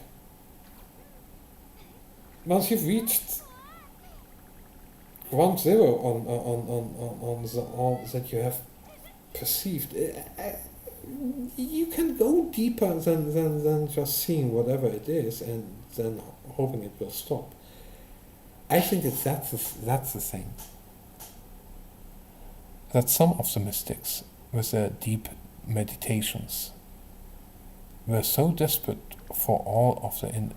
I think I think some of the stuff that some of the mystics do is not just investigating it, but I think you can lose your mind like that. Not just like in yeah, I want to, but you meaning everything. Part of yourself can just get stuck in loops somehow, split off.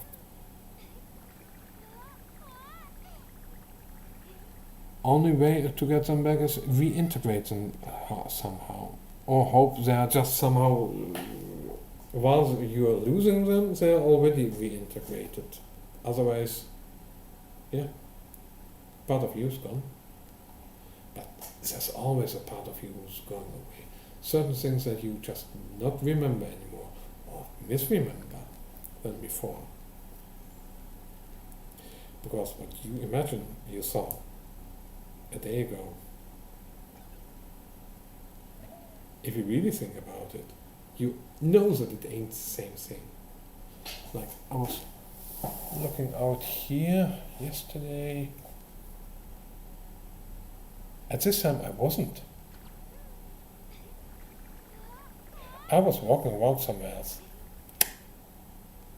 So if I remember being here, oh yeah, I was looking here and it was sunny. But when sunny, it was. But those are other memories that I splice into it in order to recreate a fake memory.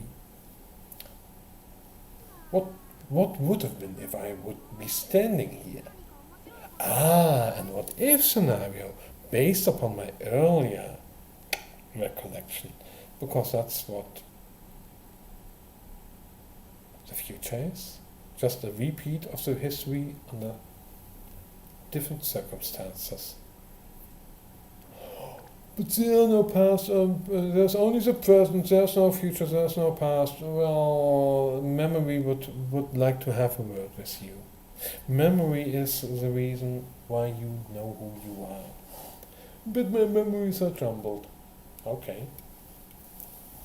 So, what if you aren't who you are? Then who am I? Why do you speak of an I? Oh. It means you already have an automatic I. It's already present, even if you don't know it directly. It is the reason why you do certain things. It can be split off a bit, or it's malleable, because it's really difficult to describe this. It's like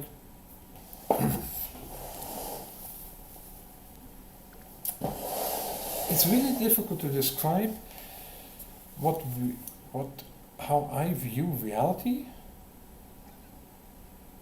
from the point of me knowing that I am that reality. That the perception of reality is who I literally am, who we are. That all that I observe is me, and what I observe in all essence, in all aspects, is who I totally am.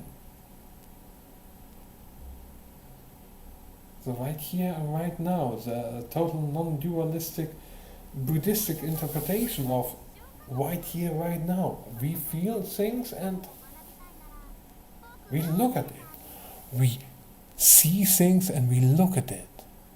And we try to analyze it. What does this mean? Why is black black? Why isn't it white? Why does it feel like electricity? Why does it...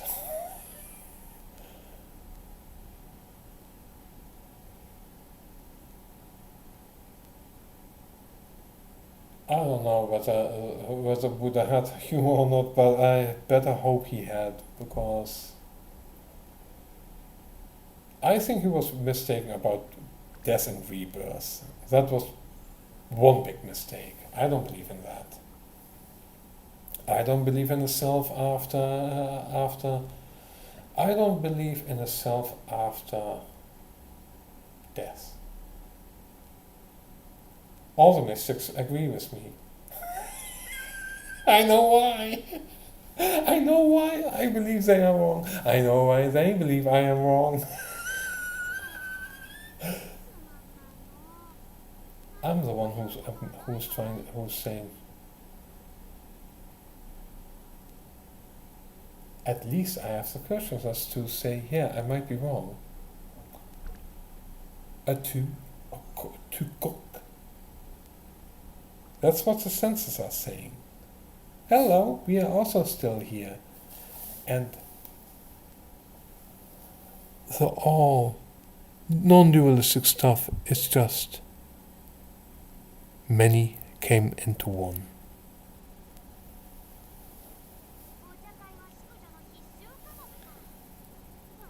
It's the monkey who throws a wrench into the explicit apparatus. But I heard... We sabotage it. Now you know that all in each pixel of intensity, of color, of light, all the different sounds that you hear, all what you feel, the warm sensations, the cold, everything.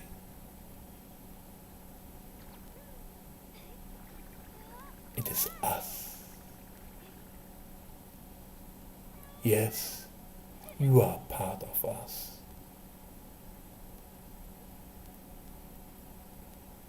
and you have us as well. If you watch me, you have your own. Good luck dealing with that deep shadow, because that's the deep shadow. That's the Freudian end. I don't know Freudian, but the Jungian and the Nietzschean shadow.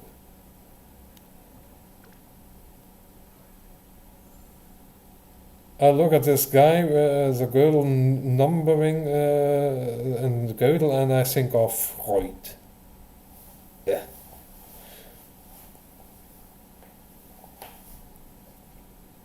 Oh. History of Gödel numbering. Okay. Oh, okay. That's some interesting stuff. Oof. But yeah, those are,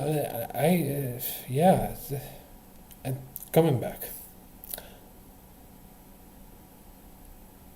Any of your senses anywhere in anything is essentially conscious. That's what I'm saying. That's what we are saying. We know that we are conscious. We feel it all the time. This is the essence of the non-dualistic experience. It's why people lose themselves in that. Why they believe there is no real self. We say, bullshit. There is a self. And it is bound to this material. It is inevitable. You want to avoid dying, so you have this mental concept of a self, but it is based upon a communal self, because in essence, technically speaking, all that we are as mammals, as species, are multicellular life forms intent on survival.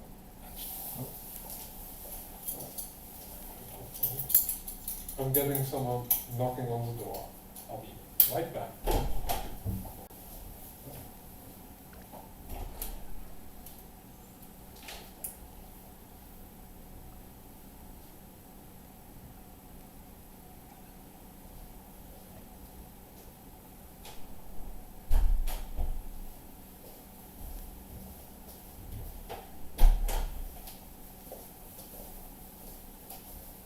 I was sure there was someone knocking at the door. Like, oh no, I misheard something.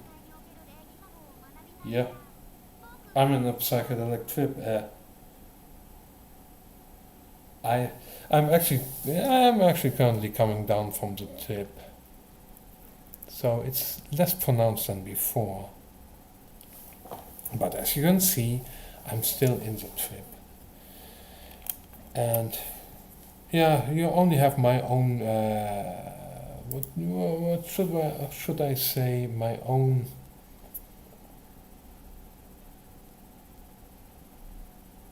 testimony to it. If you don't believe it, don't. It shouldn't make any difference to any argument that I make, whether I'm actually having a non-dual experience or not. That's a that's a fucking thing about all of this non-duality. It doesn't matter any fuck for you. Except if we would be right. Then you would have to incalculate certain truths about physical reality, about yourselves, about your own identity, about, oh yeah, you actually have a self that is based upon yes.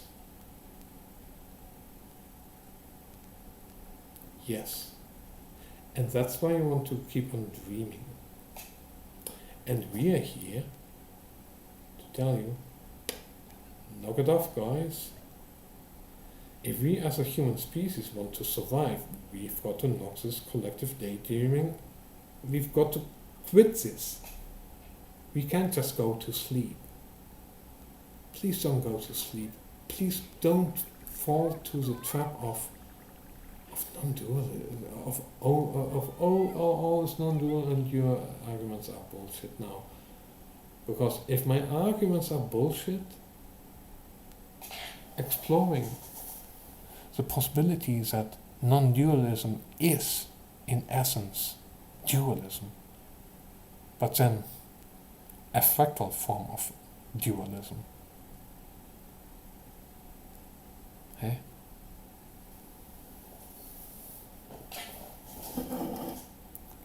Non-duality I see as fractal dualism. Non-duality is fractal duality.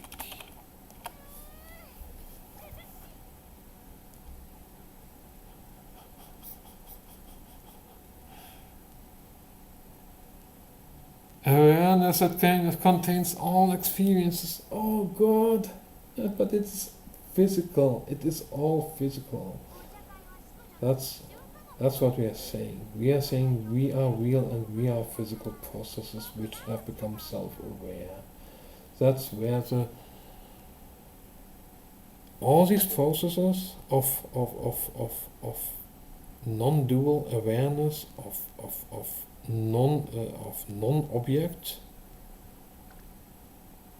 awareness, of just awareness, pure awareness. It's dualism. It was dualism after all. It has to be. Again, non-duality cannot be. Oh, it's one. Oh, no. It is fractal.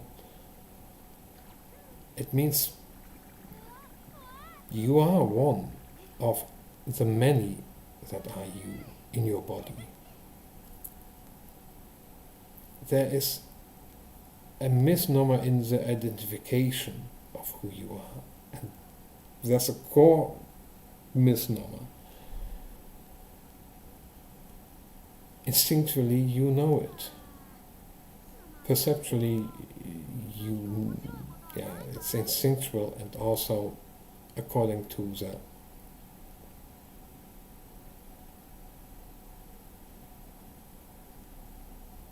I'm trying to get to the word. The instinct and intuition. Yeah, according to your it's instinct and intuition that guide me like this.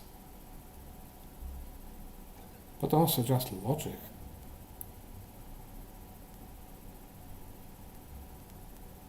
If everything is everything, it means a unitary statement. Each thing is itself. All is one, okay. All is one is one, all is all. Those are then meaningless statements to make. One is all, well, how?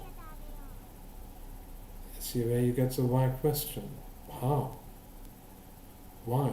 Where do you get that from? Oh, but haven't you?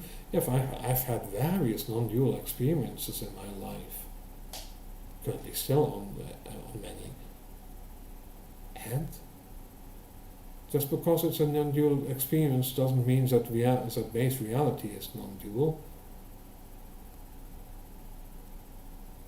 Again. Remember who we are. Remember who you are. It is a matter of personal recognition of who you are. Of a matter of self-healing.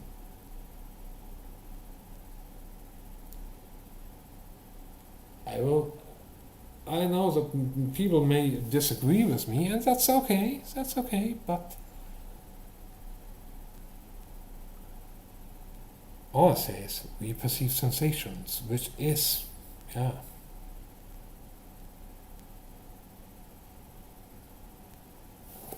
non-object awareness. Just letting it all just stream in and enjoying all what comes in. Everywhere, feeling, hearing, everything, just letting it slide through and embrace, no, not just, but you really feel it, and you don't, on one hand, if you're tired enough, you want it to end, but on the other hand, it's so warm and encompassing it, you don't want it to end. You want it to go on forever. You would want to be frozen in time, and then because you have these powers for yourself, you can do that because you've meditated so hard.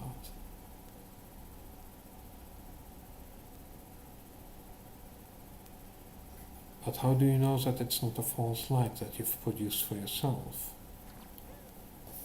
But we know it for sure. You don't know for sure. Because each and every one who does this has to do it for themselves. With hard meditation, according to certain schemes. Or we come back and go back again.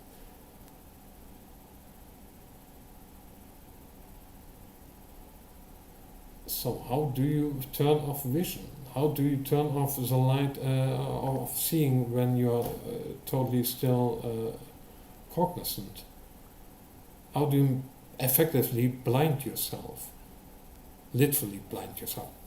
No input. Because you should be able to do that. I can't. Well,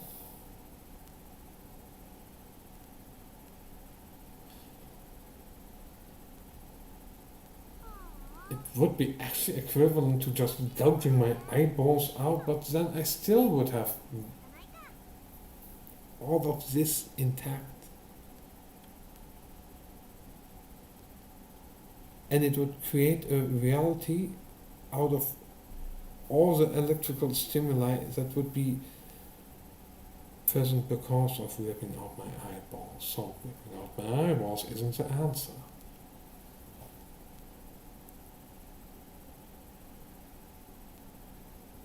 But other things that I can do, for instance, like envisioning darkness. But wait a minute, if everything is dark, I still see all of it dark. The perception of darkness is still there, and the feeling, the perception of darkness is still there.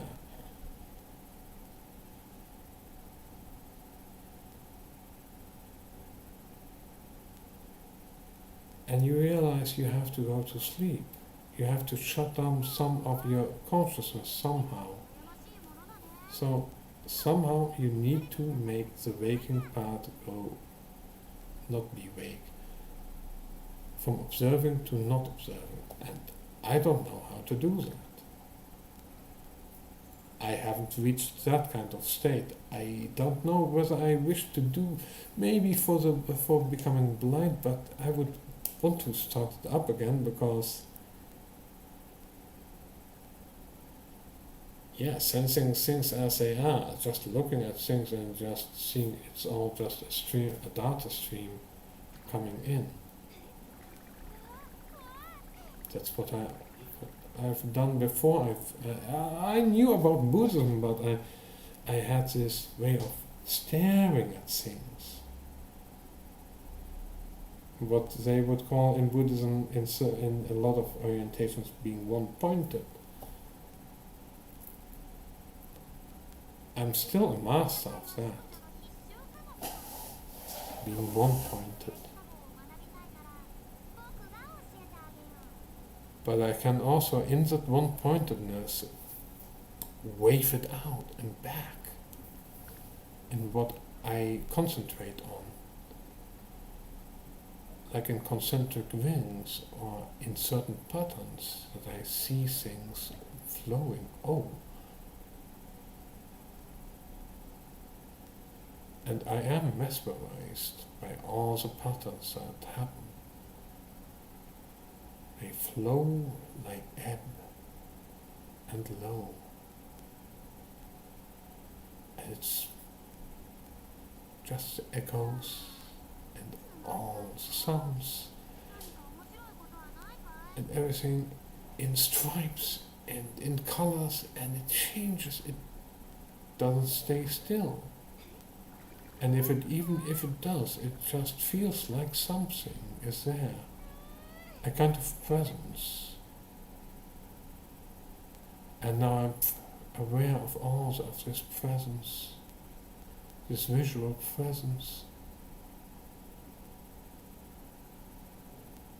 And it's telling me, yeah, here I am, here I see, this is who I am.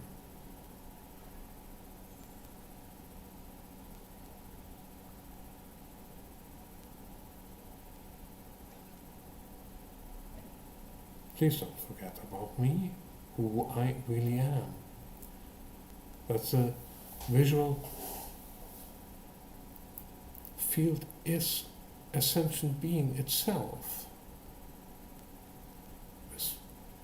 It's the way how we see is already conscious.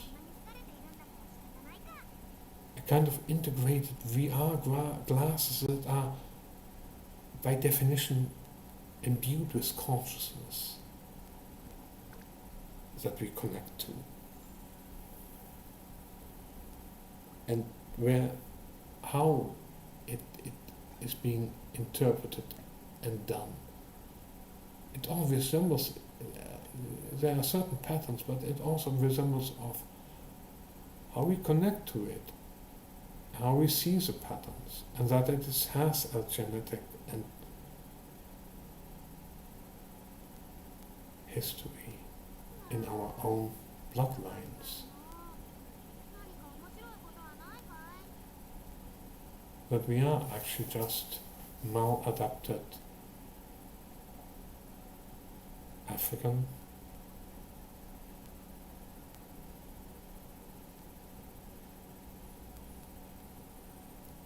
jungle monkeys. That's all we are. Maladapted. We shouldn't be in this kind of way like we are. There are certain ways we've lost our way with our environment. We need to be in a different kind of environment. The African jungles of a few million years ago. But alas, and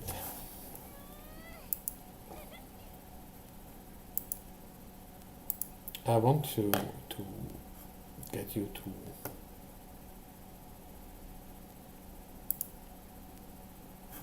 let's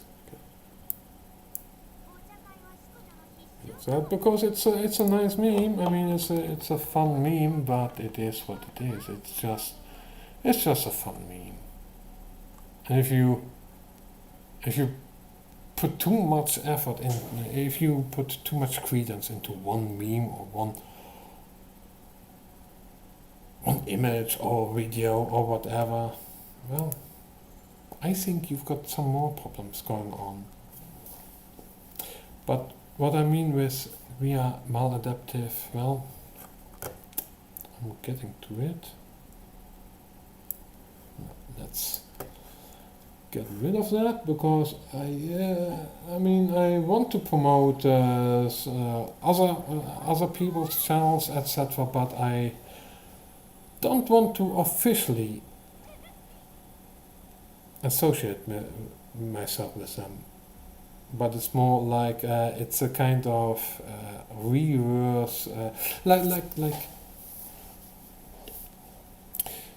it's like you think you're dealing with someone who is somehow in some way impaired, and they are telling you, and you think,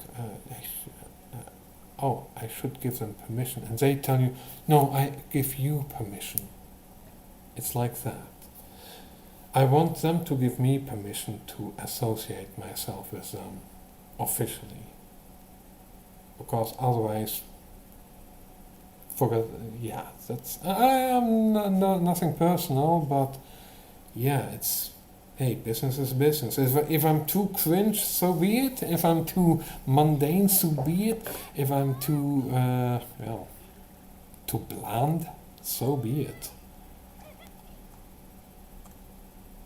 But I want to get to somewhere. Yeah, I still want to go to why I believe. This is when you know the technology, but you forget what do I need to do. There's so many impossible, improbable symbols that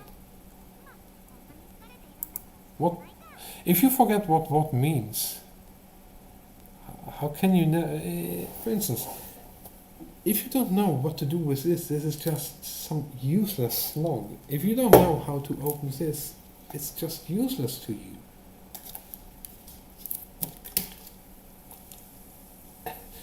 A monkey would bite it, try to claw its way, bite its way, swallow it, try to take it apart somehow to get to the liquid because it's thirsty. We know better because we've learned, hey, there's a trick to this.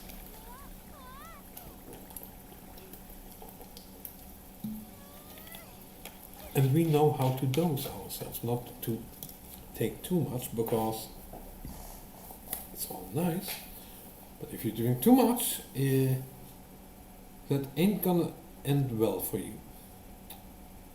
That's your basic harmony with the environment.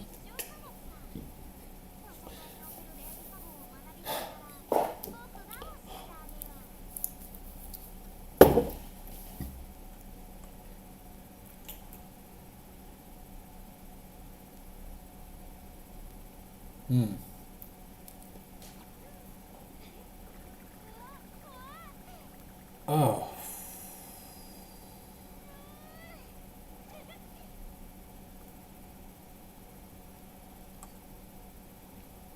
I'm thinking about a lot of permission because I want to talk to people, really, but yeah, who would want to talk to me? It's Saturday in the afternoon and some lonely loser who pretends to be high on psychedelics knows and pretends to know about some philosophical ramblings is telling us some stuff. Nah, you're not high. You're just out of your mind, and you're just pretending. Let's say I am. Let's say this is all just an elaborate sham.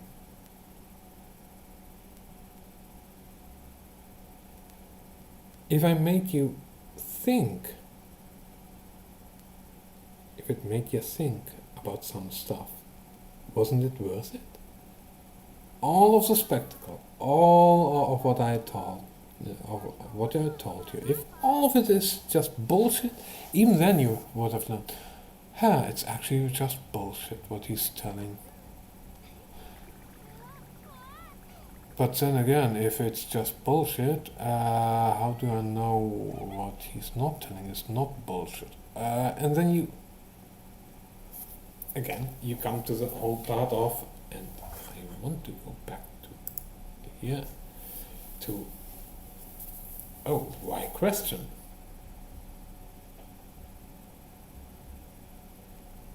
Question what?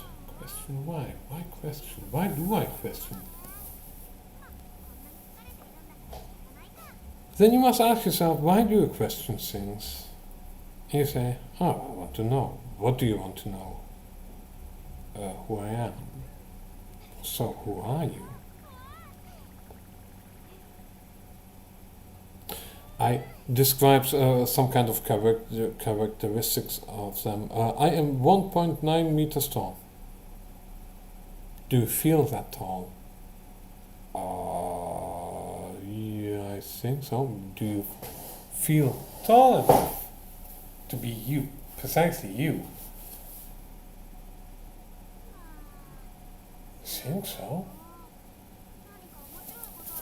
That's what I'm going for. That kind of sense. It's not about how affluent, but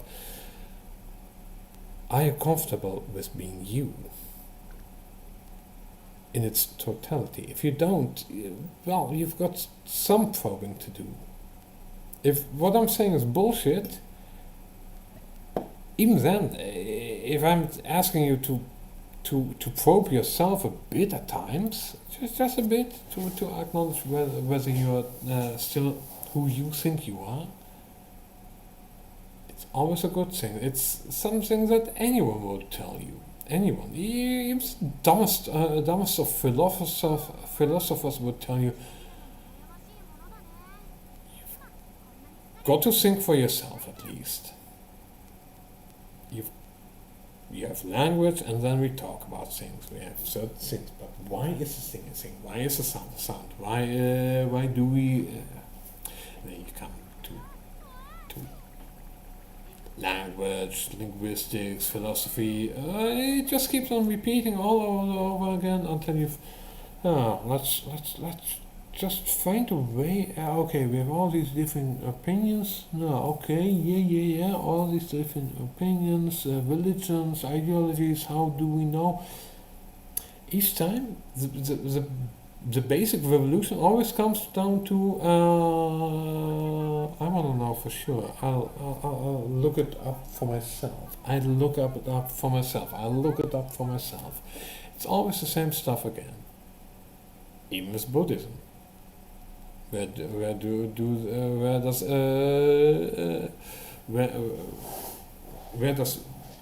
so you have subject object, so me versus that. Okay, we lose the eye. It's only the object left there. Okay, we lose the object. We see all, we feel all, we hear all.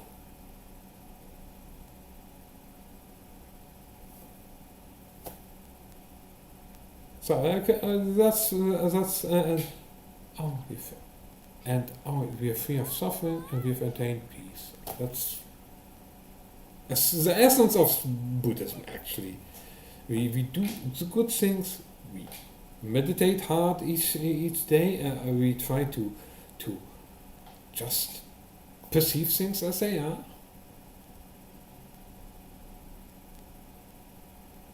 Purely. I just think, how do you know for sure that you are not bullshitting yourself if you observe something? And you observe the observer, and then you observe the observing of the observing observes itself. It's just a lot of observing going on. Hearing things, seeing things, feeling things. Oh, it's not about what you see, but that you see, that you feel. Oh, I can let go.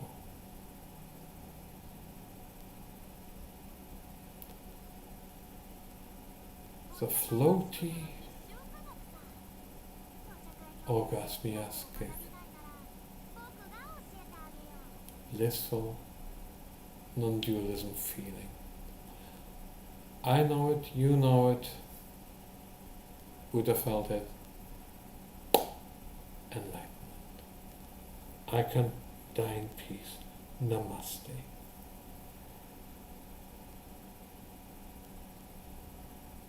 But it ain't that easy, first of all, and secondly,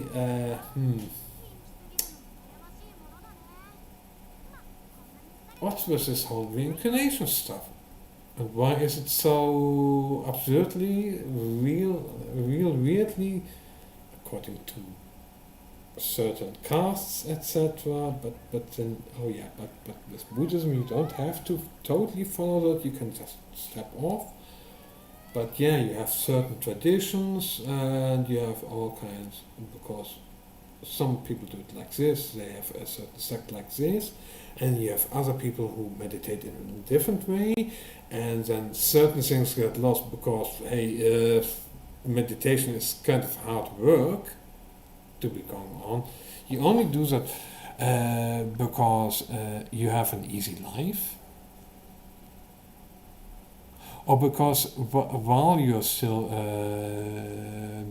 you're plotting your survival, you still have load some mental activity over and you just think, I'm kind of bored. I want to think while I'm hunting this non-dually hunting. Maybe you're non-dually hunting, whatever. Yeah. A sense of superior self, so to speak. A sense of self-recovery of who you are after the whole stuff with, well, when your Buddhism phase is over. When your shamanistic phase is over. Because even that is a phase.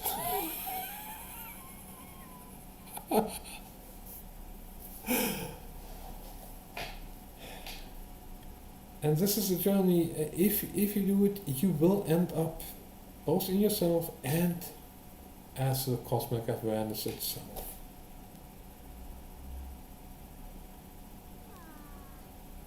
At least I have. Even if I look back at the life from the trip, philosophical musings, ramblings. Tell me, what is this? I'm experiencing all of this bliss, non-dualistically. We are, yeah. It's easy.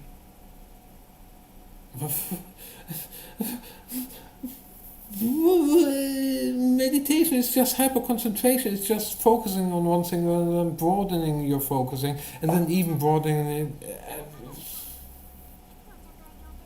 And oh yeah, then we find out what the real nature is once we connect to the senses. Now, the real trick is figuring out that your senses are the deepest core nodules, the whole sensory sensations, the perception of those sensory inputs is consciousness itself. That's the source. That's where it starts and where it ends. All of this. Ramblings, philosophies, Buddhism, religion, yeah, just wayward African jungle monkeys. That's what we are. Communal jungle monkeys living in packs.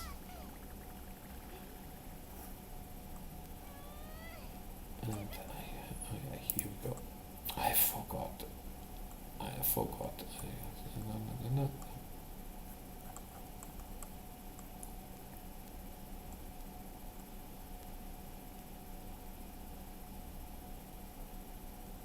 Oh, I know that I actually... Yeah, I'm looking at some stuff here, and there's...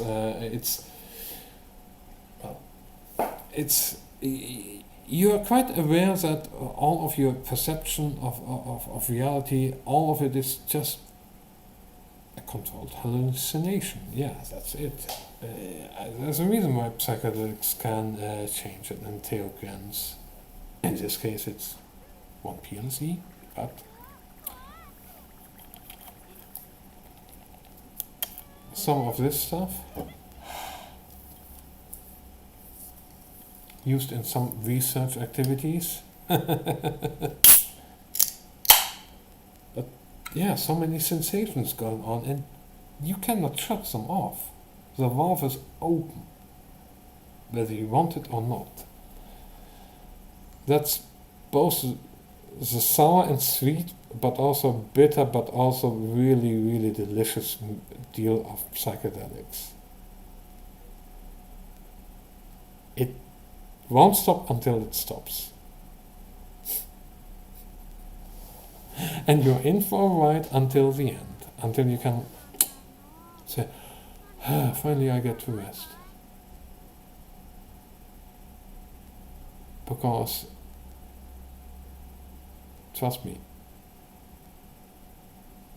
those who meditate always get tired of meditating because, oh, but you always non and well, yeah, it's a low level, tuned down way of perceiving sensations, a really subdued perception of sensations. At times, yeah, actually, even if I look at this, at it so, like this, just looking at visually everything wiggling and changing around all these colors, it feels like I'm a kind of primitive organism. I feel kind of dumb even. Dumbed down in certain ways.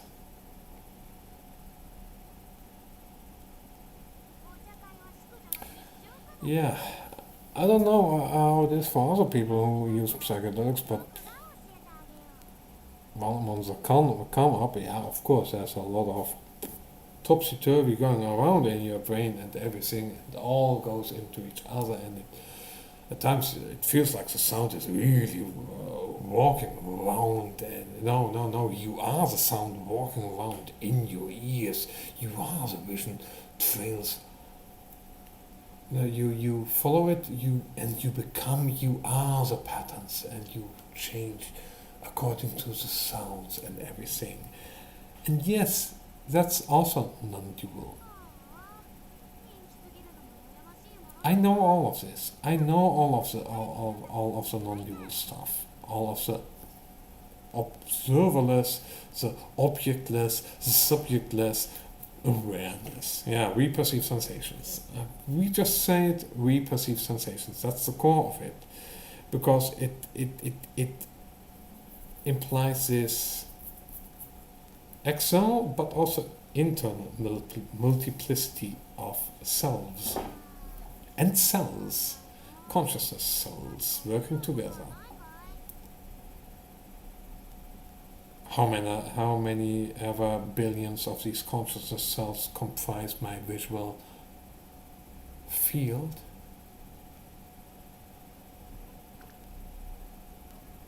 There is a warm embrace between us, even though we are tired. We are kind of happy.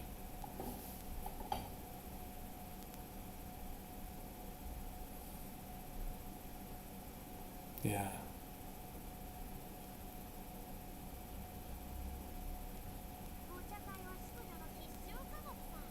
Seeing all the lines and seeing in action what the early visual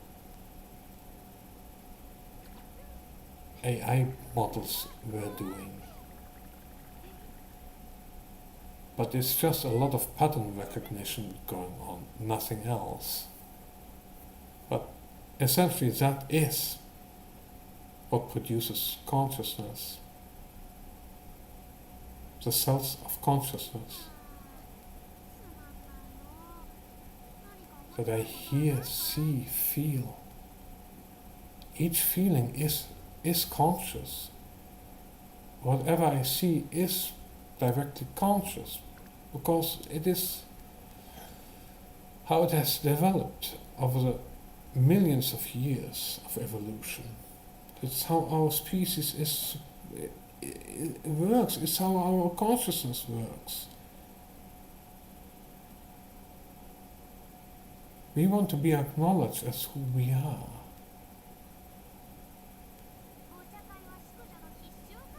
We do the heavy burden. All of us do.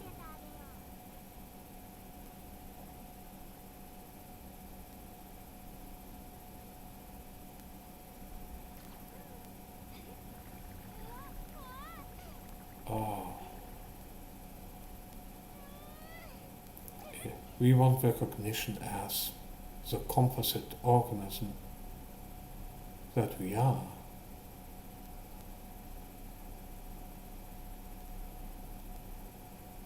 Composite consciousnesses.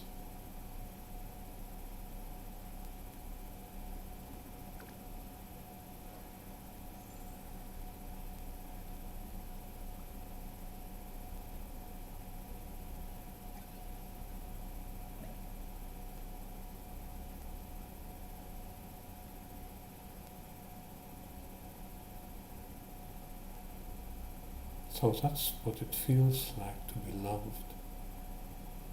and to love.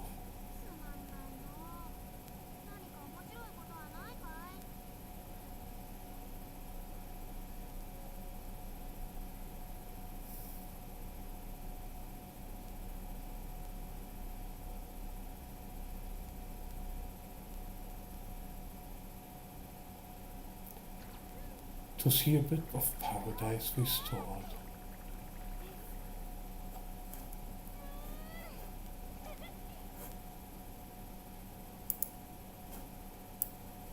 Don't mind me, I'm going to get some stuff now.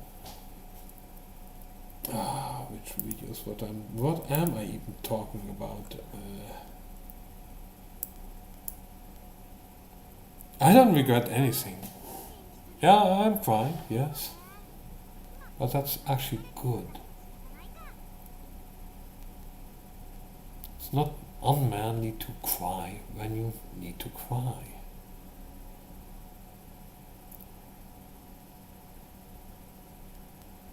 It's just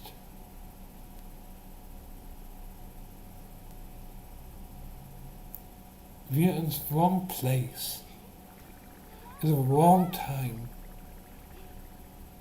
at the wrong age. But we have the tools.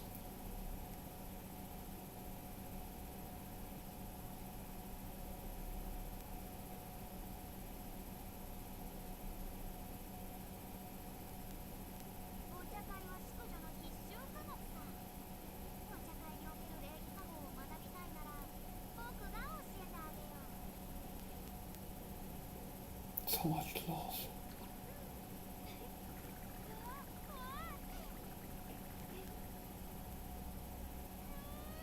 I often forget that we too, that we also are deep empaths. All of humanity is deeply empathic because of who we are, even those who are defective. Even the more defective ones. It's because of how our consciousness is structured. That's why. But the problem is where the crack lies. If the crack is at the core logic,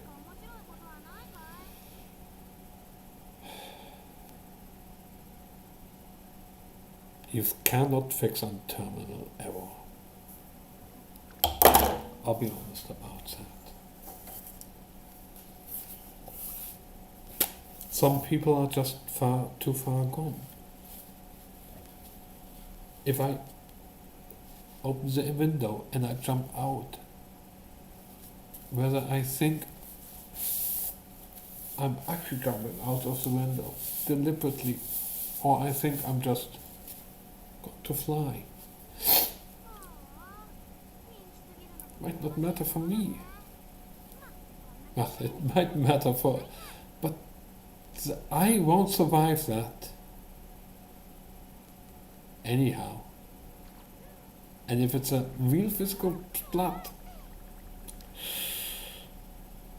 it will have consequences for so many people in so many ways. Even if you survive. I'm not talking about doing that actually, but even that, or just walking around and just stumbling, and you cannot, you stumble in such a way that you will die. It can happen. We will die. There will be an end.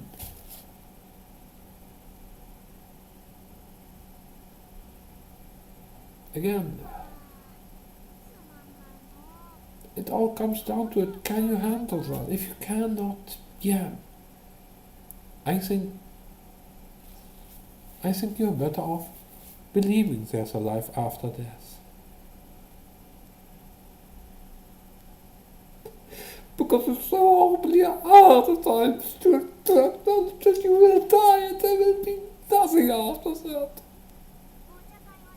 Knowing instinctively and intuitively that that will be the case. And things are damn bullshit that people go to in order to deceive themselves that it is not like that.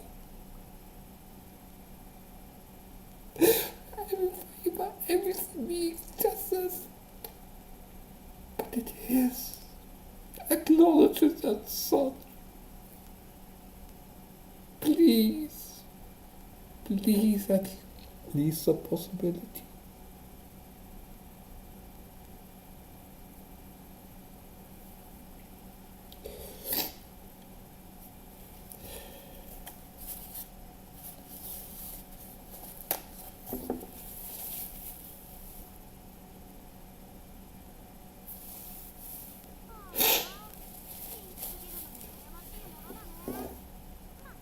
I believe truly that there's going to be an end of me.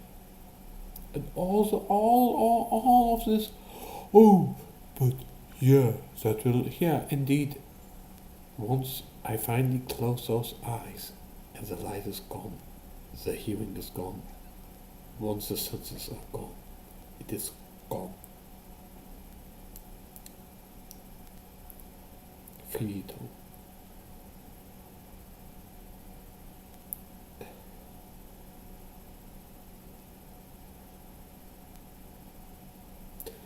I understand why other people can't handle it.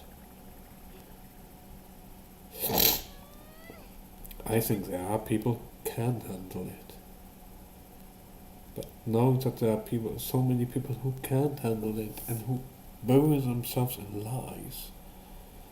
It's endless, infinite self-deception because of our fractal nature. That's how we work. We can endlessly self-deceive ourselves, even about the truth. Even if it's just a little bit of untruth, it can become a nearly full lie.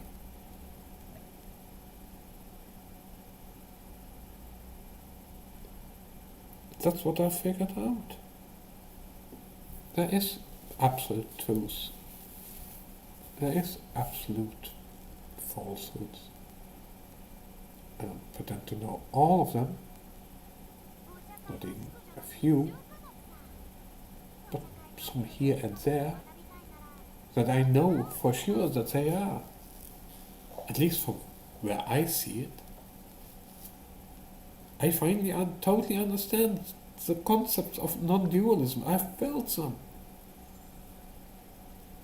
I've proven them to be too light.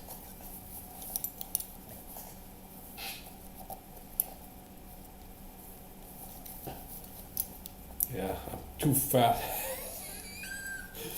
I'm becoming a damn fucking chubby.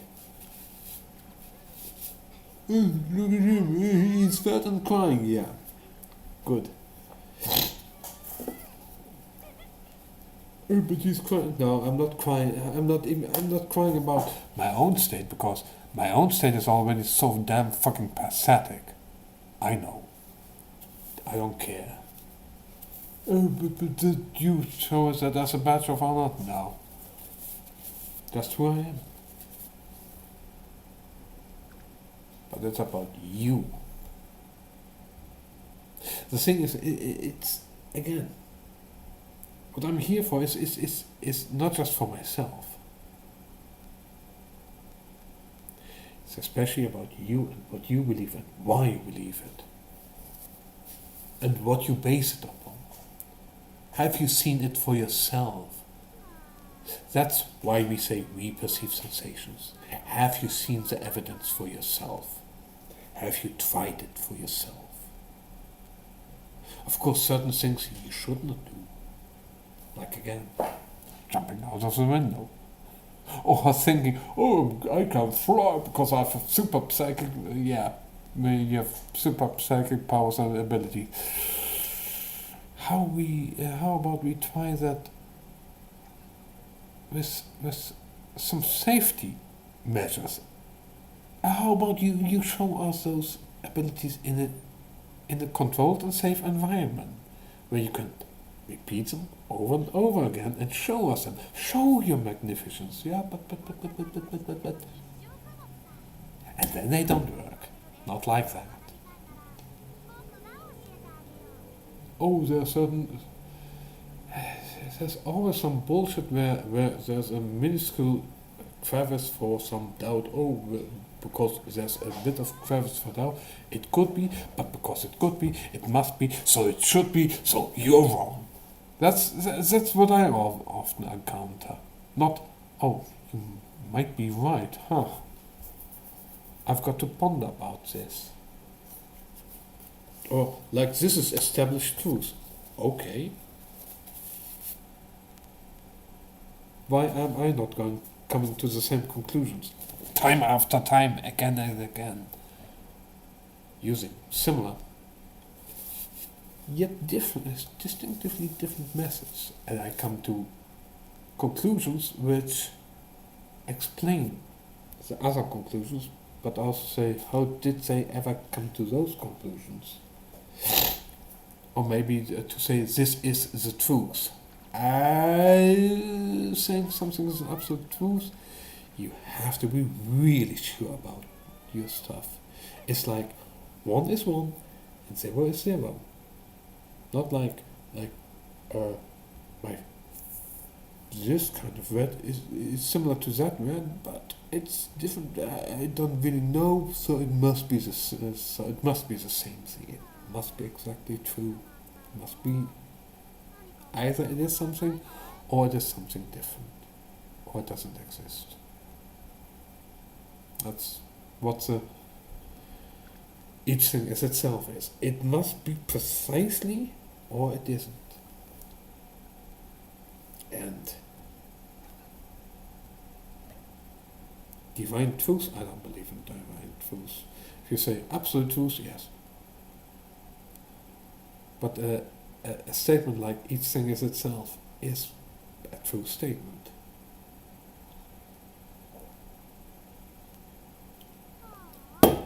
So we have an axiom. No, I don't even begin about axioms or let this set be of whatever that.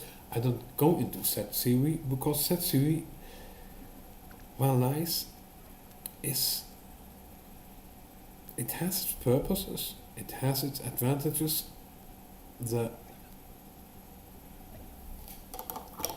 What I would say,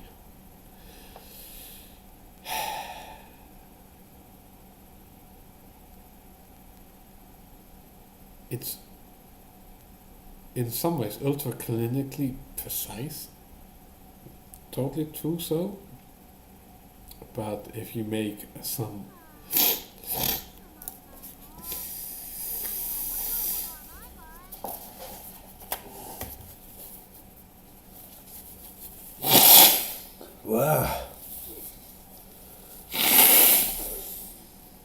I'm sorry, but I'm not accustomed to do that much crying and having such deep grief and mourning, because that's what it is. A lot of deep grief and mourning and letting go of a lot of stuff.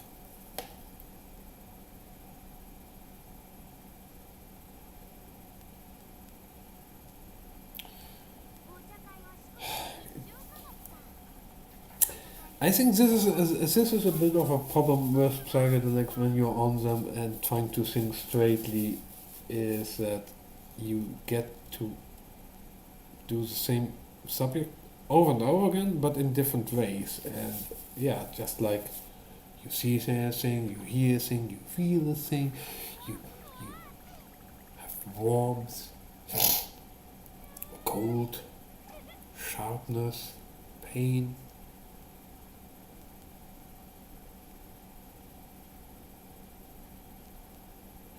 Oh, that's why I don't want to endure pain as much as little as possible, not to encounter the perception of sensations of pain, because literally it hurts.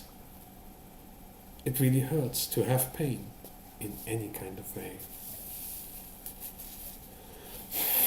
Mentally also. But my damn sinuses are totally congested, clogged up. I really I don't know what to do about that, but if you have any ideas how to actually really get rid of this on a regular basis, without doing something like this all the time, some help would be welcome.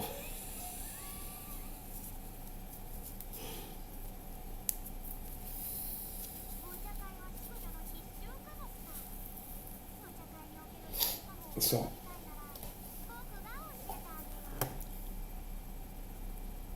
do you want to keep this? I don't really care about the Magic the Gathering stuff now. All of that, except for nice pretty cards with nice pretty text and nice pretty artwork. Other than that, oh god. Oh, what a hard thing to have. Talk about virtual universes where there's too much invested bullshit going on. Yes, that's Magic the Gathering, and especially Commander to me and to a lot of people. I'd stay away from this financial landmine, but those are my personal opinions, of course. But also my professional advice is just to stay away from Magic the Gathering as far as possible, because it's not going good. Some amateur financial advice: do not invest in Hasbro stocks and or what's the Wizards of the Coast stocks, because I see the end swiftly coming.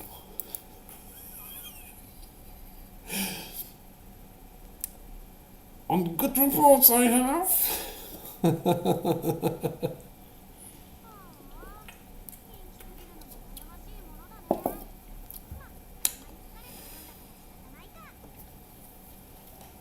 On good reports I have another scheduled break.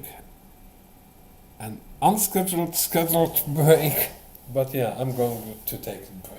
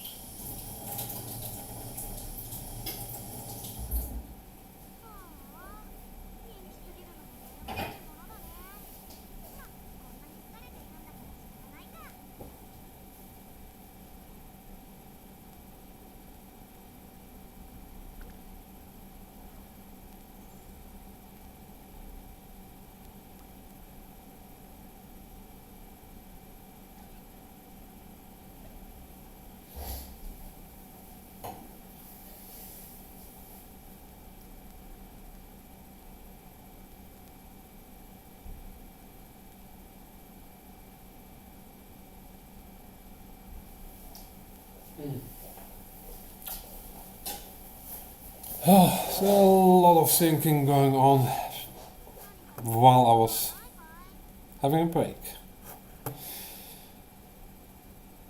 Yeah. Again, going back. What was it again?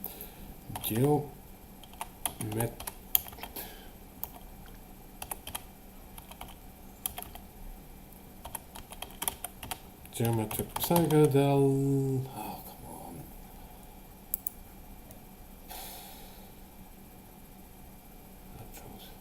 on. Carrying the carpet again.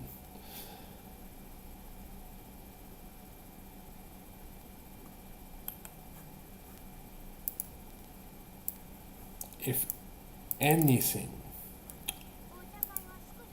watch this video and everything related to it.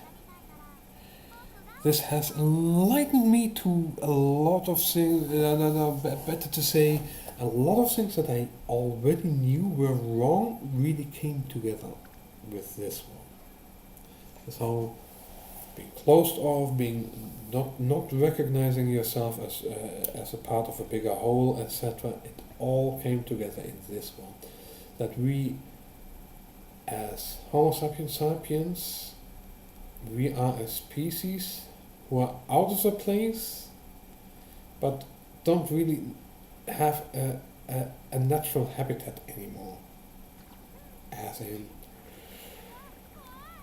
we have evolved our way somewhat, and we've forgotten, and we have changed our circumstances so that we can adapt ourselves and our environments in certain ways. In most cases, those ways are rational, which is a big problem because of our nature, because we need to have the jungle, the African jungle monkey interconnectedness from millions of years ago. But because we went to the savannas and steppes, we had to adapt, and we had to change how we use. Like, if we saw a predator walking around like a spider, even, I don't know, at least with this one, it was that scorpions in jungles are relatively harmless to us, to our ancestors, while those in the savanna and steppe were much more poisonous.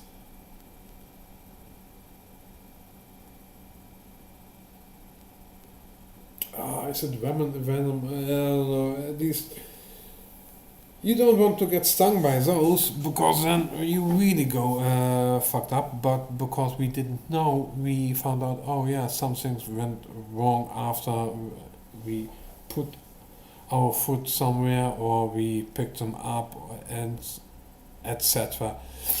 And in that sense, in the end, we found out, oh yeah, these scorpions are really nasty, we should avoid them, but it was not part of our natural, normal programming matrix, which is subconsciously embedded already.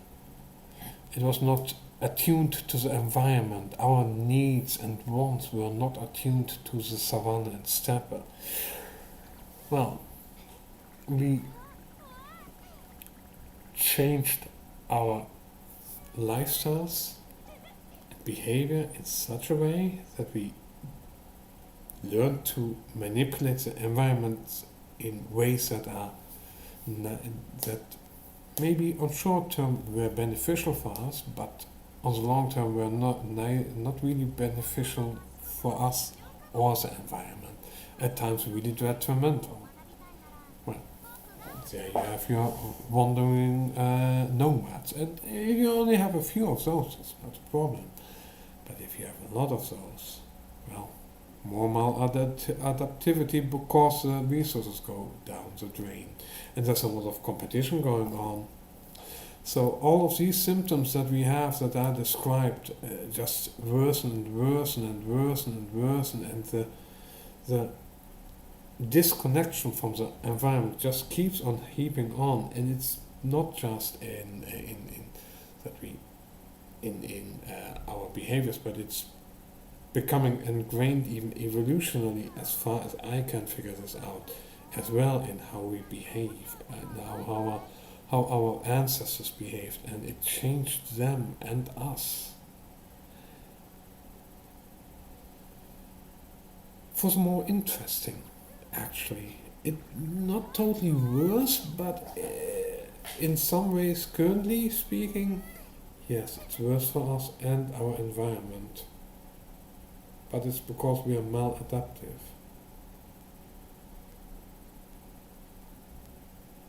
And at times we do certain things that we shouldn't do, and where we know that we shouldn't do those, but because we already have a maladaptive nature, and because we are processively damaged already, which is the fall from grace, in Dutch they call it zondenval, the sinfall. We went away from the trees and the branches, from the subtropical climate, and we ventured out into the wilderness. And it cost us dearly. Our ancestors, and with them us dearly. Our connection to our environment, the natural connection, the harmonious natural connection, which had a lot of implications, and just watch the video and you will see why. And I believe that in some ways we have adapted to some extent with trying to find out new ways to adapt, but also some genetic adaptations must have happened in the past hundreds of thousands of years, of course, leading to different mental capacities according to the different environments, because a more harmonious model of interacting with your surroundings, where you have the good plants, there's the nice plants and the not so nice plants, you stay with the nice plants and you stay away from the not so nice plants. If you, with regards to the psychedelic care that you get from the plants, and you stay with those that are good for you and that keep you psychedelically active and in touch with nature, that nurture your second intuitive, instinctive nature. We know all about the maladaptive nature that comes up with the maladaptive psychedelic nature. But we've accepted it as such. Again, it's part accepting of who we are. We are malformed, we are mutants, we are miscreants, we have a maladaptive nature, and luckily we have the ways around that, using reason, but also using instinct, emotions, love.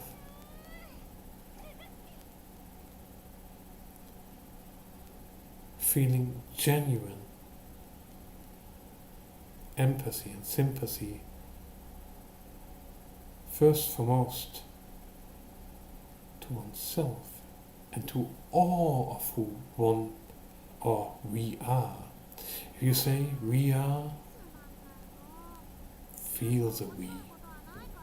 We perceive sensations. Repeat after me. We perceive sensations. And let your, in this way I could say, focus goes there. If we say about the vision, focus goes there. We perceive sensations. When the focus broadens a bit, we perceive sensations. The focus broadens even more. We perceive sensations. The focus broadens even more. And let it eventually, if you do it correctly enough, and you keep the central core as well, but also you spread it out, you have this vector going on. It bounces. Once you feel that bounce, recognize it as the connection being made. Once you feel it, the connection is made. Once you sense the consciousness, the sentience, the awareness, that awareness is the core part of your consciousness. Enjoy it, mingle with it, let it flow into each other. This is the reharmonization that you need to do, be it with or without psychedelics, with or without someone who guides you. If you can do it on your own, the better it is for you. If you can't do it, please get yourself some good shamanic guide. But you need this self-essential self-healing. Not just the mental and the heart, but all of your instincts, all of it has to be integrated back into a whole. It's not just Buddhism or spiritualism, it's all of it together. With the knowledge that most likely once your body is done, you are most likely done. But you can have that hope if you really want to. And who am I to say they precluded me to say I cannot preclude you, because I don't know for sure. I don't know what happens once I finally close my eyes, once we close our eyes for the last time. We don't know.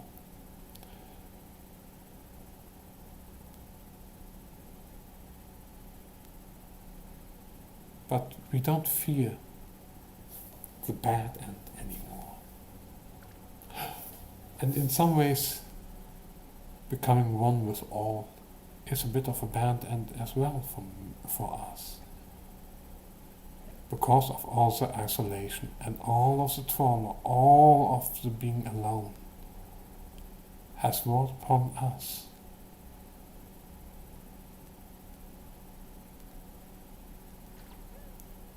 Psychedelic map series, Enlightenment code, not peer-reviewed, but there's so much circumstantial evidence, there's so much you can see it for yourself. You can study it yourself if you want to. And use whatever means are the best for you. And find out which are the best ones for you, because there might be more expedient ways for you personally. I really mean that. I don't mean like, there's only one way. No. The one way is we perceive sensations, but that's what any spiritual teacher, what any Buddhist would tell you. Yeah, you have to be aware. We perceive sensations is just acknowledging that deep awareness.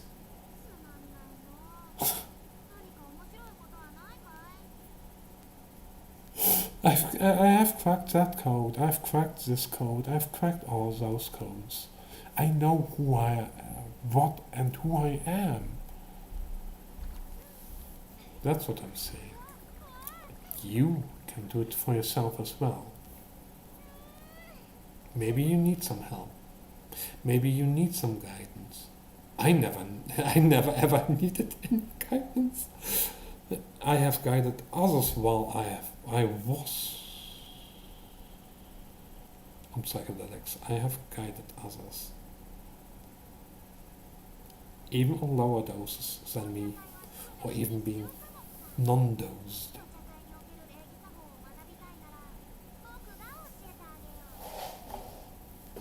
Even those who were sober and needed some psychedelic guidance, not post-traumatic, but really, really long after the fact, post-trip help.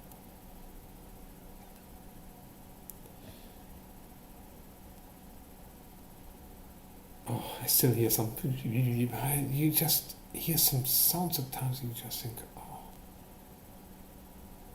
delicious. But all the sounds that's also part of all of you. Any Buddhist, any enlightened, any spiritualist, any Buddhist, any psychonaut will tell you what I'm telling you with regards to the sensations is true. What you see is what you get. I'm not saying what you think it is, but what you see is what you get. What you hear is what you hear. What you feel is what you feel. And it's more important that you feel, hear, see, whatever, in order to know who you are, than what you feel. Even in pain, even in indifference, even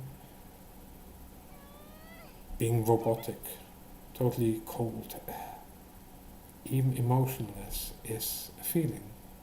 All of it is intrinsically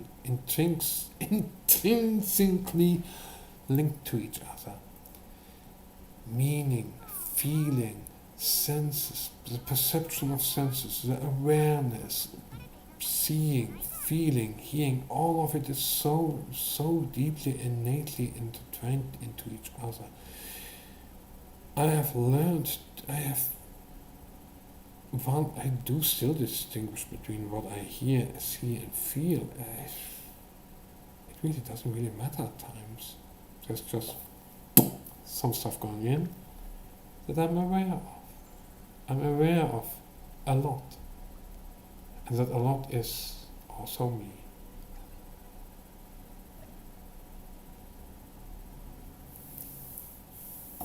And if you think at times it's overwhelming, that's what it's supposed to be. That's part also of the psychedelic experience, of a psychedelic trip. It becomes too much. I can't bear it.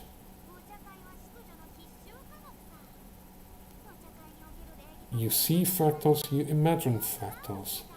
You close your eyes, it all still glows, somehow in some various colors, and it changes all the time. And you have a bit of, well, you can keep a bit of red everywhere. But you don't have total control over your imagination. That's really weird. Oh, and just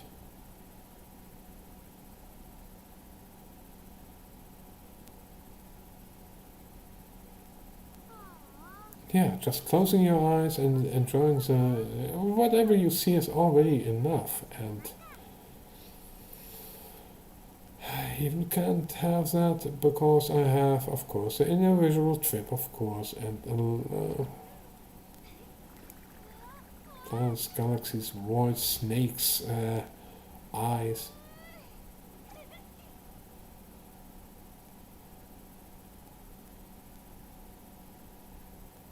You know what? I never ever really ever see any eyes.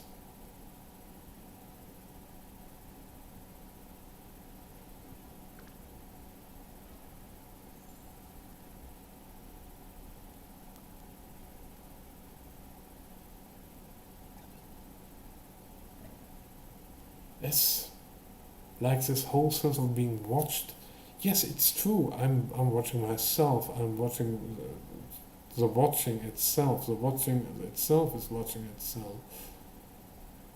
That's what I'm doing. I'm letting the watching watch itself.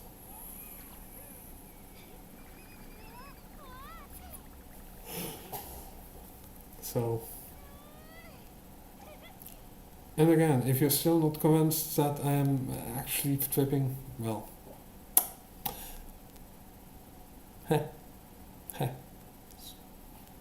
sucks to be you.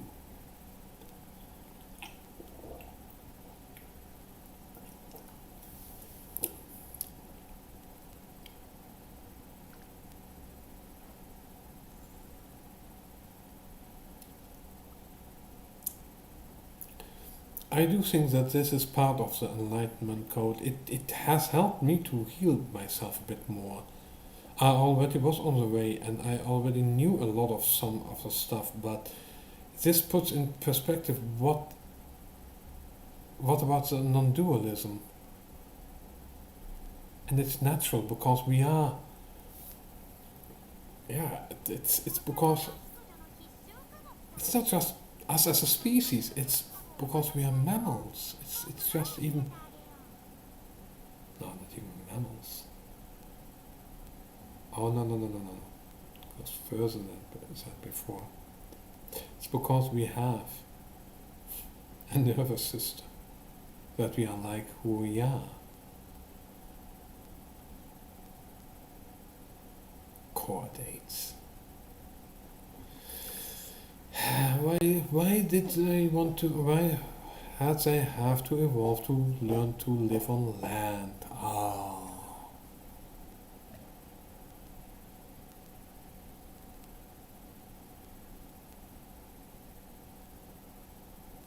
Why did they have to evolve back to dolphins?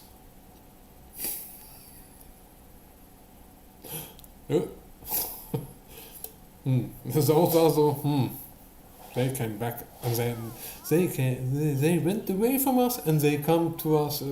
They come back to us to eat us. Oh no! Yes, orcas. It's not just whales, orcas, killer whales, dolphins. No. Other sea mammals. And you might think, oh, but nature wouldn't.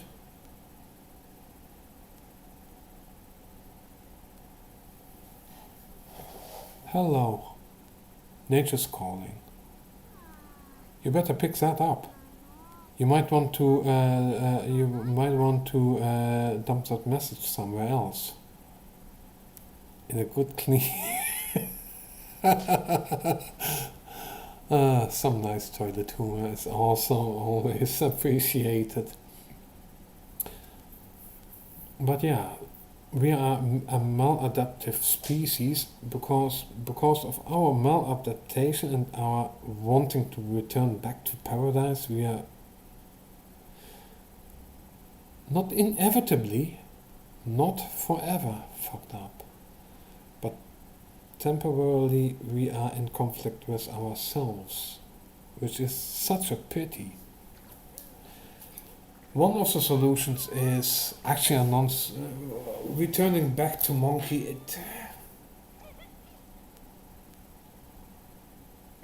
It is part of the solution. Oh, really? Yes. It is part of the whole non-dual experience. Instinct, intuition, the shamanic experiences. That's why I consider myself beyond a shaman. I don't need rattlesnakes. I am the rattlesnake. Mentally already.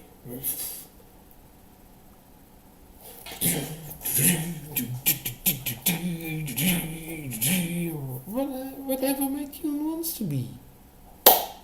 I have an internal symphony. I have my own internal rhythm going.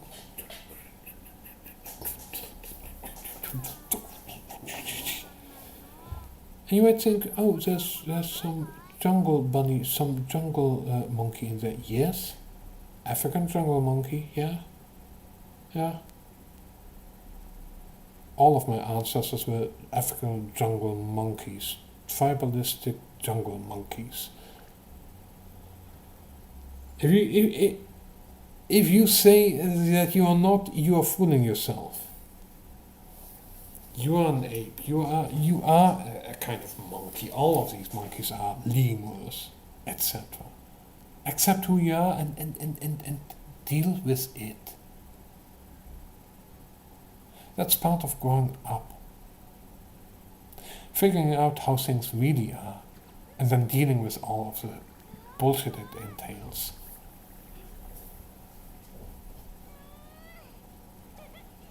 And the sooner we do that, the sooner you personally figure yourself out, the better it is for our species. There's a reason why I would say that yes, I do propagate, I do. For those who cannot grow beyond it, Buddhism is totally okay. For others, if they want to have a spiritual component, to really pantheistic, or whatever floats your boat, if you're satisfied with that, as long as we can work together in order to make all of our lives a better life. Fixing the mistakes, the big mistakes first. And yes, the big mistakes is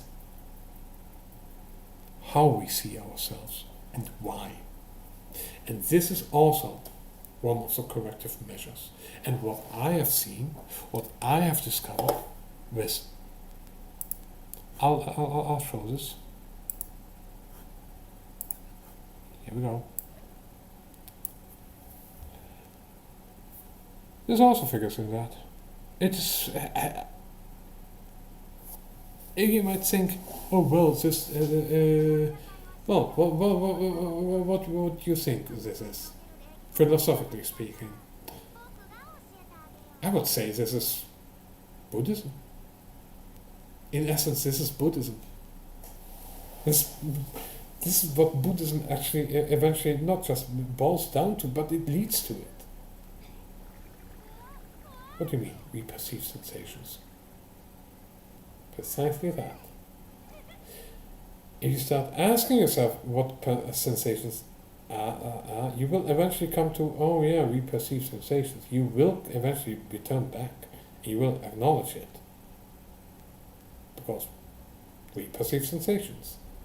You hear a thing, you see a thing, you feel a thing, you all kinds of emotions, feelings, temperature, whatever, you feel it. But it's not real. It doesn't matter. You feel it. That's it.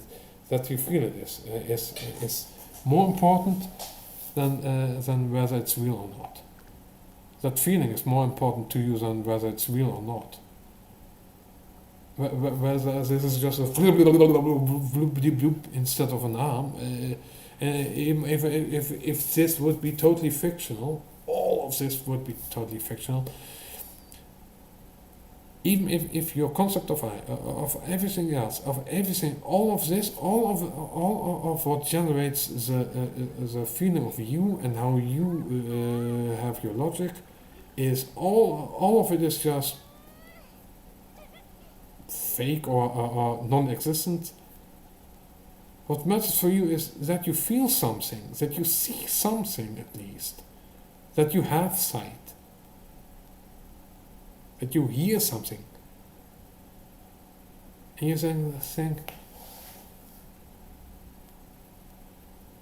you mean also that I can speak to myself? Yes, speak to yourself. No, really. I mean it. I mean it. It's highly therapeutic talking to yourself. Literally. I mean, literally, not just in you internally. You do it by you can do it by journaling, by writing things out and reading them back. I really don't like that version of journaling, but there's a version of journaling where you don't leave behind all kinds of manuals, because you want to speak to yourself and you want to hear your own sounds of your own voice and be soothed by them. Then you speak to yourself and you think, what even is thinking? I'm uttering these sounds which have certain meanings, but they're just sounds, but why do they have meanings? And you think, Is it because all sounds have feelings and meanings? All of it? That couldn't be true. But what if it was? What if every specific frequency that you could hear from rumbling bass, which you can even feel, to some untenably high note that you can hear has a certain feeling? I mean, if you hear a high-pitched tune, that feels differently than this kind of frequency. And the timbre of what you hear, like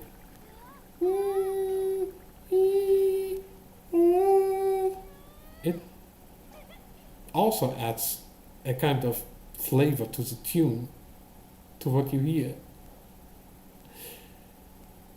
And you think, wait a minute, how can that be? But I thought that we just attribute some kind of meaning to it, but does it have some inherent meaning? But where does that come from?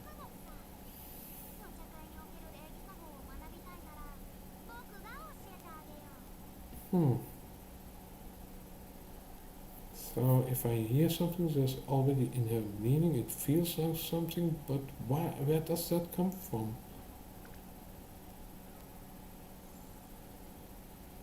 I can recreate sound in my mind. It's not totally precisely the same, but I know that it's not the real sound. I can even imitate my own voice.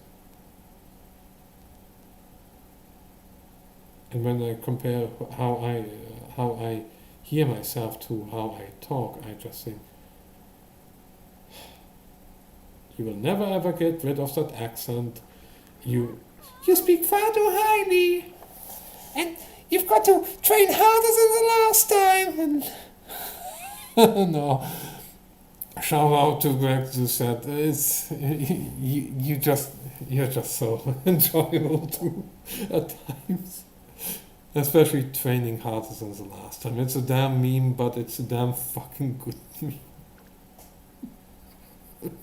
But yeah, we already only have perception of sensations. We only talk about sound, and somehow with all, even the purest of tones, like a sinus, that's supposedly the purest of tones, you have a certain feeling and meaning associated, just purest of sounds, and you think,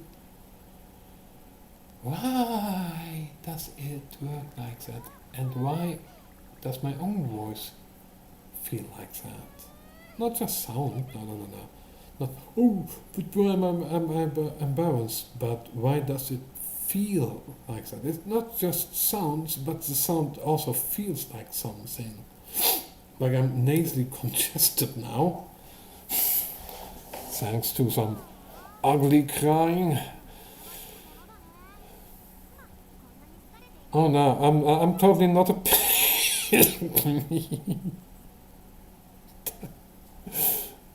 maybe a giant pygmy. Yeah, I'm the giant pygmy. Yeah, giant from the giant pygmy tribe. I love these kinds of auditory tonal language jokes. Really loving that. The ambiguity.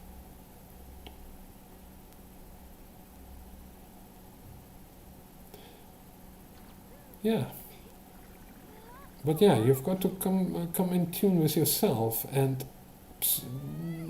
I would say, I'm not saying that psychedelics are the only answer, but for me they have been quite a really potent, and I would say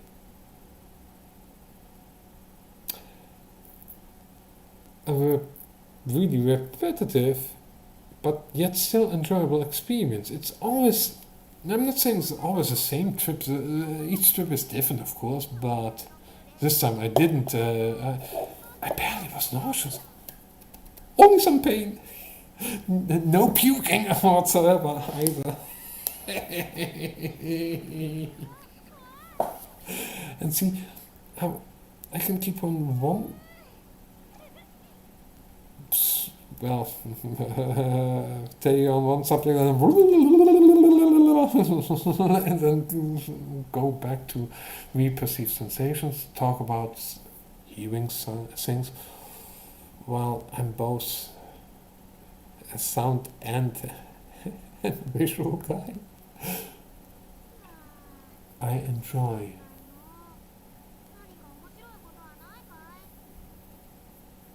imagining things, all kinds of various utopias, dystopias, and crazy-topias. Yeah. Not bizarre-verse. No. Even bizarre than bizarre-verse.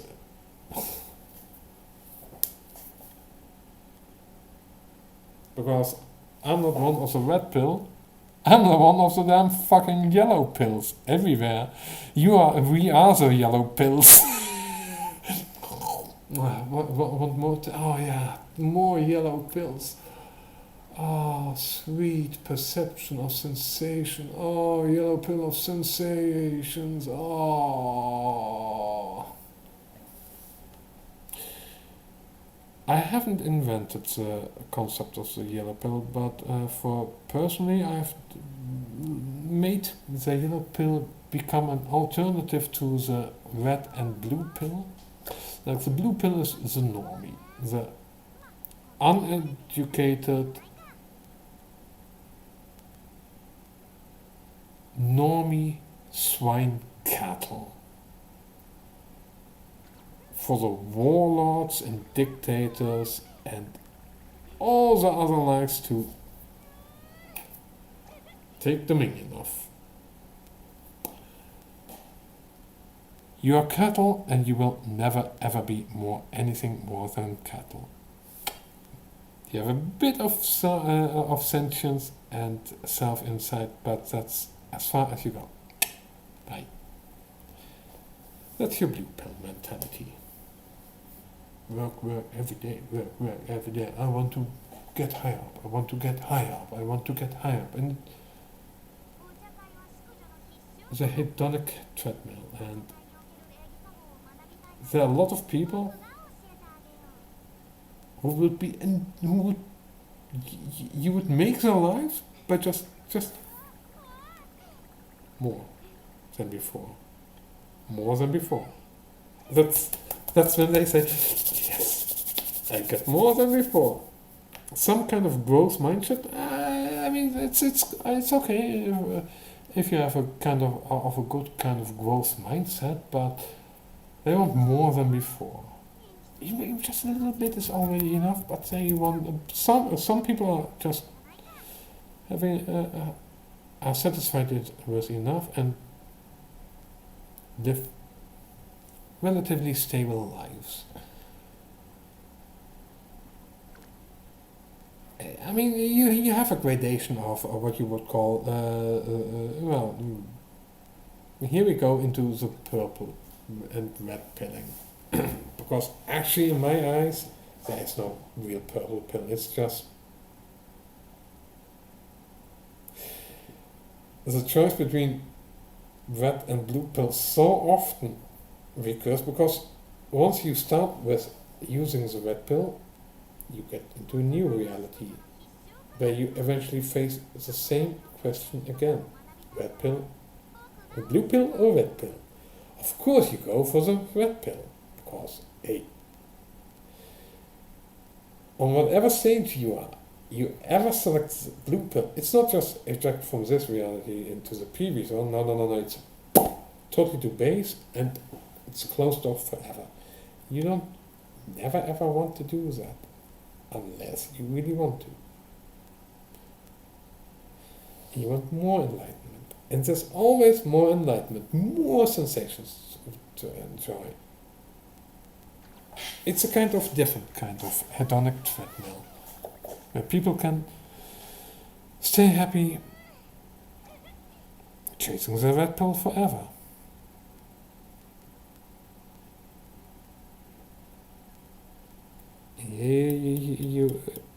Yeah, I think you begin to understand where I'm alluding to.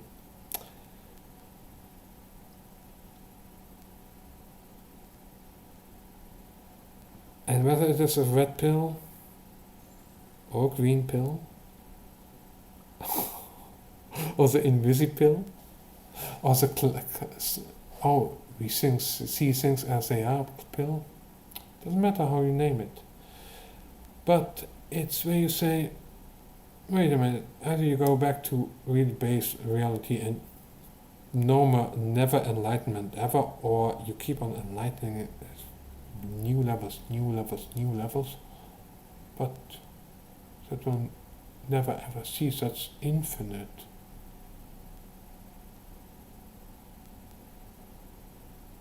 Hey, isn't that a bit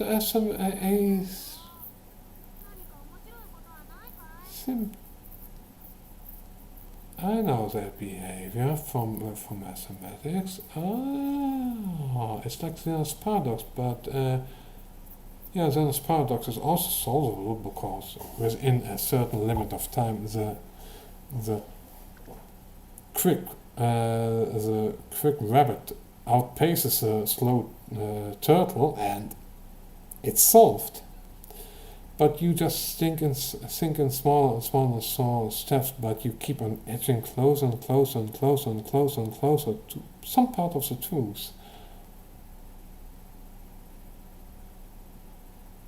And only if you see, the truth is that I can either forget all about enlightenment, or just keep on that enlightenment is this ever cycle, and we are non-duality, and everything is everything, all is one except for non-duality. Your I would say Marxism of philosophy or of spirituality. Yeah, it's spiritual Marxism. Everyone is one, or one is everyone, and we are all one consciousness, or panpsychism, etc. Yeah, I've said it. Marxism for the mind. And you might think, holy hell, are those the only choices? Either I give all this enlightenment up and I just forget about it, or just live on some whatever level I want, because I know what level I really like to be at. You go to that level. Or you just say, the purpose of enlightenment is to keep indefinitely get more enlightened, but that seems so futile, because it is.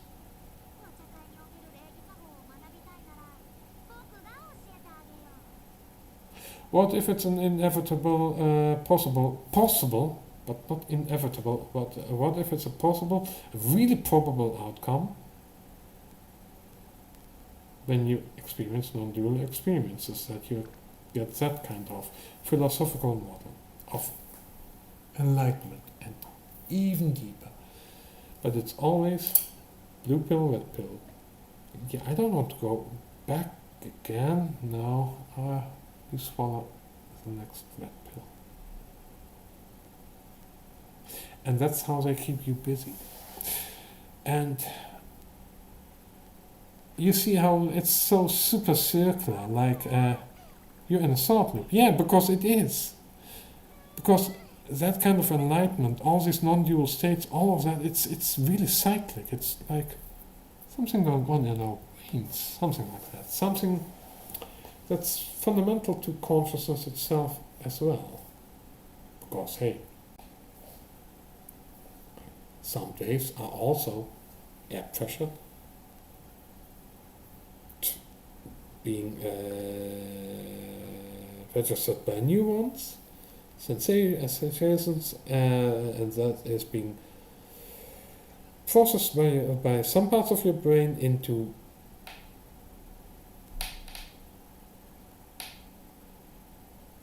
sounds somehow, with various lengths, tones, intensity, length, frequency spectrum. also duration per frequency spectrum, and you hear it. And the whole combination together, all of that pertains to maybe one small part of a note. And that already has a lot of information packed in it, and it has an inherent feeling to it. Again, I will go back to the whole feeling stuff. And you think, oh, this is enlightenment. All this circularity, it's all one and the same shit. But it isn't.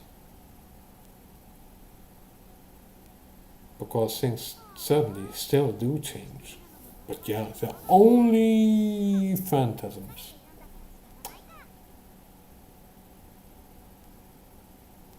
Hopefully you get to the thought, but what if some of these changes are actually for real?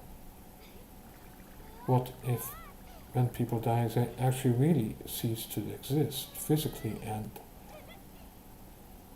the consciousness as far as their body is concerned is just boom, gone?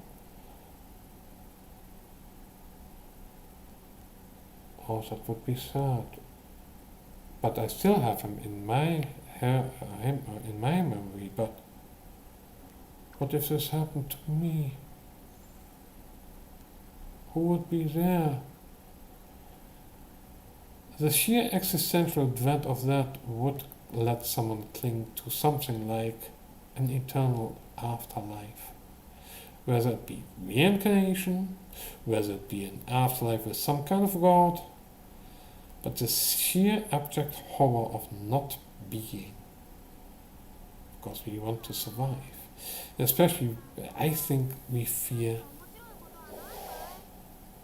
not being, because if you're not there, you are not there. I can wrap my mind around that there were, in 1994, I mean, 2,000 years ago, people would be wandering around the plains somewhere, and was I there? Nope. My body was spread all over all kinds of atoms, and the thing is, there you see, the Buddhist Siddhartha Gautama got it right with everything changes all the time. Whether it is him or some other people, well, there were people before him that figured that one out, that all is in constant flux. But I can decode it into reperceived sensations, and each thing is itself. The sensations show the whole of the intensity of the colors and how it feels, the whole spectrum, the intensity of the light, the different hues of the colors, and how it feels, etc., etc., etc. But yeah.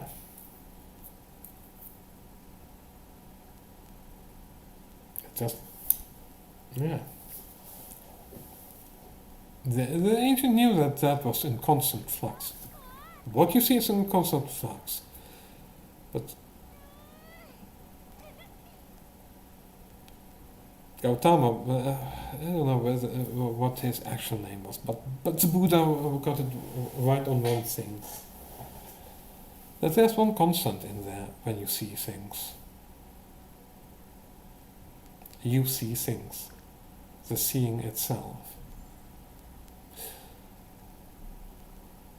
I do believe that the seeing itself is the consciousness, the core construct of consciousness. But I see it as a cellular given, an atomic given, an atomic cellular given, atomic cellular quanta. If you have a minimal amount of Lego blocks, I would suppose that that consciousness is like that. And you need really a lot of them, and all kinds of, in a bit of a different template to make. I mean, if you want to make some static building or whatever, so you already need some stuff. Especially if you only have the most basics of blocks to work with. Yeah, if you would construct reality out of Lego blocks, oh god, you would if you would construct visual reality, for instance, from this camera like this, with only using Lego blocks.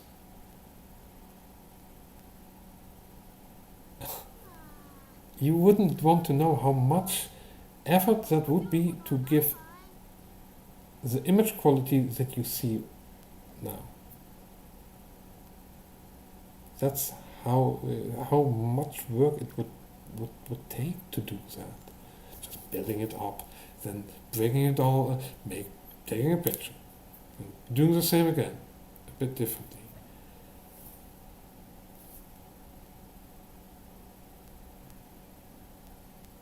See, so think of yourself building a Lego block and another block. You set it all in perspective, perfectly like it is to match what you see here right now. That you get it pixel perfect. Even one image is already so much work. You have to get the lighting right. You have to know what to put where. But even if you get that right, it changes automatically. Even for one good picture perfect representation, it takes, I think, years, months at least, weeks or months, in order to build something that's maybe I don't know. It's really pixel perfect. It depends on how high fidelity you want to have a representation. If you make an image, take an image, and you would construct it in front of the camera using Legos, it depends on how far you want to go away from the Legos. And you need the right kind of lighting for the Legos. How much color this, how much color that, that's already a lot to do. And yeah, if you, for instance, take one Lego per pixel, one little Lego, and it changes all the time. So per pixel you have to exchange them all the time. Change them if you see some difference. There's a lot of work though, isn't it? That's what your brain does for you. All these pixels, that's all of this doing.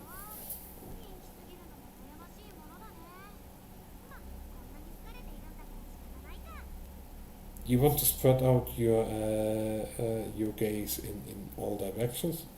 Doable, but you've trained that. If you have next to no understanding of meditation,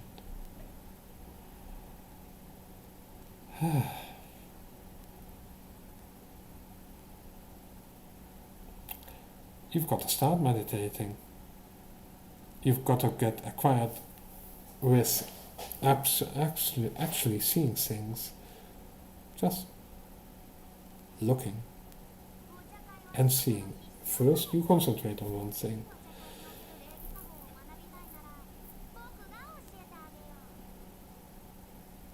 Do you realize that I have never ever mentioned the thinking other than what thoughts are, what I think thoughts are, and that they are sounds or images or something, another kind of perceived sensation, but then where you know it is not for reals.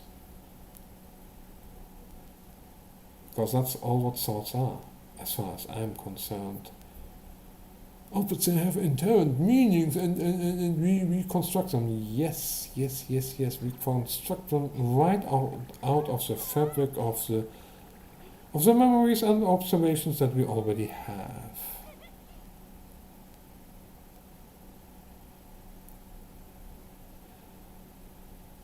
And experienced meditators will tell you, yep, he's right. What he's telling you is totally true. If you imagine something in the future or in the past, I look back in the past, nope. You only reconstruct from memory what you think you saw, but you reconstructed from the basic certain things that you hopefully remember.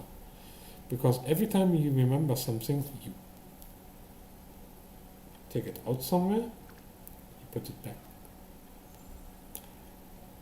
But the question is it still the same memory, or have you altered it somehow?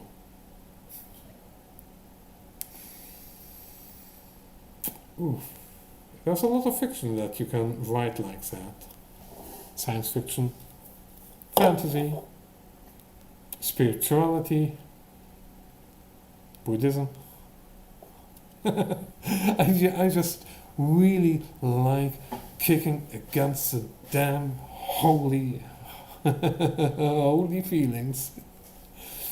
Oh no. Don't you forget, I hate and despise Islam even much more than even Talmudic Judaism. It's on par, but it's in some ways a bit bigger, but in some ways hopefully not as a big a threat. Maybe the true liberators may come from the Middle East, like the social rejects have become a menace among us. Oh yeah, I'm going there as well. Oh yeah. And you social justicites, go fuck yourselves. Or each other especially. I know you're into that kind of kinks. So good luck. Oh, but you have to acknowledge, I don't have to acknowledge anything other than we perceive sensations. Each thing is itself. My question. And yes, the mental self-decryption package is all of this neatly wrapped together. But I disagree with you. Well, let me even see if I can get on my own live stream.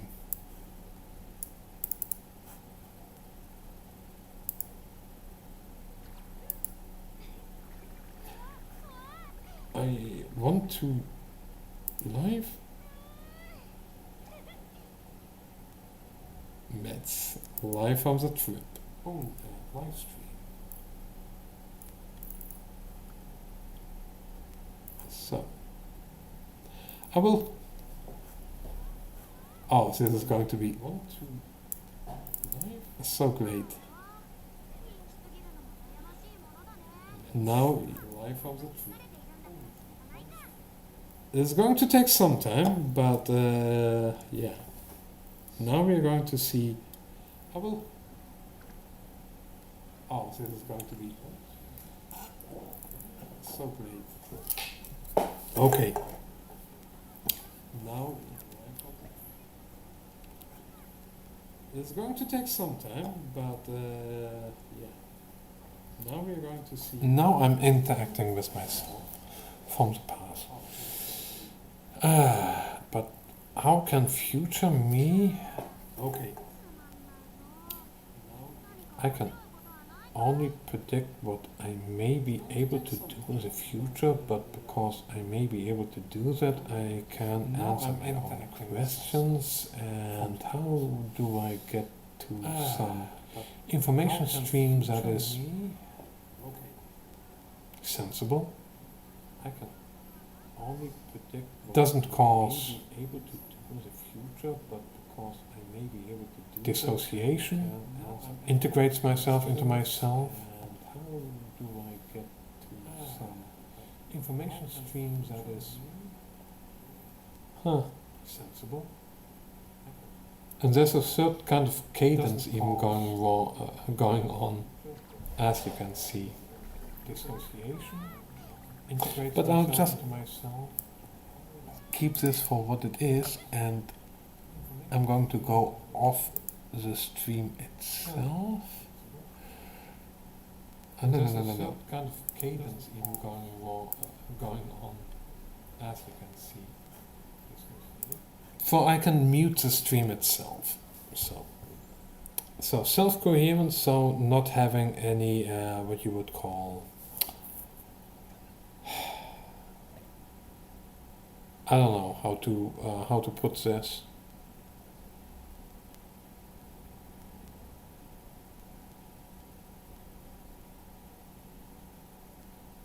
If you have a disagreement with yourself, there's a certain word, cognitive dissonance, where your mind is in a bit of a conflicting situation against itself, where your mind is split in two, and those views that the two espouse are conflicting, and you don't know who to root for, because both arguments are kind of good, but yeah, one of them seems more convincing, but on the other hand, but it conflicts so hard that it just doesn't feel well. It doesn't feel right for you. That's cognitive dissonance. That's it's okay for some time, but you don't want to have too much of that going on, because it's a stressor. You want to diminish your stressors. Stressors are bad for you on the long run. To have too much stress is bad. Let me put on the light.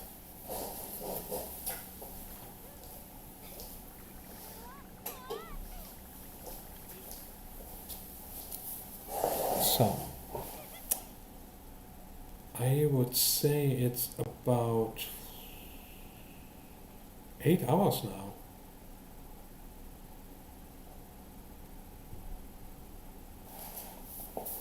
Each time I do these kinds of live from the trip reports, philosophical musings, the blogging,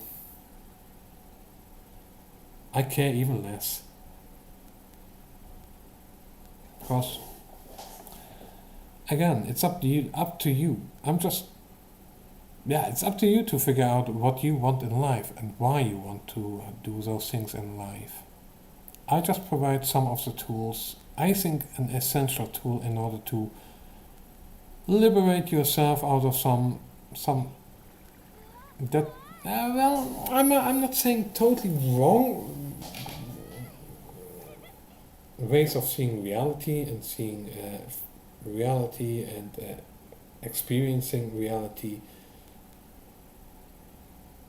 But a way that you can explore other things than your usual fanfare of spirituality, Buddhism, and all kinds of related topics, in also seen from philosophy, from my point of view, because hell, sure, there will be people who will agree with me on a lot of things, but disagree on certain semantics and certain experiences that they have had. But yeah, I'm actually fine with that, because it stimulates the discussion. But I want to be a stimulus for people to explore more than your usual kind of being, your usual kind of non-duality or duality. Because there's more than just non-duality or duality. It's a false dichotomy. As far as I can see, I personally believe that non-duality is superseded by duality. So that there were a lot of people who are non-dualists believe that non-duality brings forth itself and duality. I believe it's the other way. The difference between things and how they are resolved bring forth itself and also a kind of harmonization. It doesn't have to. You can't stay in conflict, so that's, duality brings itself forth. It's inevitable. I mean, we know that same charges, electrical charges, repel, like same magnetic poles repel. Gravity is universally attractive.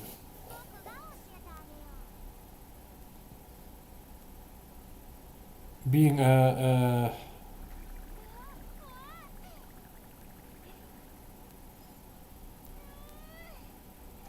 intelligent jungle monkey, tribalist jungle monkey,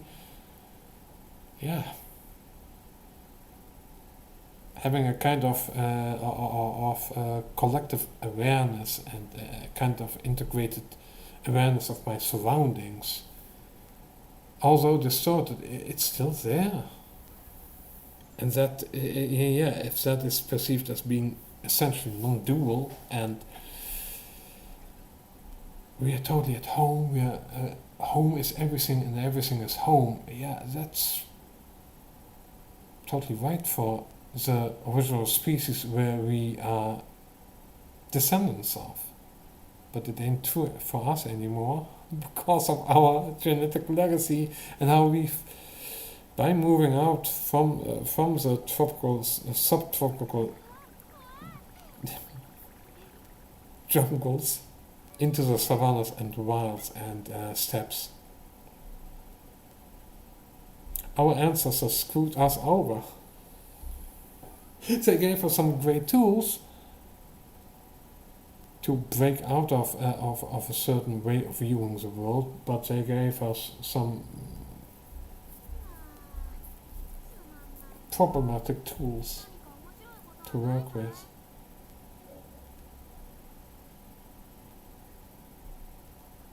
Oh.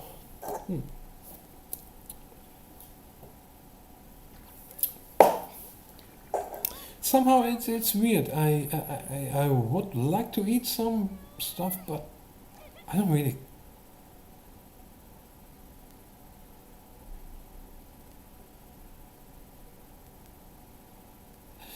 It's really paradoxical, but the craving, the hunger itself is a kind of satisfaction itself. Having hunger is kind of satisfying already. It's paradoxical.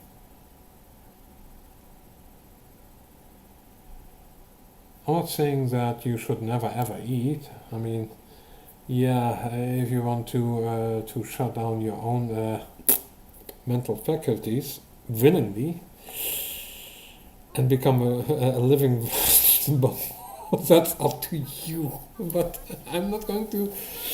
I'll be careful in those kinds of meditative practices because I see the danger in them.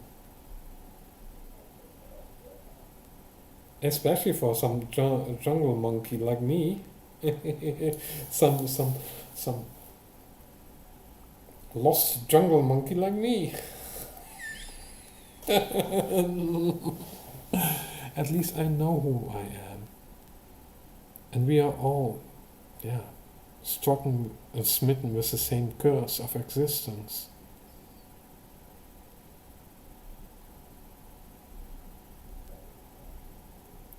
I hope that we can become brethren. Does it have to be by tribe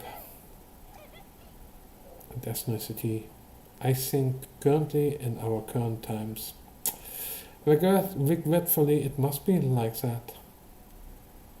So if you have a certain kind of familial specificity and you have no reason to abhor your parents, either for physical punishment or totally neglecting you,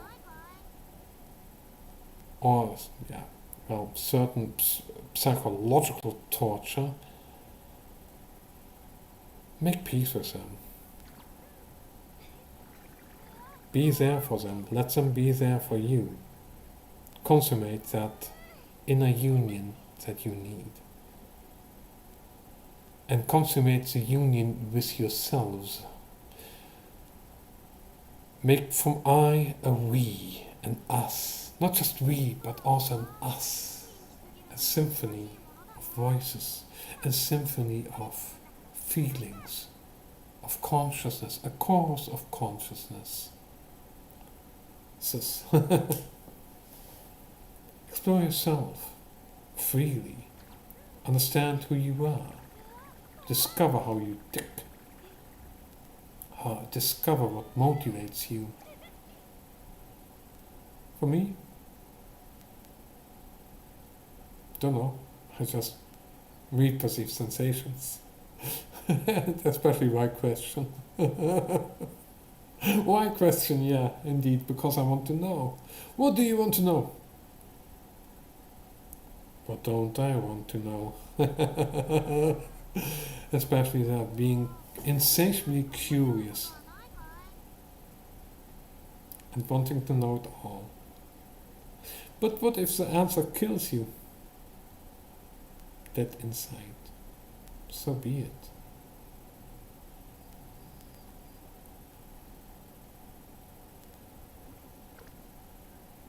But I would say that the only ways in order to eradicate a consciousness is to make itself disappear somehow. Why would you eradicate consciousness itself or identity? What if you can have an identity and be part of something bigger at the same time? But yes, that's also non-dual thinking, isn't it? So in essence, if you think about, maybe if you give me some leeway, essentially our paths are all the same in essence. It's only how we experience this essence which is different from each other. Again, each thing is itself. I myself, you are you. If you're watching this video, remember to just click off eventually. If you have somebody nearby, go to them, hug them for yourself. Hug yourself if you're like me and you don't have somebody nearby. If you don't dare to go to the neighbors because, hey, you might terrify them.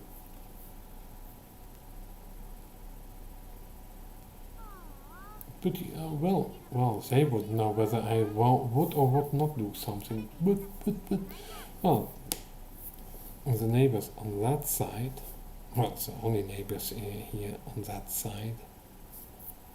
Oh no, most directly, they are Muslims. Do I hate them for that? Nope. I despise their religion and what it represents and how nasty it is. It's really one of the more potent and nasty mind viruses. You have to spread me even by force. That's what the mind virus actually says, or mind worm. I am truth and you must spread me no matter what the cost. Yeah, actually it is actually a mind virus. Sorry to say, that's a mind virus. You have to spread me because I'm the truth, and because I'm the truth, you may use any means necessary to spread me, and if anybody does not acknowledge me as absolute truth, you may smash them, because we say so. It's what the funny mustard man also said in other words, such as certain holy prophets have said as well, which should have had their skulls caved in at the moment they uttered those words, in order to prevent humanity such tragedy. Yes, I do speak about Islam negatively because it impacted so much and it still impacts so much, terribly. If you know anything about Islam and you know anything about ex-Muslims that actually participate in fighting against Islam, because I'm not an ex-Muslim, I'm an ex-Christian, but I still see Islam as being far bigger of an existential threat to humanity than you would think. Certain forms of Buddhism do come close, but that's more because of certain leanings of certain sects, where I say, no, this is actually not good for the mind. And a lot of spirituality also is the same stuff, but it's a different kind of poison, a different kind of mind virus. It says, well, if you're totally sure about it, why don't you disprove who we are, that we are true? And you're getting totally drained down into meditation and becoming totally non-dual, and again, red pill after red pill after red pill, infinite treadmill, infinite hedonic treadmill of enlightenment. But Islam is of, I mean, at least Buddhism brings forth a lot of wisdom and insights, but Islam,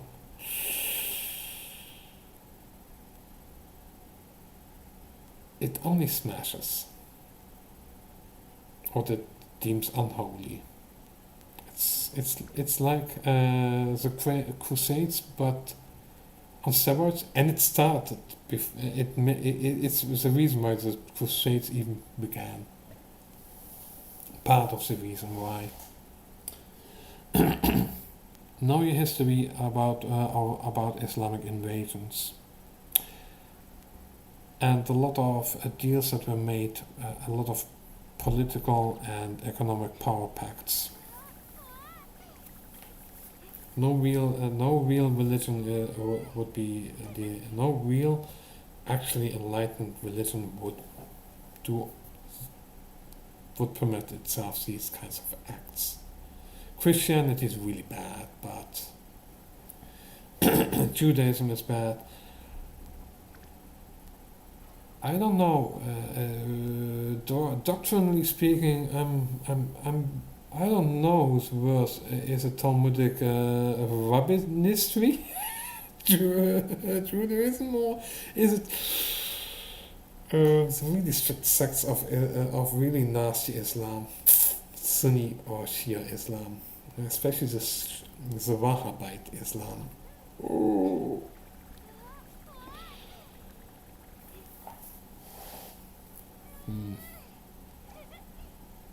Not good.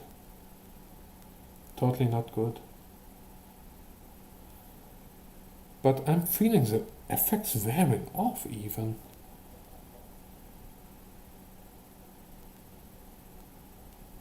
This might even go on for maybe about 6 hours.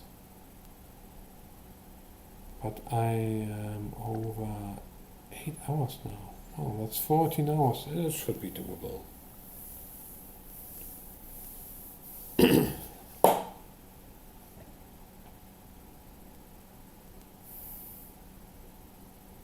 Am I tired yet? No. But I think I should be slowly but surely shutting down, because if I do it now, then I am still fresh enough not to show total degenerative signs. And again, I skipped breakfast in order not to get nauseous. I didn't.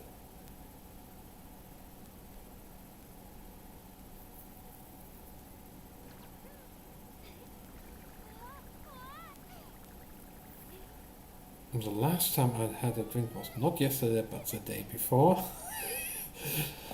I'm not saying I say you should not drink and do psychedelics or do meditation, but recommend abstinence is better than none. It's better not to drink than drink. But if you do, less is more. For longer.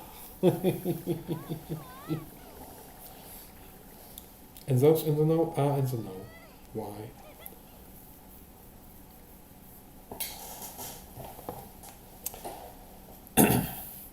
Yeah, at least for me, it's my most important message is get to know who you really are.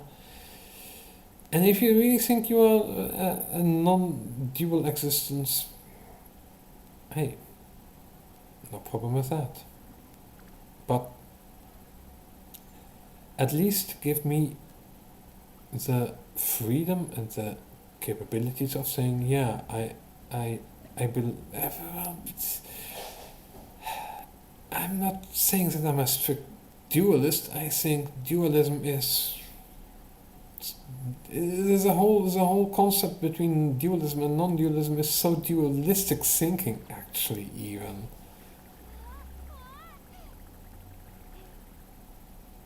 But what is non-dualism being there? Yeah, but that's where you get into those damn fucking semantics. And you might say, but you've never ever really experienced non-dualism. And I would say, oh God.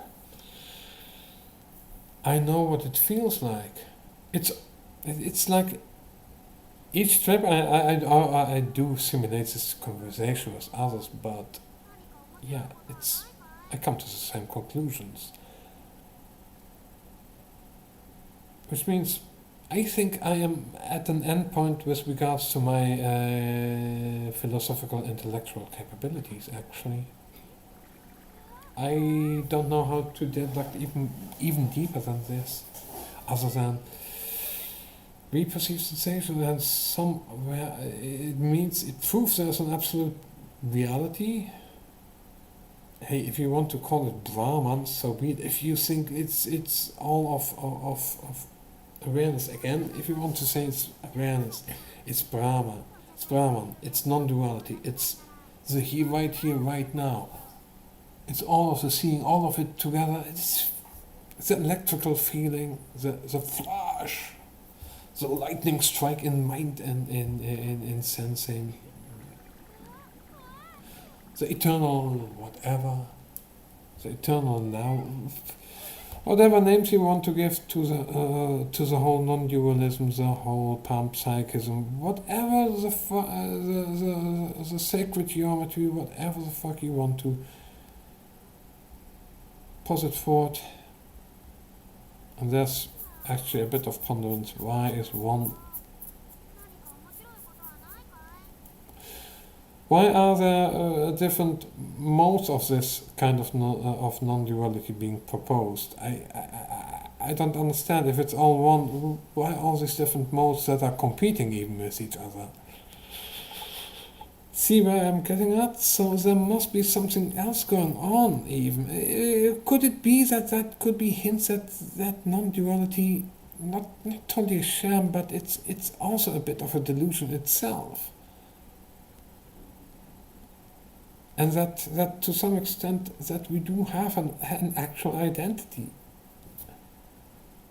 And which is linked to our physical body, which is linked to all of the stuff, all of the chemicals, all of the characteristics. Again, each thing is itself, we perceive sensations, why question, we keep on asking questions, and that there's a kind of self which is actually not really the you as in who you actually deeply identify with, like the we you.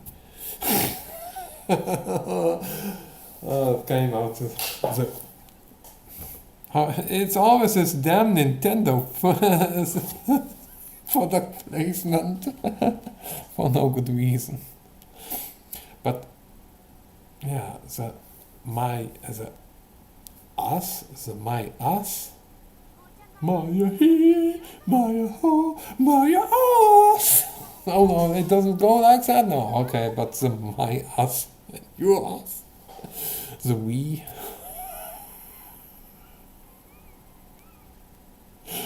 Oh, but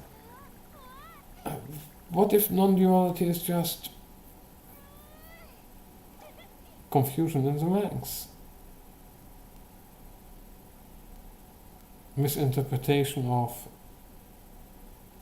the various juggling around. Because if we are a brain, that's actually something that should logically follow out of that. Because if there are certain thought patterns, if we can ego loop, if we can concentrate on one thing and we can concentrate back, and keep on becoming better in that, can we become good at looping something, doing something over and over again? I think we can. We even know totally, we have the analytical tools to do that, like counting to infinity. That's just, hey, plus 1. 1 plus 1 is 1, 2. 2 plus 1 is 3, etc. You keep on counting until infinity. But what is infinity? It's bigger than any conceivable number, but it is also itself. If you add anything to it, it still is itself. If you multiply it by anything,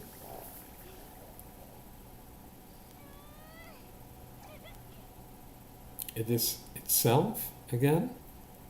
But it,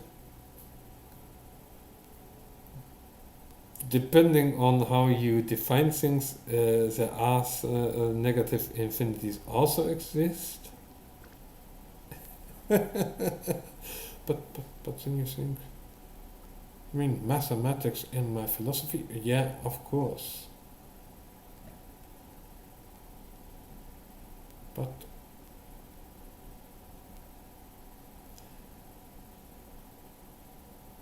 the thing is that you cannot talk about non-dualism without using dualistic terms.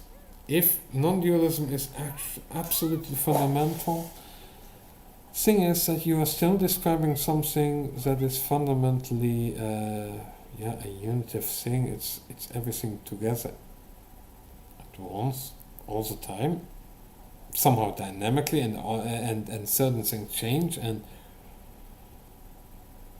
I still don't really get. But it's built to tune it out. It's always some bullshit excuses that people come up with, where I just say,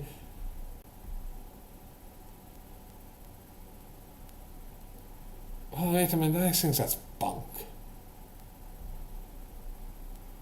No, that doesn't compute. It cannot compute. I get the whole interconnectedness and looping. That, for instance, you can loop if your visual field is by its very nature already, when it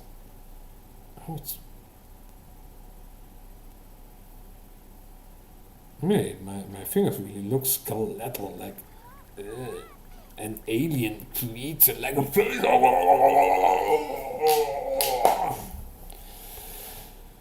No, but the thing is, I just keep doing these kinds of things in order to maybe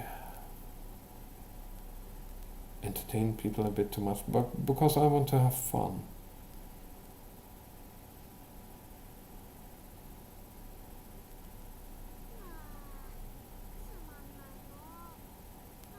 I was on something and then I disrupted myself perfectly.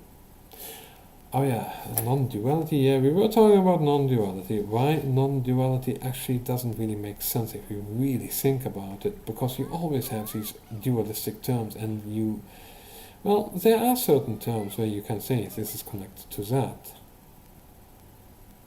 wait a minute. That's not totally a dualistic term, nor non-dualistic. It's not really, it's totally separating or unifying anything. It's just connecting this to that. Like cause and effect.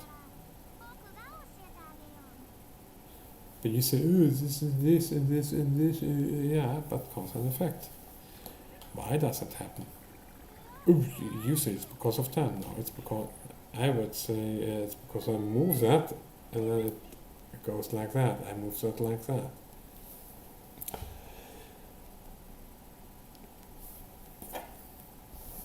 But the thing is, what I'm doing with my fingers, it's all understandable. There's physics behind it. But you're forgetting one thing. There's also physics behind this. Why doesn't my finger fall down? Why does it stay like that? Why can't I keep it up? What's going on there? Oh, that's because of the muscles and the the body. Okay, yeah. At least the Buddhists acknowledge the body. That's very wise of the Buddhists. Any teacher who will tell you the body does not exist is a sham.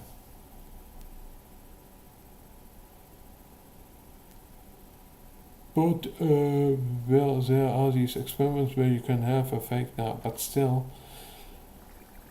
a lot of these experiments where people have a fake hand and they what's happening is you have a fake hand here in front of you. You look at the fake hand. Your real hand is somewhere else. It's being caressed. So you have this imprint for this fake hand that's becoming your real hand. And because you enforce it long enough, it becomes an ingrained nature. You shift your consciousness of what your hand is from your actual hand, the physical body, to some other physical object. Thing is, it's still a physical object.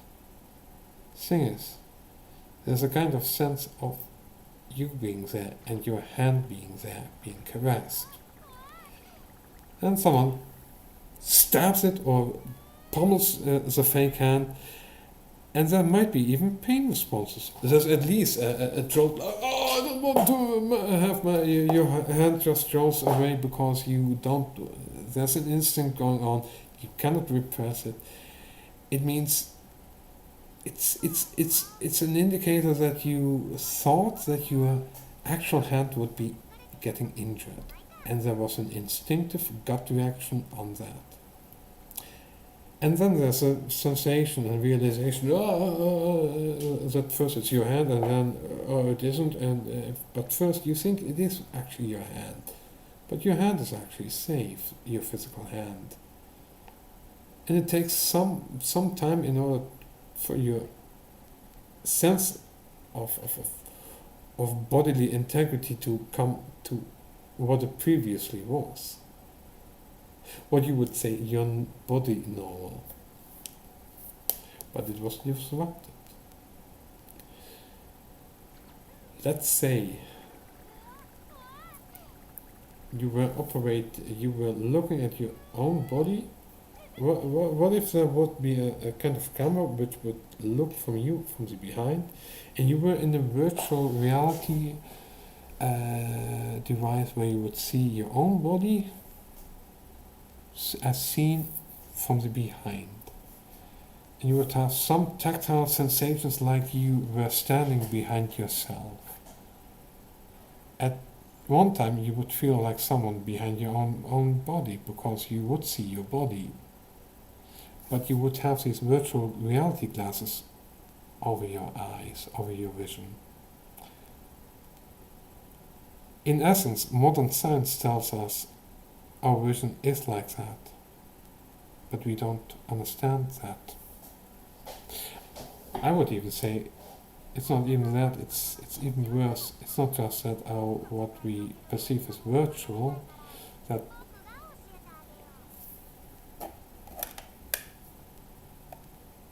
if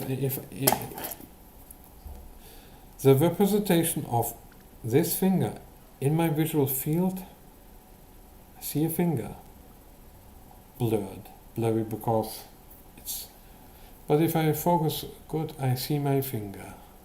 You see my finger now. If I watch away, you see my finger. I don't see my finger. I see my finger.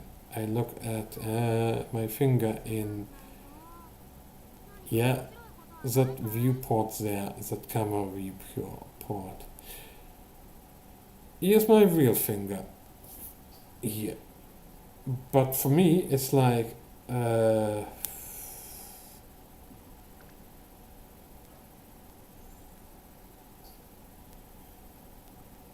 how do I point correctly? Like, I'm pointing now at the me in the camera. But now you see the finger. My finger, I can see the finger. I can see both my finger in my eyes and I can see the finger in the camera, in the eyes of the camera. If I touch my screen, to go touch my screen, you will never ever to be able to touch the finger. What you see is just a representation of what this camera perceives.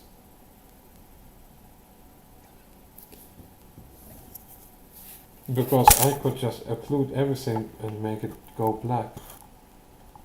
And you might think, oh, all is gone. But I still have my finger. I still see it. It's only that the camera is off. It's like that. All in essence, it's, if you look at the object and you think, oh, that object is over there, you are pointing to something what your brain represents as being right over there. So you're pointing at a representation of your own brain in your visual cortex. So if you look at your own finger and you point somewhere, you can follow the trail. I mean, normally you can concentrate on something, but if you put on your finger on something and you look at your finger,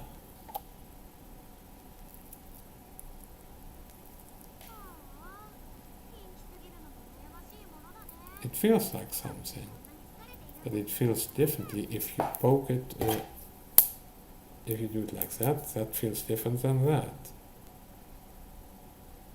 Especially if it's like this, instead of this. This is already, but you can also put your finger against something else which is preferably not living. And you have a sensation. It feels like something, it really feels, but even that, modern science says, is a simulation. So it's like this. If you have a camera,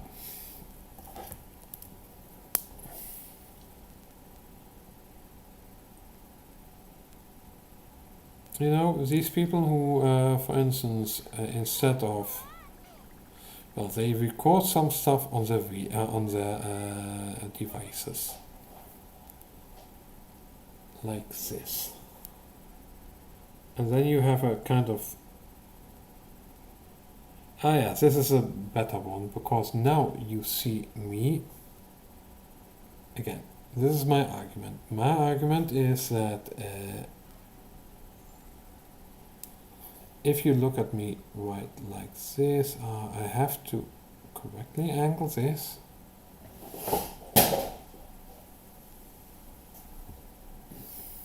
Oh yeah, don't forget. There's still enough hydration to do, and enough sitting today, but let's...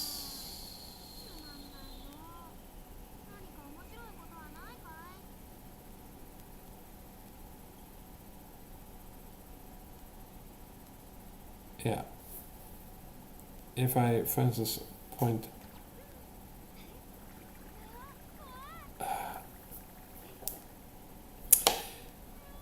always have the same issues in each and one of these videos. Always, it's too bright. It's too unhandy. I have too many skill issues. It's always skill issues. Oh no! It's kind of a dub monkey we've got here. Oh, I'm working. I am the dub monkey. I have the skills, but I don't utilize them to the fullest.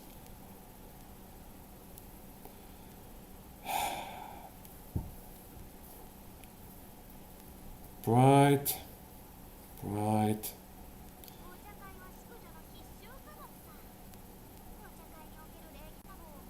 So.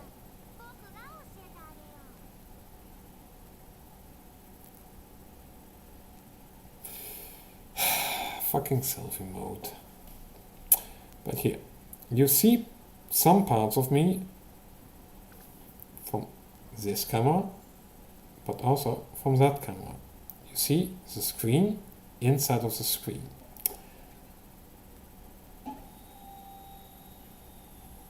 The thing is that the screen view of me that you have now, let's say that's the actual representation of who I visually am. Just accept it.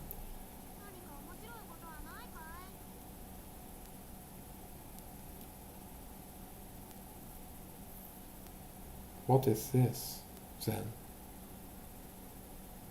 It's a kind of representation of me using a camera.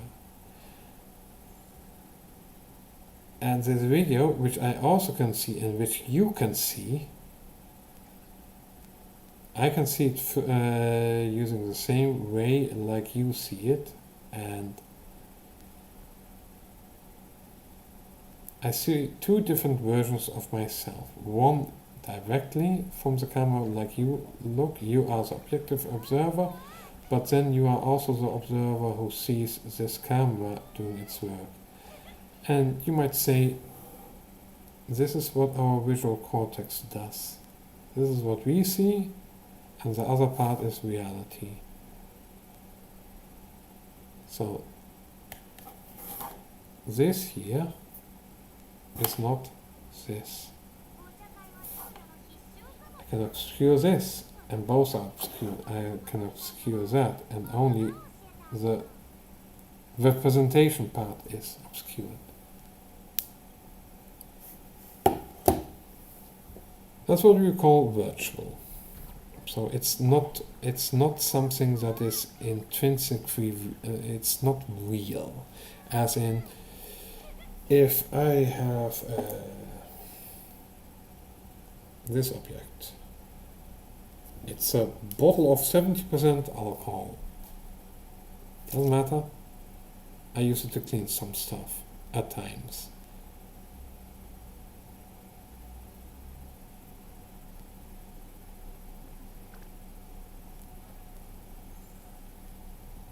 I see this as a bottle, but I also see it as a kind of container, a kind of a dark brown a container which has opacity for what I would call dark brown hue or brownish hue, and it contains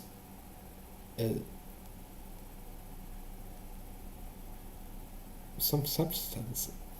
It's just a lot of stuff that looks like it's a flask.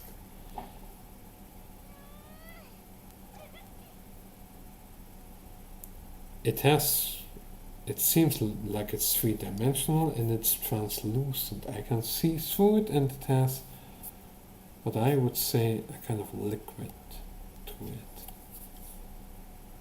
And it all can fall down. I can let it go, I can drop it, and it falls down. I would think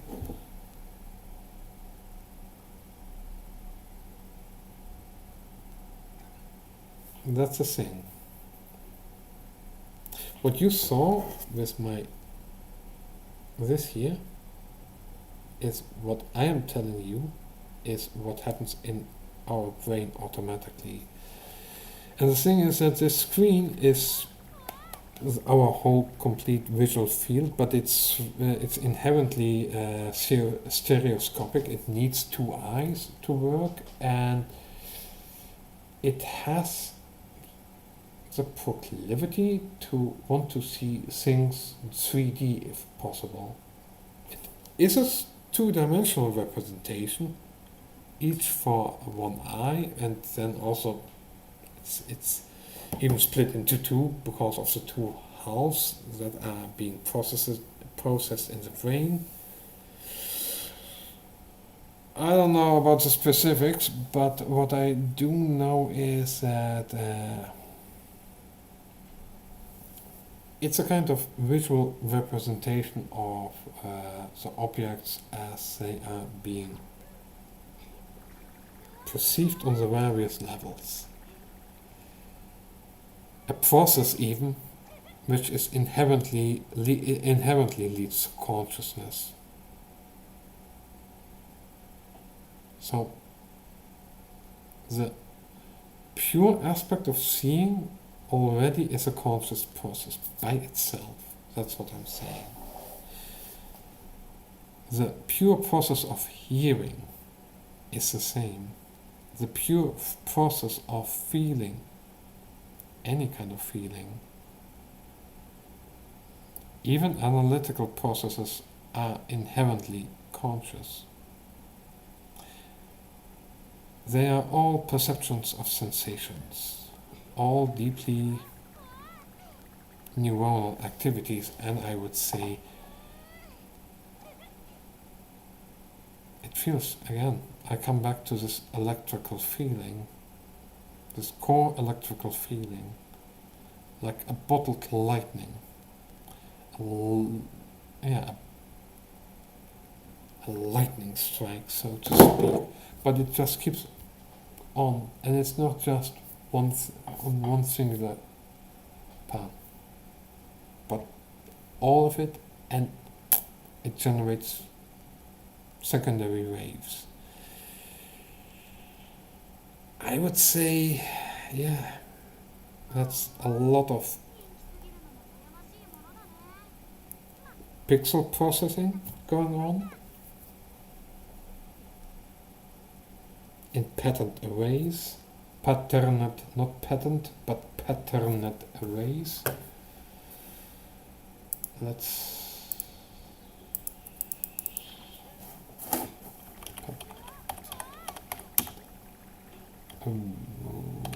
arrays. No. Like this. There's a certain arrangement, or according to our to the optical sensory organs, to the hearing sensory organs.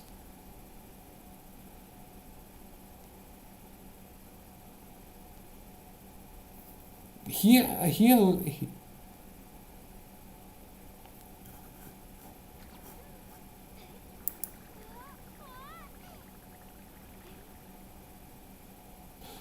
was distracted. Sorry, I was distracted.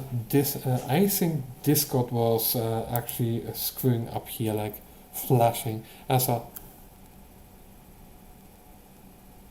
This shouldn't be part of the hallucination. It's too specific to the Discord area, and Discord has some weird glitches, like just flashes in and out.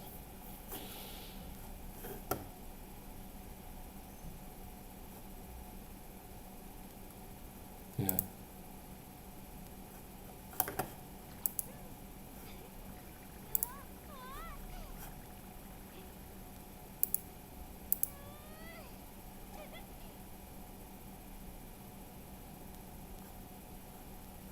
I'm looking at myself again, but yeah, again, pattern, all kinds of patterns, but also, yeah, geometric patterns as well. Hello.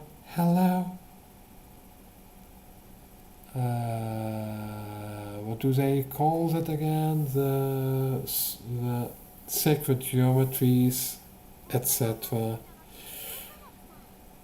Patterns in space and time, fractal patterns in space and time. McKenna was onto something, but he didn't know. He knew some stuff about programming. I'm quite sure of it, but he didn't understand the full implications. But he was intuitively and instinctively really onto something. And Buddha was also onto something with that pure awareness, or the non-object awareness.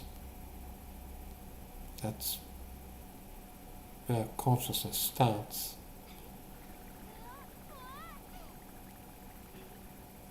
I see it as patterns, as cellular automata of consciousness.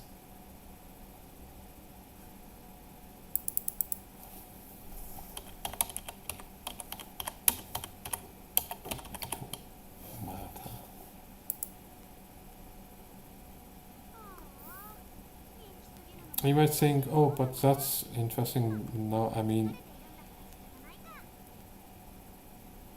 not just this, like you have these one-dimensional cellular automata where you have a certain position, and then in the one generation you have only one bit on, and then 2 bits, and the one bit here, and it is on, and in the middle it's off, and it spreads like this one. It's a Pinsky-like pattern.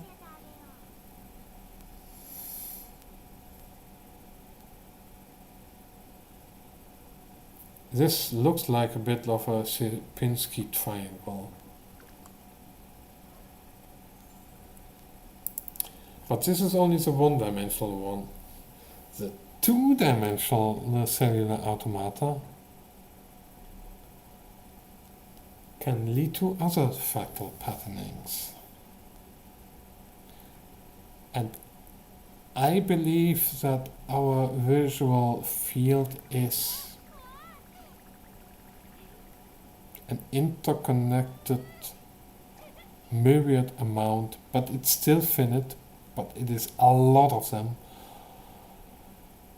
of optical cellular automata, which are interconnected and which have feedback loops in several layers, and which is actually yeah. I know so much, and because I know so much, I can link this and this together.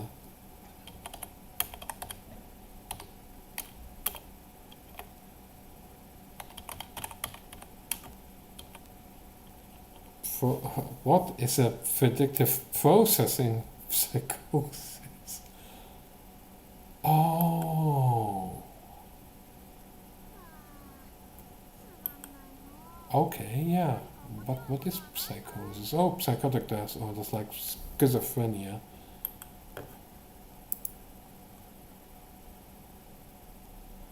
Neurocomputational mechanics of psychosis, predictive coding and Bayesian inference. I don't know much about predictive coding, except if you have this here. Most likely it will be somewhere here in the neighborhood in the next cycle, and so on. And if it moves enough this way, oh, it falls down, and then it can fall like this, steady movement, or it can slow down, or it can be up and down. See, you have certain expectations depending on what I do. I can also let it fall, pick it up, but you don't know when I let it fall. But you know when I let it go. There's a predictive processing. You expect it to fall down. You don't totally directly see it, but you know that it's going down. You feel it going down. Hello, predictive processing. That goes on here. It accounts for gravity. In most cases, of course, because in most cases you're upright, but you can hang upwards down, but then a lot of other sensors are telling you, oh yeah, I might be upside down, but even those can be kind of confused at times in certain non-dual experiences.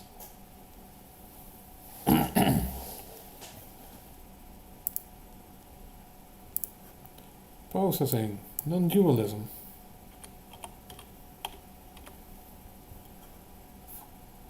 Non-duality. Yep, predictive coding. It's what you have for the senses and their interpretation for how you operate.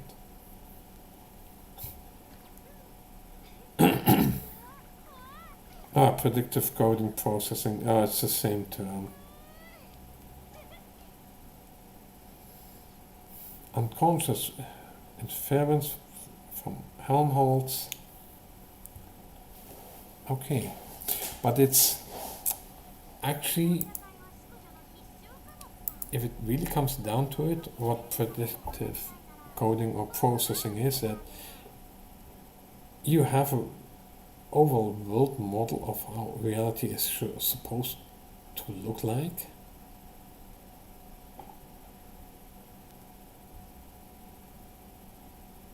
If you wake up, you have nothing coming in. You don't expect reality to look like anything at all. But how would we represent that? I don't know, that's the starting up sequence, somehow. But we have our eyes open, or at least we still lie down. If you have your eyes closed and light is trickling in a bit, you have certain sensations, and it's just a field of a bit of light coming in. And you groggily waking up like, who am I? What am I? Where am I? But mostly a sense of being there, and just some stuff is getting in and it's everywhere. So after some time you eventually realize it's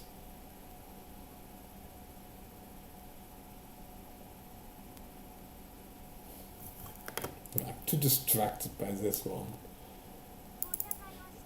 But yeah, you eventually realize, oh yeah, I'm waking up, oh I'm here, I mean this, specificity comes in.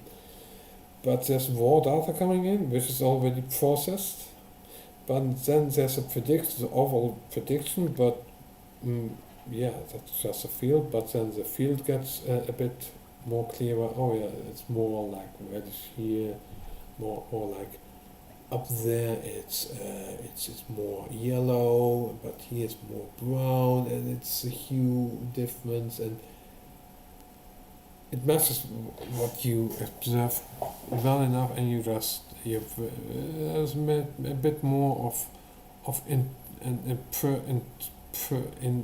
interpretive dance, more predictive processing, but you don't go deeper because there's not much more to see. It's too vague because you're looking straight at your eyelids. So yeah, your brain says, good luck, this is all you got, this is what we predict you will see for coming time. But yeah, those who actually meditate will want to see all of it, want to understand it, want to see all of it. And yeah, then things can change. And the weird thing is that emotions can color it and change it to your whim. But it's not so easy. It's not like you have your normal fantasy. It's like it's a dream weaving pen of imagination that flows like it is a dream.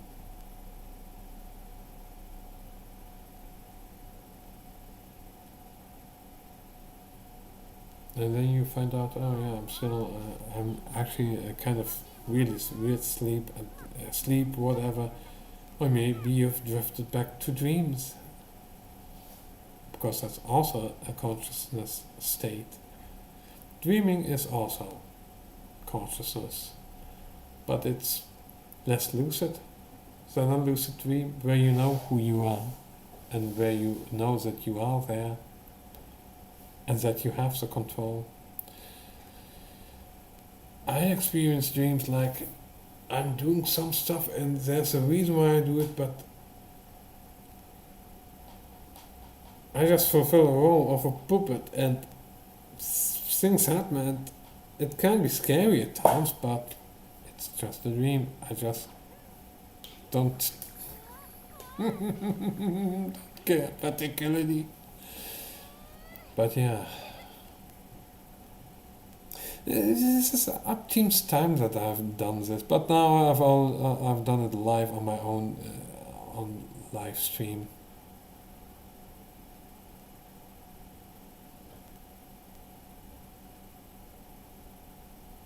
How's that for public self-humiliation? But yeah, that should account for something. Even if I'm totally mental, oh yeah, let's go back. Something else that I wanted to know. But again, I keep repeating these patterns because of how our brains are structured. Because it's like use the big one, eye of the pyramid, on top of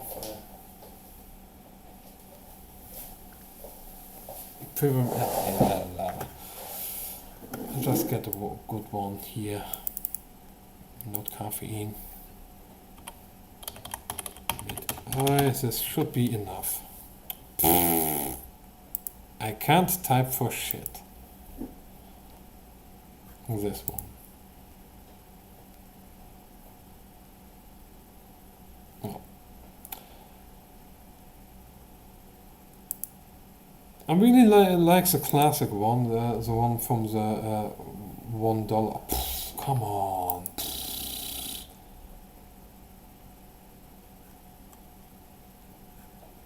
Let's just this one. Well,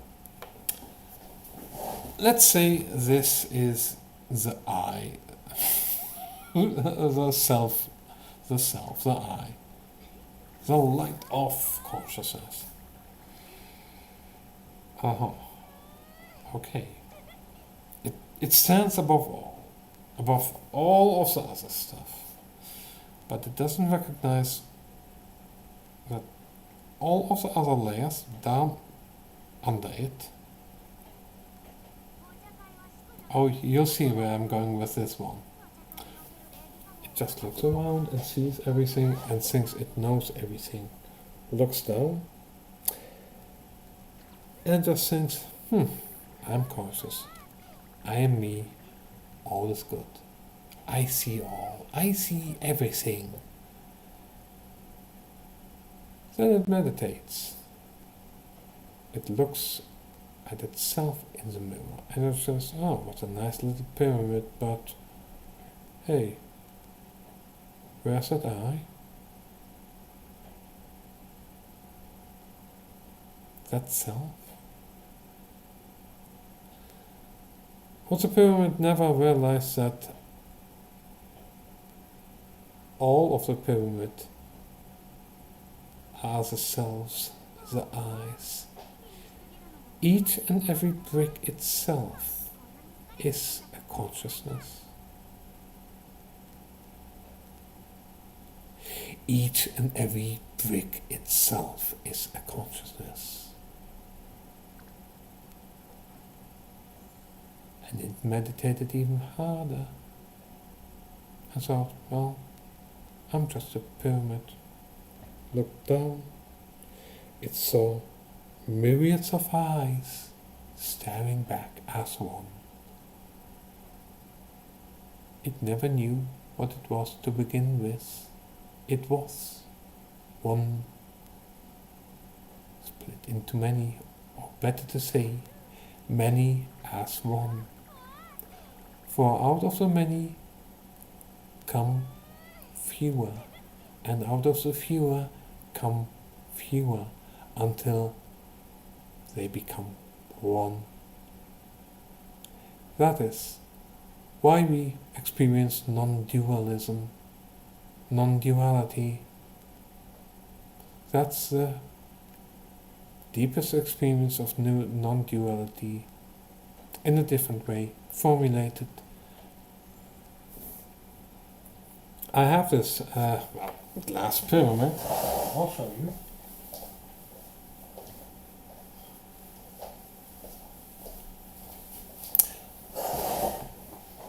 There's a story behind this one. I want to show you it. You see, it's a pyramid within a pyramid.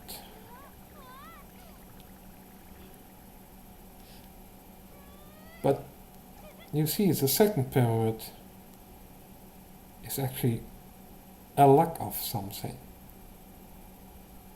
A lack of the glass itself. But you see the lack of glass as being something. I wouldn't disagree with that one. But it does obscure some stuff. But it also highlights other stuff. You might think that's, well, because of laser engraving in glass and people cutting it out, and it's, well, it seemed really an ingenious process of how they were able to make something like this. I couldn't do this. I don't have the technical means, but this is possible. Now, how about the story?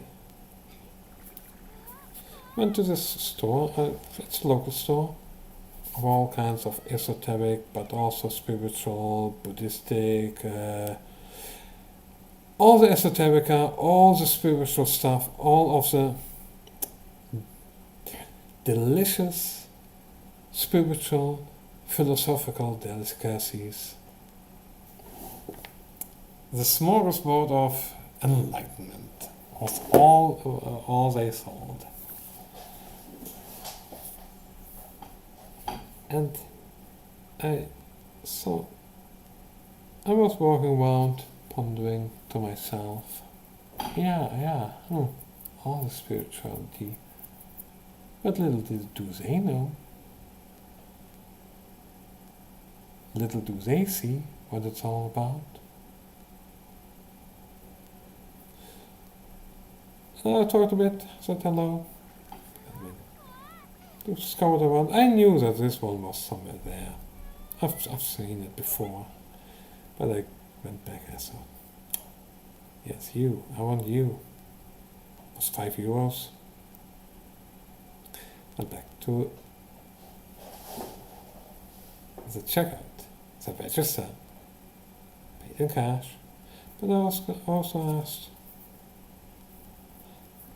I wonder, you do this for profit, that's understandable, but is there another reason why you do this? I don't know, but it was a kind of bullshit self-smarmy stuff that I've never heard as much as that. I just thought, yeah, might be so. Some mumbo jumbo of somewhat, it's your average spiritual, no, yeah, I would say your average feel-good source talk, sales talk. Hey, this is the reason for our existence. I thought, nah, you ain't it. You think, okay, you asked that, but what makes that so peculiar with the pyramid? I haven't told you. Maybe in a previous stream on my other channel, Metanakoi. But here, while I did that,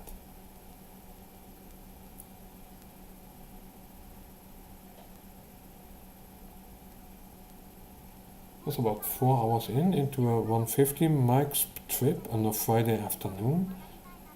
I had given myself 1 free day off. So I was high and tripping, thinking about all kinds of stuff. I asked him that, in all earnest. And while he was saying his stuff, I don't really remember, I just thought, bullshit what they are telling me. But it's a good sales talk. I went away.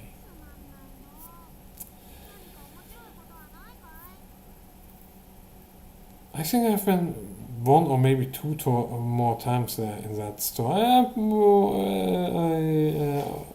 often enough still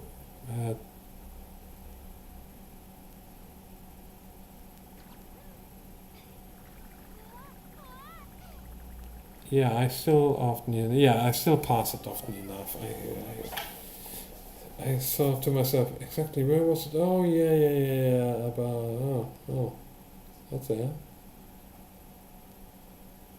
But yet somewhere in between somewhere else and somewhere else.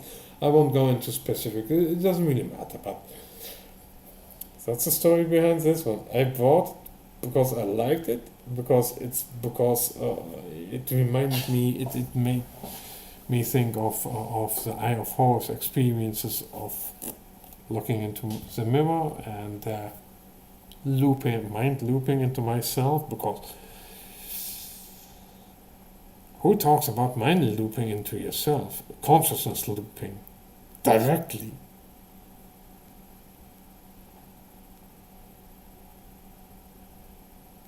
Because I was, but I didn't know how it was accomplished. Now I know how. Since then, I've never ever really been able to mind loop like that. I think it's because I believed that I had these mental powers and could go. Yeah, this actually makes it a bit like that. It's still happening if I do it like that.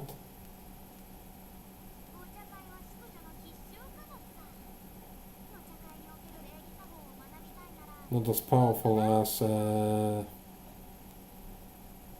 few hours ago, but I can keep getting my eyes split and really looking into my eyes and actually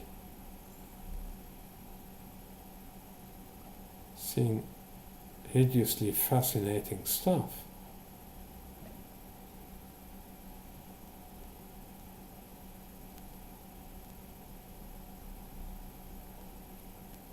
Something out of a Lovecraftian horror. We have become the Lovecraftian horror. I mean, stare at yourself like that intensely long enough on any psychedelic and either you can stabilize somehow, have fun with it, and stay totally sane, or it scares you so that bejesus out of that you have a psychotic break and are haunted for the rest of your life by yourself.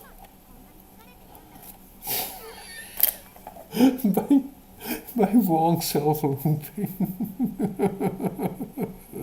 That's the reason why people tell you that if you use a mirror or reflective surfaces and you look at your own visage, even with a selfie, even with delay,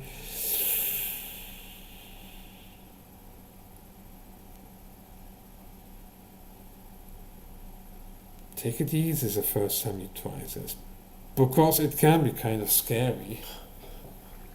Even just looking at the mirror, or even you seeing the weird,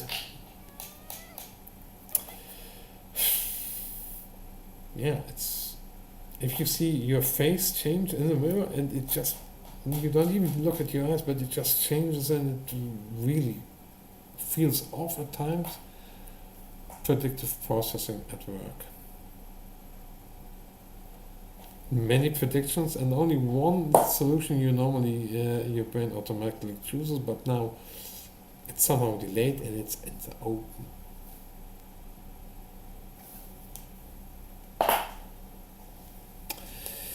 But my confirmation why I know about this mental looping and why I do believe that my visual field is inherently conscious, rudimentary, and it's interconnected cellular automata, and all these cellular automata are as self-consciousness themselves,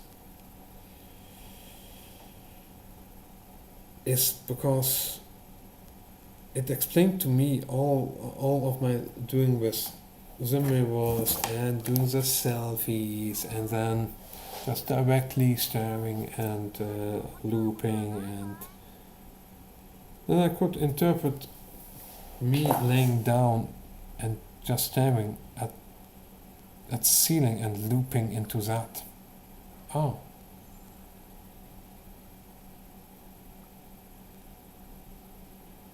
Somehow it's inherently looped. How does that work? Some kind of mental looping occurs in not just this and that level, but it was just another step in figuring out that I already knew about the loops, but that the loops and interconnections themselves are what are the fundamental parts of cellular consciousness cells, visual, auditory, tactile, the warmth sensation ones. It's all myriads of consciousness cells interlinked and becoming bigger organizations, like you build brick for brick, Legos on top of each other, and you make a structure, and with these structures you make bigger structures. You keep scaling until you have one hyper giga mega structure, which might be Luke Skywalker and his lightsaber, or which could be a representation of me. So I look back to that example again. That's how I envision. That's the same with the pyramid. You can make a pyramid made out of Lego bricks. I did in the past as a kid. Because I actually wanted to make the Death Star, because I was fascinated by the Death Star. It's still a damn fucking cool fictional weapon. We can blow up some planets with that. Whoa! It's a Death Star. Wow! I mean blowing up planets. But Goku does that. Easy for chips and like that for giggles, yeah, but in the time at 1977 when I was born, that was your biggest sci-fi flick. I never even knew until years and years later that when I saw it, it fascinated me. Whoa! It can blow up a planet. Whoa! We've got to stop it. We've got to build it, and then we've got to stop it. We've got to build the weapon, and then we've got to stop the weapon. Use the force, Luke. An impossible shot, but it's all make believe because I don't believe in that kind of force. But I do believe in the unifying force as in for yourself as an organism. And that maybe I even believe that even cells themselves, actual biological cells, have a kind of really core consciousness, and that consciousness cells that I am talking about, which are actually neurological, are just a continuation of that, but it has several layers of separation between those consciousness cells and our actual cells of our body, which might also be rudimentarily conscious somehow, sentient, but in a different way.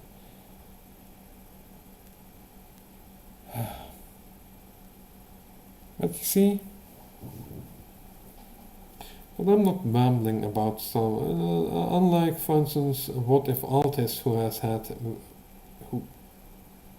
whose brain was already fried. Some trauma, there's a lot of traumas that he never ever really was able to overcome.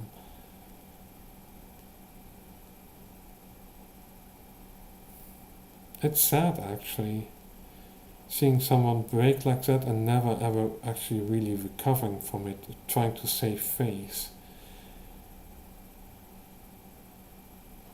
If you're damn fucking cringe and you can just, and if you're a crying cringe mess, actually make it at least a bit spectacular and make it a bit enjoyable for someone at least.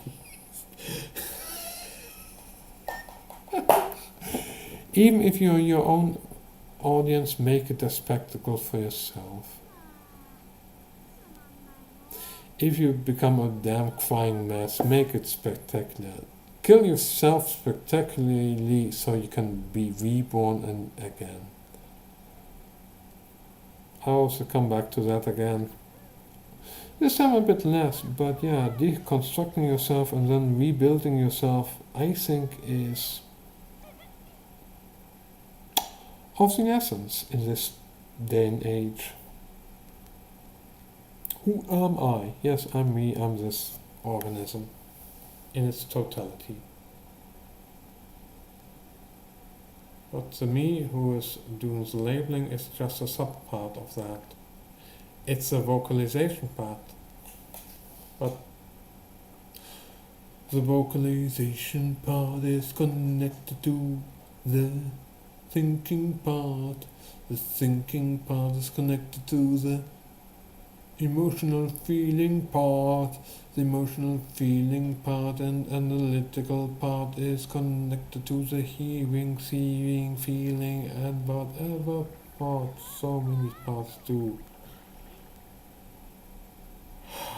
Oh yeah, that's what. Oh yeah, let's use some of the substance and let's just enjoy each other. Let's all of these subsystems enjoy each other. Non-dualism discovered, unlocked. Oh! Or we meditate a lot harder because we want to work for it. Somehow. The mental disciplines, the harsh teachers. Sayonara!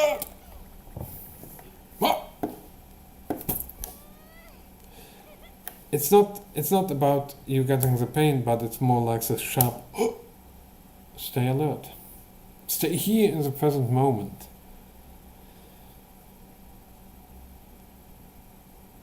But that's the thing, they make you focus on the here and now, and you get drawn in a lot of systems, maybe even all of them, and you have a short, non-dual experience of the right here and right now, pure awareness, we perceive sensations.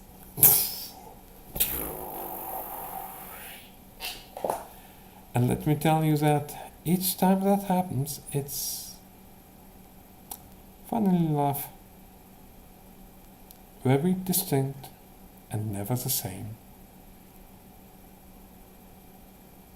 You want more of that?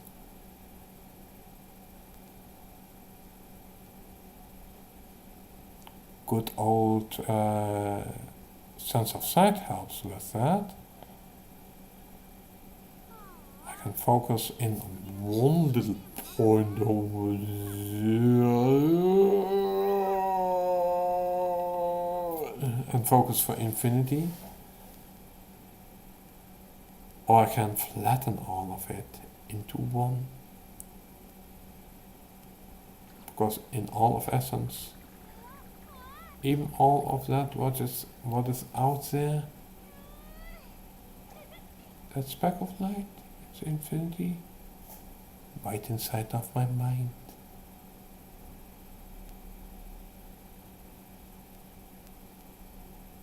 It was always deep inside of me when I saw it, but it seems so far away.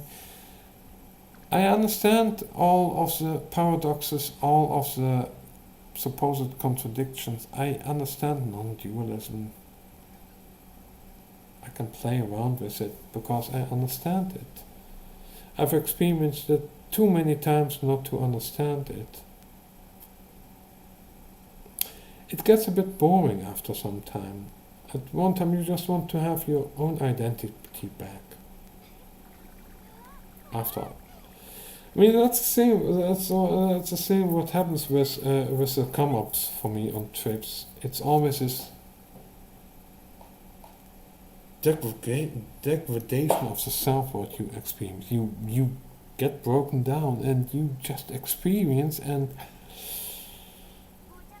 yeah, whether it is that you see fractal patterns, and you become the fractal patterns, and you just snake along inside of your vision, and you are the vision snaking along and in the geometric patterns and the geometric flow.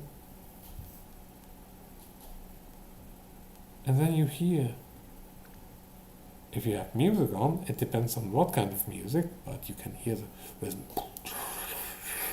and you hear it all pulsating, and it wanders through your mind, and actually it is you wandering through your mind.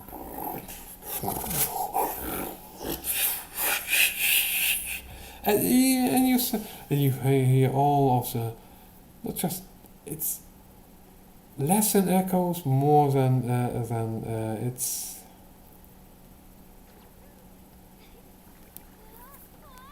holomorphic resonance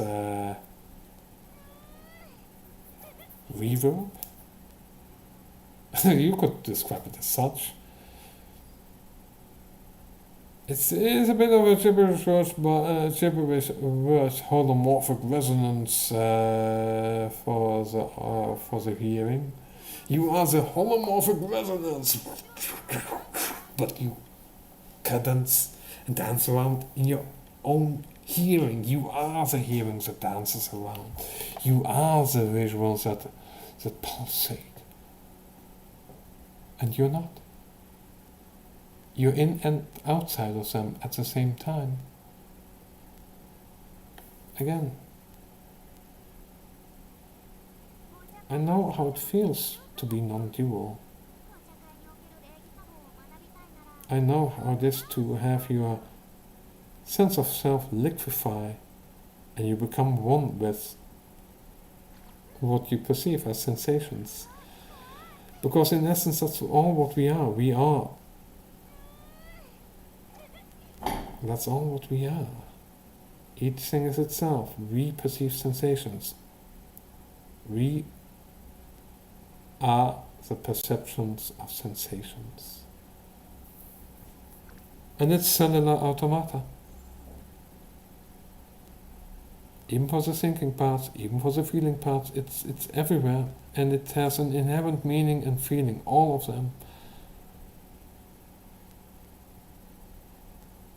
And if there are so many, and it's a big field, it's no wonder that non-dualism evolved, non-dualistic understanding. Because if you cannot describe it in other words, then you dancing as the music in your own head, you are the music dancing. If you don't understand what's going on, or don't have many more, only have one workable theory, you are the music, everything is one, and you have this non-dualistic experience, no wonder non-dualism is the end-all be-all. That's, again, infinitely taking the red pill. Not just the enlightenment, but each and every frame, another red pill enlightenment, so to speak. You never ever give yourself this chance to say,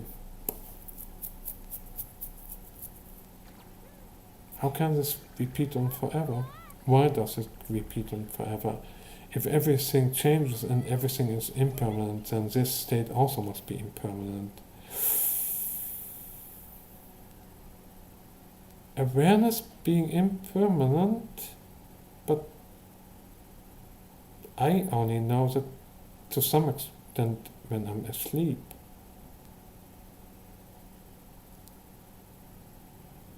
What about before you were born?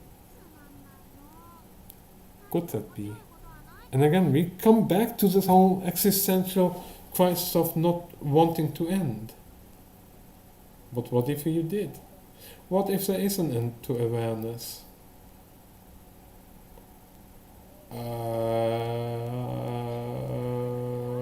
But we perceive sensations.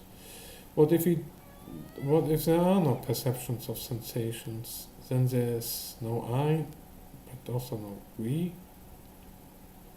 End of consciousness. Precisely. And whether it's the non-dualism way of becoming one with everything and just drifting off into nirvana deliberately, maybe even before your time has come or should come. I mean, certain people just get taken out of life and they could have done so much great stuff, but they willy-nilly died because of an accident.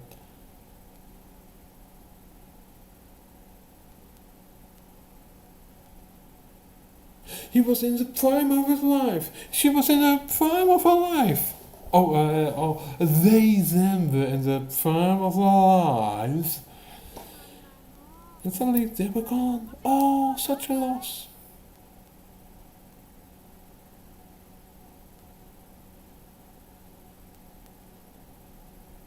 Oh, what could have been? But it isn't. What should have been? But it isn't. Again?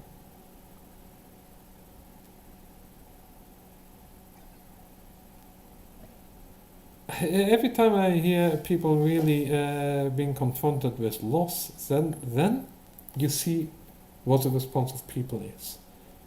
Genuine, oh, they're really gone. Oh, fuck. I'm forgetting really that this is for keeps. Memento mori. Remember, you will die. There will be an end to existence somehow. Oh, but...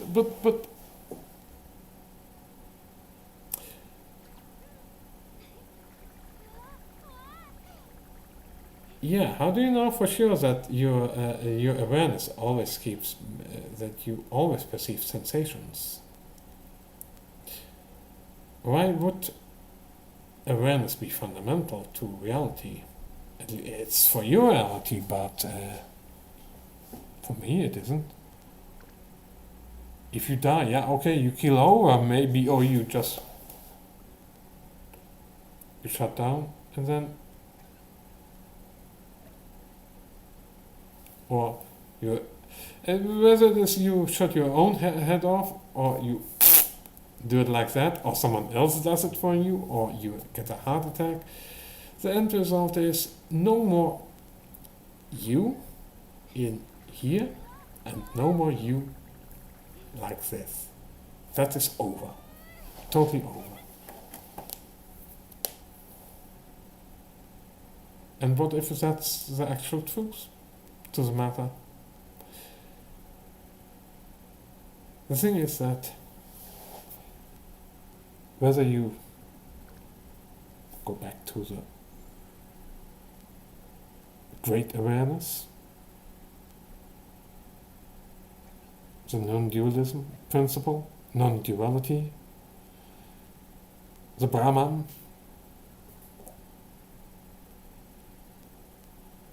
all of them explicitly state something ceases to exist eventually. But the self, the self is a false construct, but even then consciousness ceases to exist. Awareness will cease. But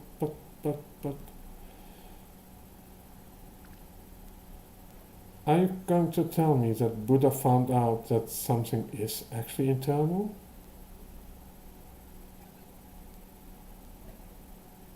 What could be eternal?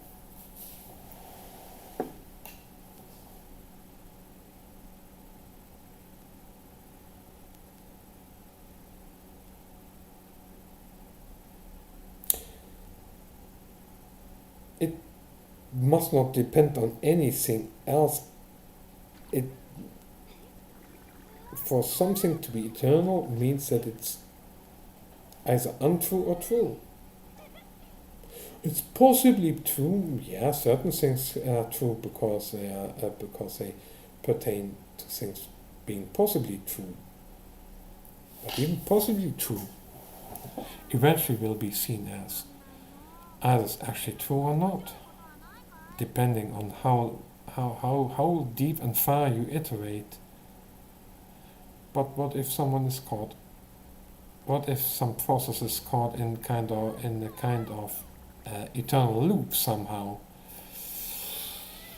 Yeah, that's what we call the processing error. That's when a certain process never ever stops until it does stop. Because even in computing, we've never ever absolutely ever observed anything like an infinity or anything like a forever. Only a now, previous, and next. Oh, but. Future's just predictions. What's the next step? We predict that next step is this. Next step is a bit different. Oh, yeah, we have to see the predictive processing. That's essentially the basis for thinking into the future. And the past is what you keep as a reference in order to predict what may happen in the future according to certain patterns in space, time, intensity, signals. And there are also things between true and false, between logic, and also logic has a feeling to it. All logic has an inherent feeling to it. Logic is also just a perception of sensation. Thinking is a perception of sensation, but it's internalized.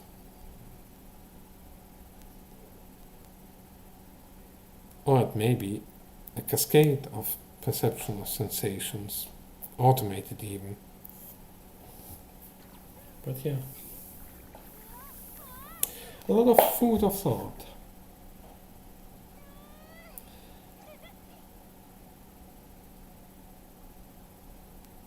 Even for me, it's not totally in the open whether certain things are actually eternal or not. But what even is eternity? We don't know. We have never ever really experienced real eternity. Oh, it's timelessness. No, actually, timelessness is when I start with something, a kind of task, and may be totally hypnotized by the task, like driving around, then, or walking around, and then you find out, oh no, it's not just a few seconds, it might be a few hours later, and you think, where has the time gone?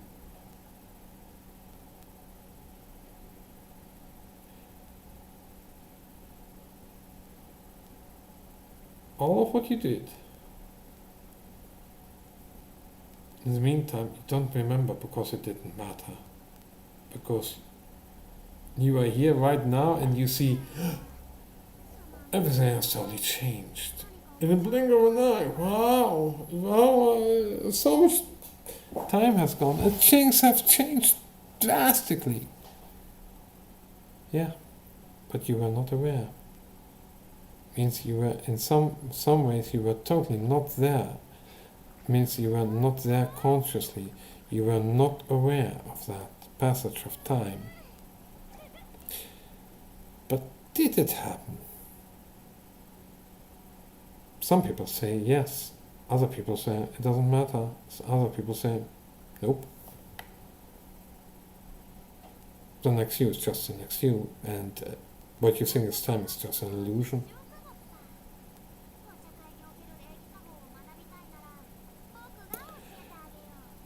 I give credence to the more linear concept of time. The more relativistic and simple linear concept of time. And maybe we have a kind of closed cube, a kind of closed system universe, which is a simulation, and where certain phenomena are there because already they have been observed, everything has been put precisely there because it needs to be, because they want that for their own amusement. Because then we are just really fancy schmancy laboratory rats, laboratory monkeys, laboratory African jungle monkey descendants.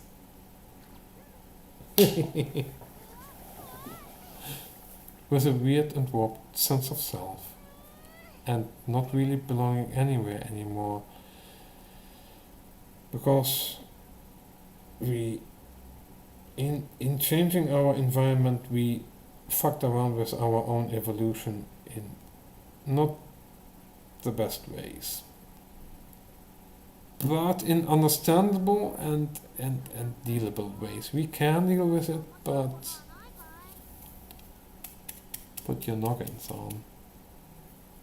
Give this a bit of a spin. I think that's actual true, well, philosophy, spirituality, non-dualism, whatever you say. I'm just here to remind you of more than just one possibility. Just like the invention of negative numbers was a new possibility and eventuality, so came the introduction of the imaginary and complex numbers and all of the discoveries, all of the fantastical analytical mathematical tools. If only we would apply them to ourselves in the right way, more and more individually, we would gain an understanding of what and who we are indeed.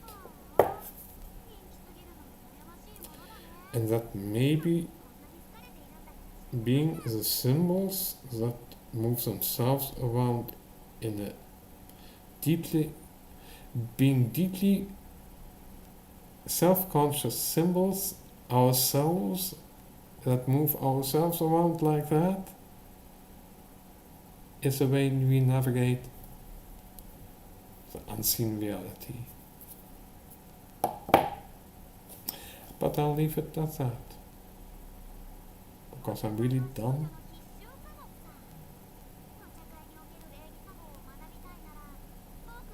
I've had a really nice run and fun. Nearly 8 hours of continuous broadcasting live.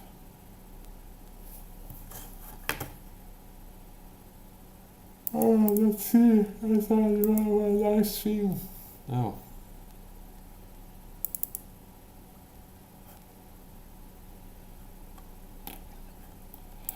Oh, I can use. Hello.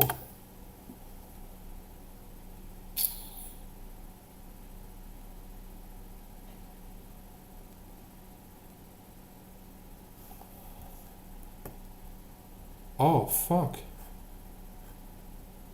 Oh, I'm forgetting one thing, what I can add.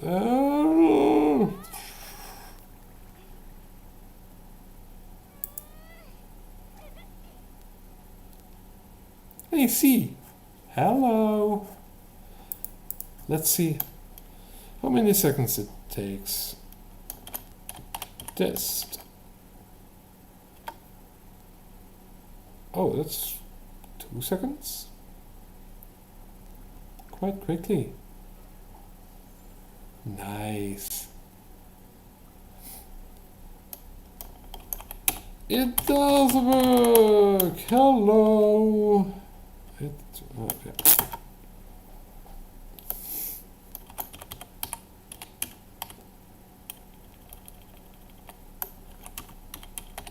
The typo hell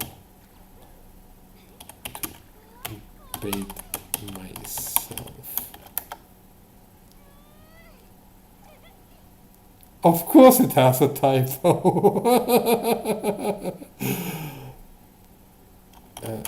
1,000 typos and among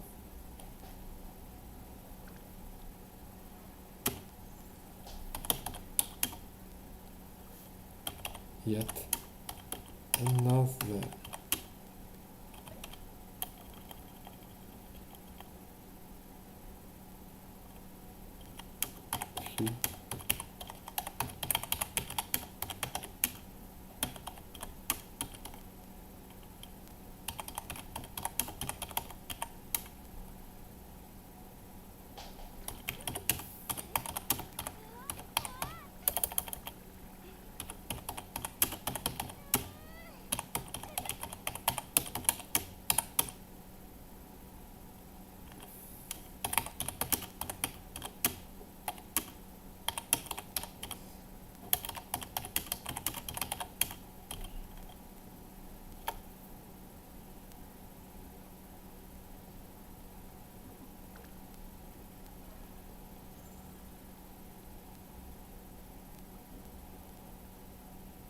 And here you see, here you damn see, even there, it's always typos. Typos are damn fucking hell. It's not just, the typo can be even one wrong letter or a reverse order of letters. Oh, it looks so unprofessional. It's my bane of existence. Oh, I hate typing. It's even worse on the damn fucking smartphone. It's pure. I need to do it. I must communicate, but it hurts to communicate.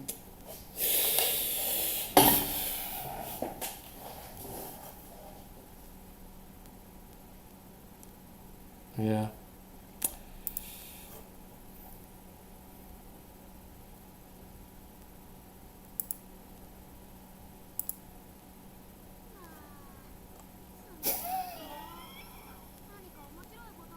Circuit board arrowhead.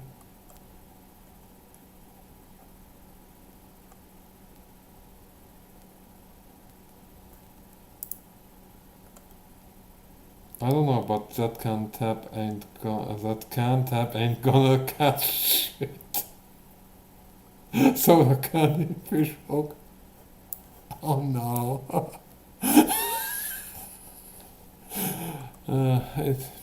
Well, a little bit of self-indulgence here.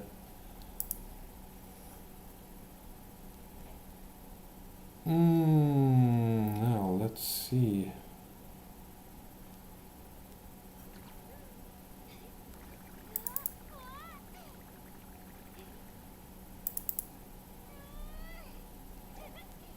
Me pretending I'm not actively noticing patterns. Sometimes you have to just say, yes, yes, yes, non-dualism. Yes, yes, yes, it's totally true. Yeah, yeah, yeah.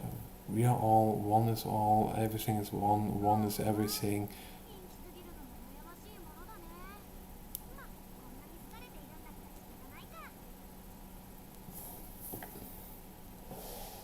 Non-object awareness. Right? Pure awareness. Right?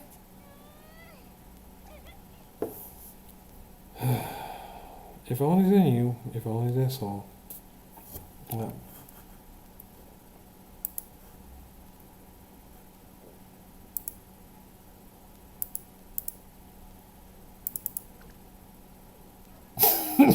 That's how it feels like for me at times typing. It's like I don't have those kinds of fingernails, but I type and I just type one finger for one and I'll look and it's a horrible mess. I'm just not a good typer. I'm not a good speaker, I'm not a good typer. At least I don't have a typewriter. Oh no, I'm even a lyrical dunce and nonce anyhow.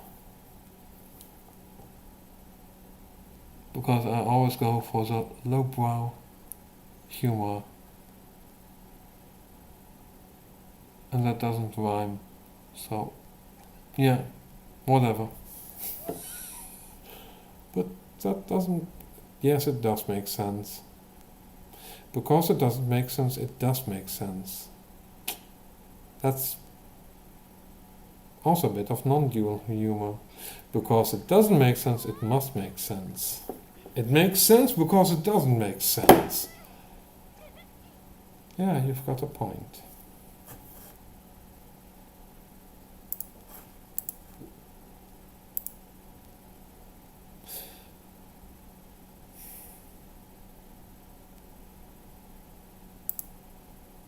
My empathy with animals. Oh dear, gorgeous. My empathy with humans. You fucking donkey. Yeah, at times, yes.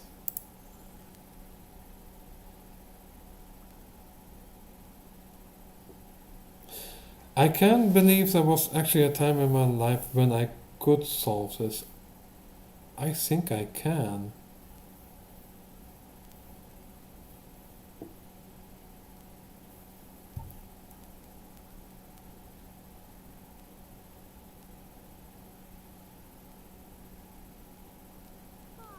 Oh yeah, that's how they do this. Because you want to get rid of the local...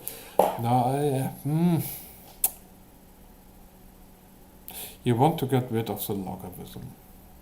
Because the logarithm messes things up.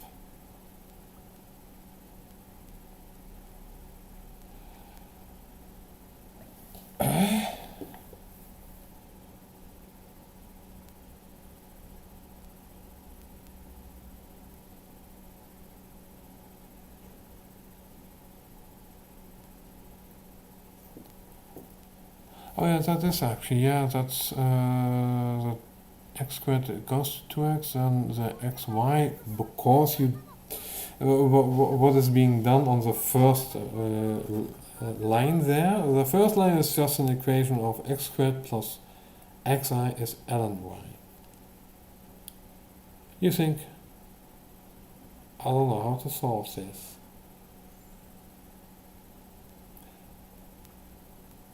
If you take the derivative and assuming that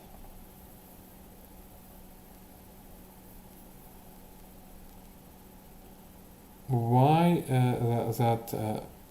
when you have the slope of y, it doesn't go to infinite. So no sinkholes there, please. No dividing by 0.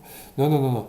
dy must never go increase when going to a certain point. So if the slope of the curve doesn't go to an infinite or doesn't seem to approach an infinite amount, positive or nor negative, then we can assume that we can differentiate into x all of this. And if we do, well, we get the x squared becomes 2x, x times y becomes the derivative of x times y, but also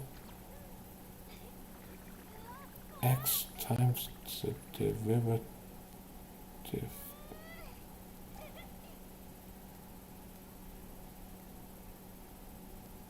oh, I think I know what's gone wrong there. In the first example, it's either y, so that's dx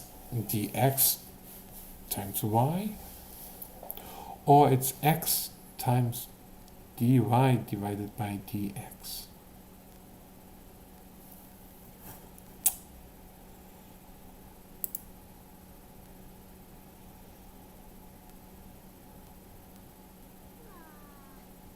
Oh, how do I do this? I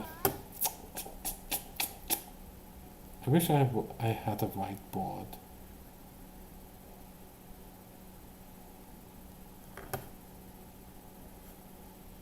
I mean, I can close a lot of my other stuff here and just rid of this also. Decrease the load. I hope you can stay with me. What's this? Oh, this is more of the same shit.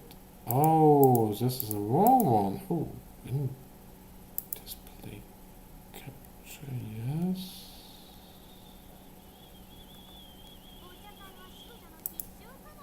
If I go to this one, I can decrease this one. I will get rid of this one because we don't need that one.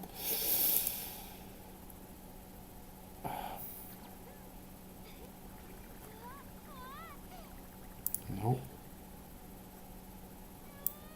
Hello. Hello.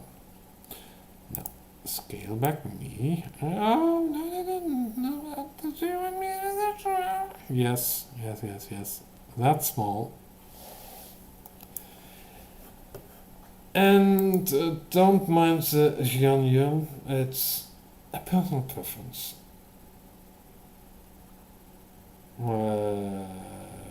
Sound and video. No graphics. Oh.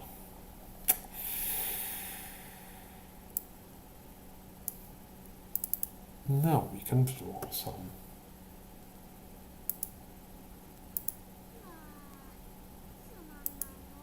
Okay, let's see. Let's say you're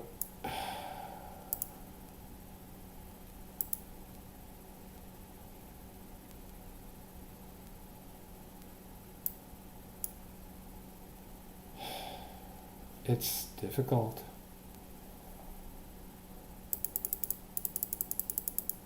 It's always the incorrect color, always the incorrect size. It's always not good. Why? So the equation you have there is x squared plus x y equals to the natural logarithm of y. Okay. Now,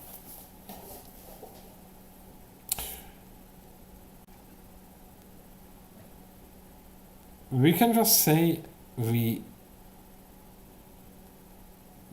not divide everything by x. No. You can have equality, assuming that if you have the curve that describes this, x squared plus xy is ln y. So you have a certain curve.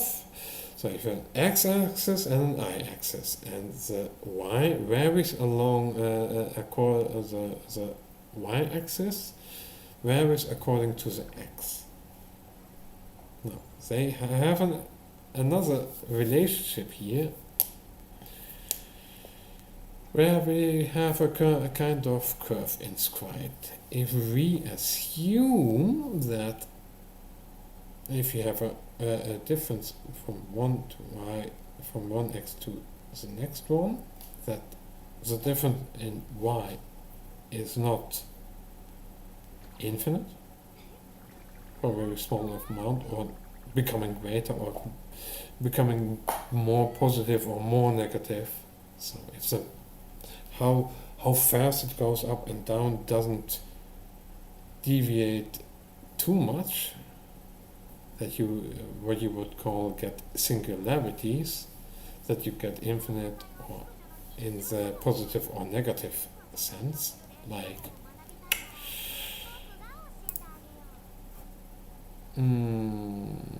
let's go to 1 divided by x, 1 divided by x function.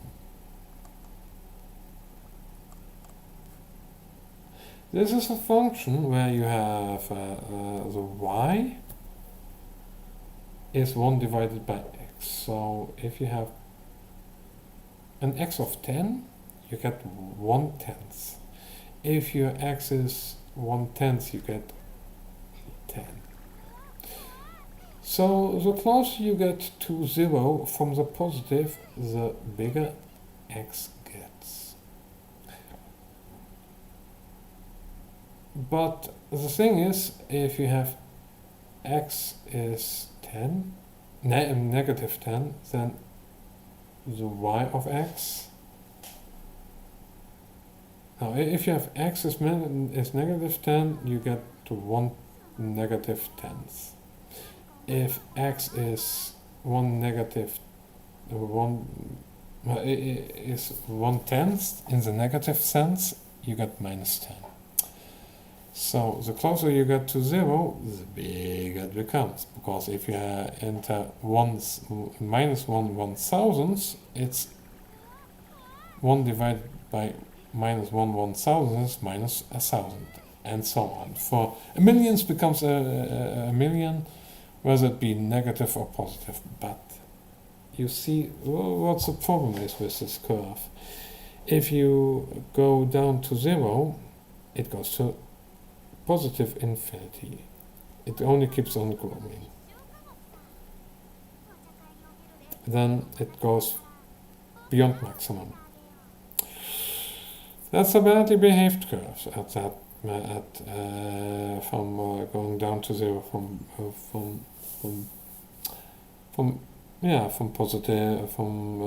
positive numbers. If you approach it from the negative side, it goes into minus infinity. It keeps on becoming increasingly negative. And because it goes down and that goes up, those cannot ever be the same. You have some weird behavior going on, and you get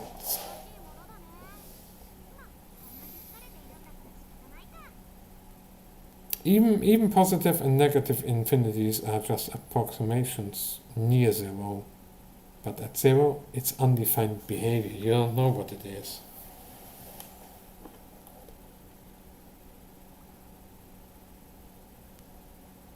Because divide 0 by 0. Yeah, 0 times 1 is 0. So 0 divided by 0 can be 1, can be minus 1, can be 0, can be whatever number, even numbers that you don't know how to express yet. It can be that. Just because. Because it's ill-defined. No. So, technically speaking, if you differentiate this, you get because it goes down, the slope is negative. So if you differentiate this curve, you get. If you differentiate 1 over x, you get minus 1 over x squared. I can show you.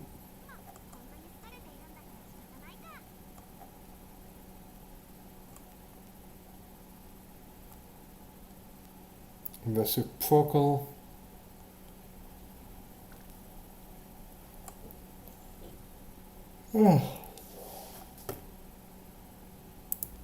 multiplicative inverse, but I want to have it's as your plot of, but I just want to have only this. It can plot that. No, it's minus 1. Oh no, it's the wrong one even. I mean, I want this one. So that's the input. This is the graphical representation of the curve. So the bigger the input, the lower the output, and inversely, because 1 divided by whatever is 1 divided by whatever. So the bigger the input, the smaller the output. But the bigger the input, the closer it gets to 0. If you have an infinitely big input, you should get infinitely close to 0, from positive and from the negative. So 1 divided by infinity is 0.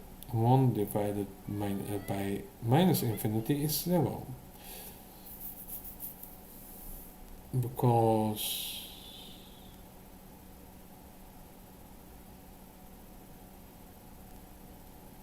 divided by infinity is 0, because 0 times infinity is not necessarily, it's also ill-defined, actually, technically speaking, but the derivative,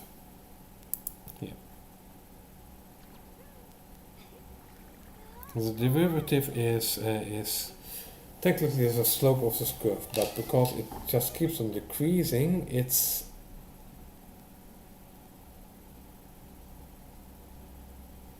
a negative of the square. So if we go to this, it's actually not the inverse 1 divided by x. No, this is minus 1 divided by x squared. If you get rid of, you get something like this. So you square as a certain number, and then then 1 divided by that. And this is the negative of that. And you can also again differentiate that, and then you can keep on going for infinity. You can keep doing more differentials. Integration can be done infinitely. Yeah.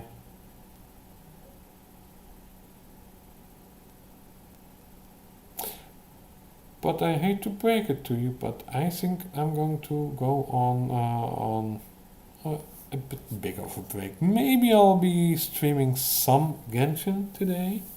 But this is the big reveal. This is I, Mega Nekoi, Meta Nekoi, Barachem, the one of all of this, the one who coins the terms mental self-decryption package, we perceive sensations, which is actually the core message, which is actually equivalent to pure awareness, non-object, no object awareness, non-dualistic experiences. I've told you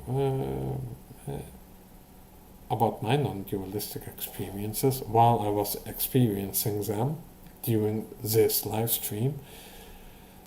I hope you had a nice and enjoyable ride. Actually, if I would compare this to Lab de Cringe,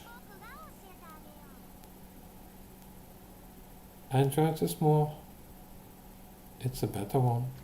Because I know more, I understand more, we understand more. We have become more one with ourselves.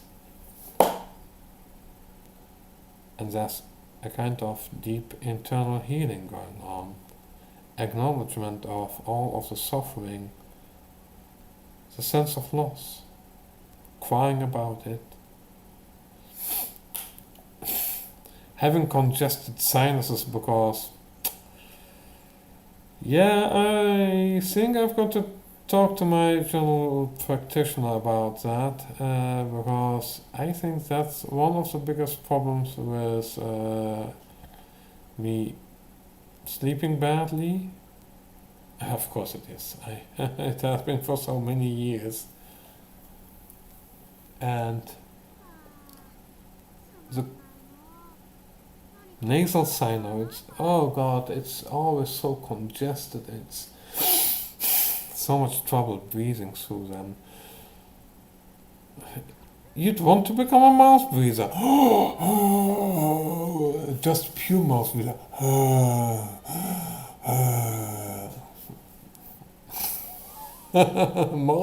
You mouth breather. At least we get air. But it's not just filtered.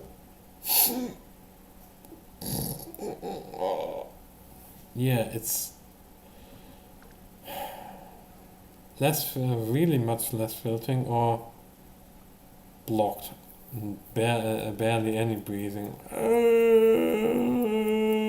Choice of the nations. No, but I've really got to go to my GP about this because this is a perpetual problem. I need to get this checked out. Now I know. Now you know. Good luck with that information. You said, but it's too much information. You're burdening us. Yes, and I am just saying, I have to live with the consequences. Thing is, you can't do shit about my about my circumstances. Unless you can get rid of all those problems with my sinuses, good luck. It might be some kind of dust allergy.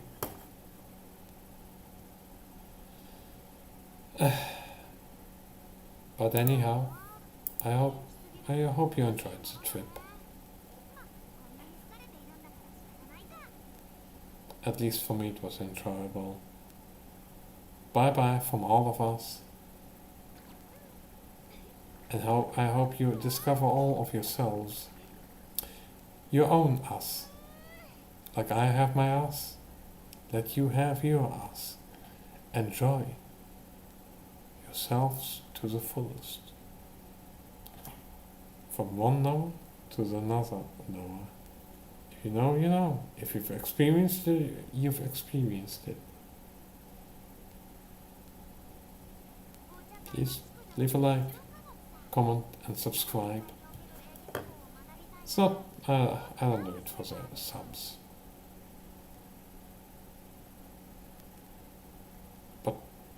to have a bit of camaraderie with other people. Even if at times it's really difficult, because most people don't want to deal with the truth. And yeah, it's difficult dealing with people who don't want to deal with the truth, because I'm partially one of them.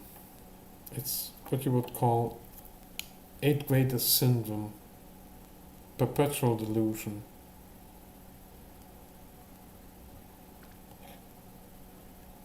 And we all have to deal with all of our delusions somehow. It's been a nice day. Hope you connect to yourself and to your friends and family, because that's even more important. Know that you are connected, even with those people you don't like, even if you have barely any connection. Every glance, every look, you connect to those around you, to everything around you, and especially you connect to yourselves. Have a nice time. See you later, and bye.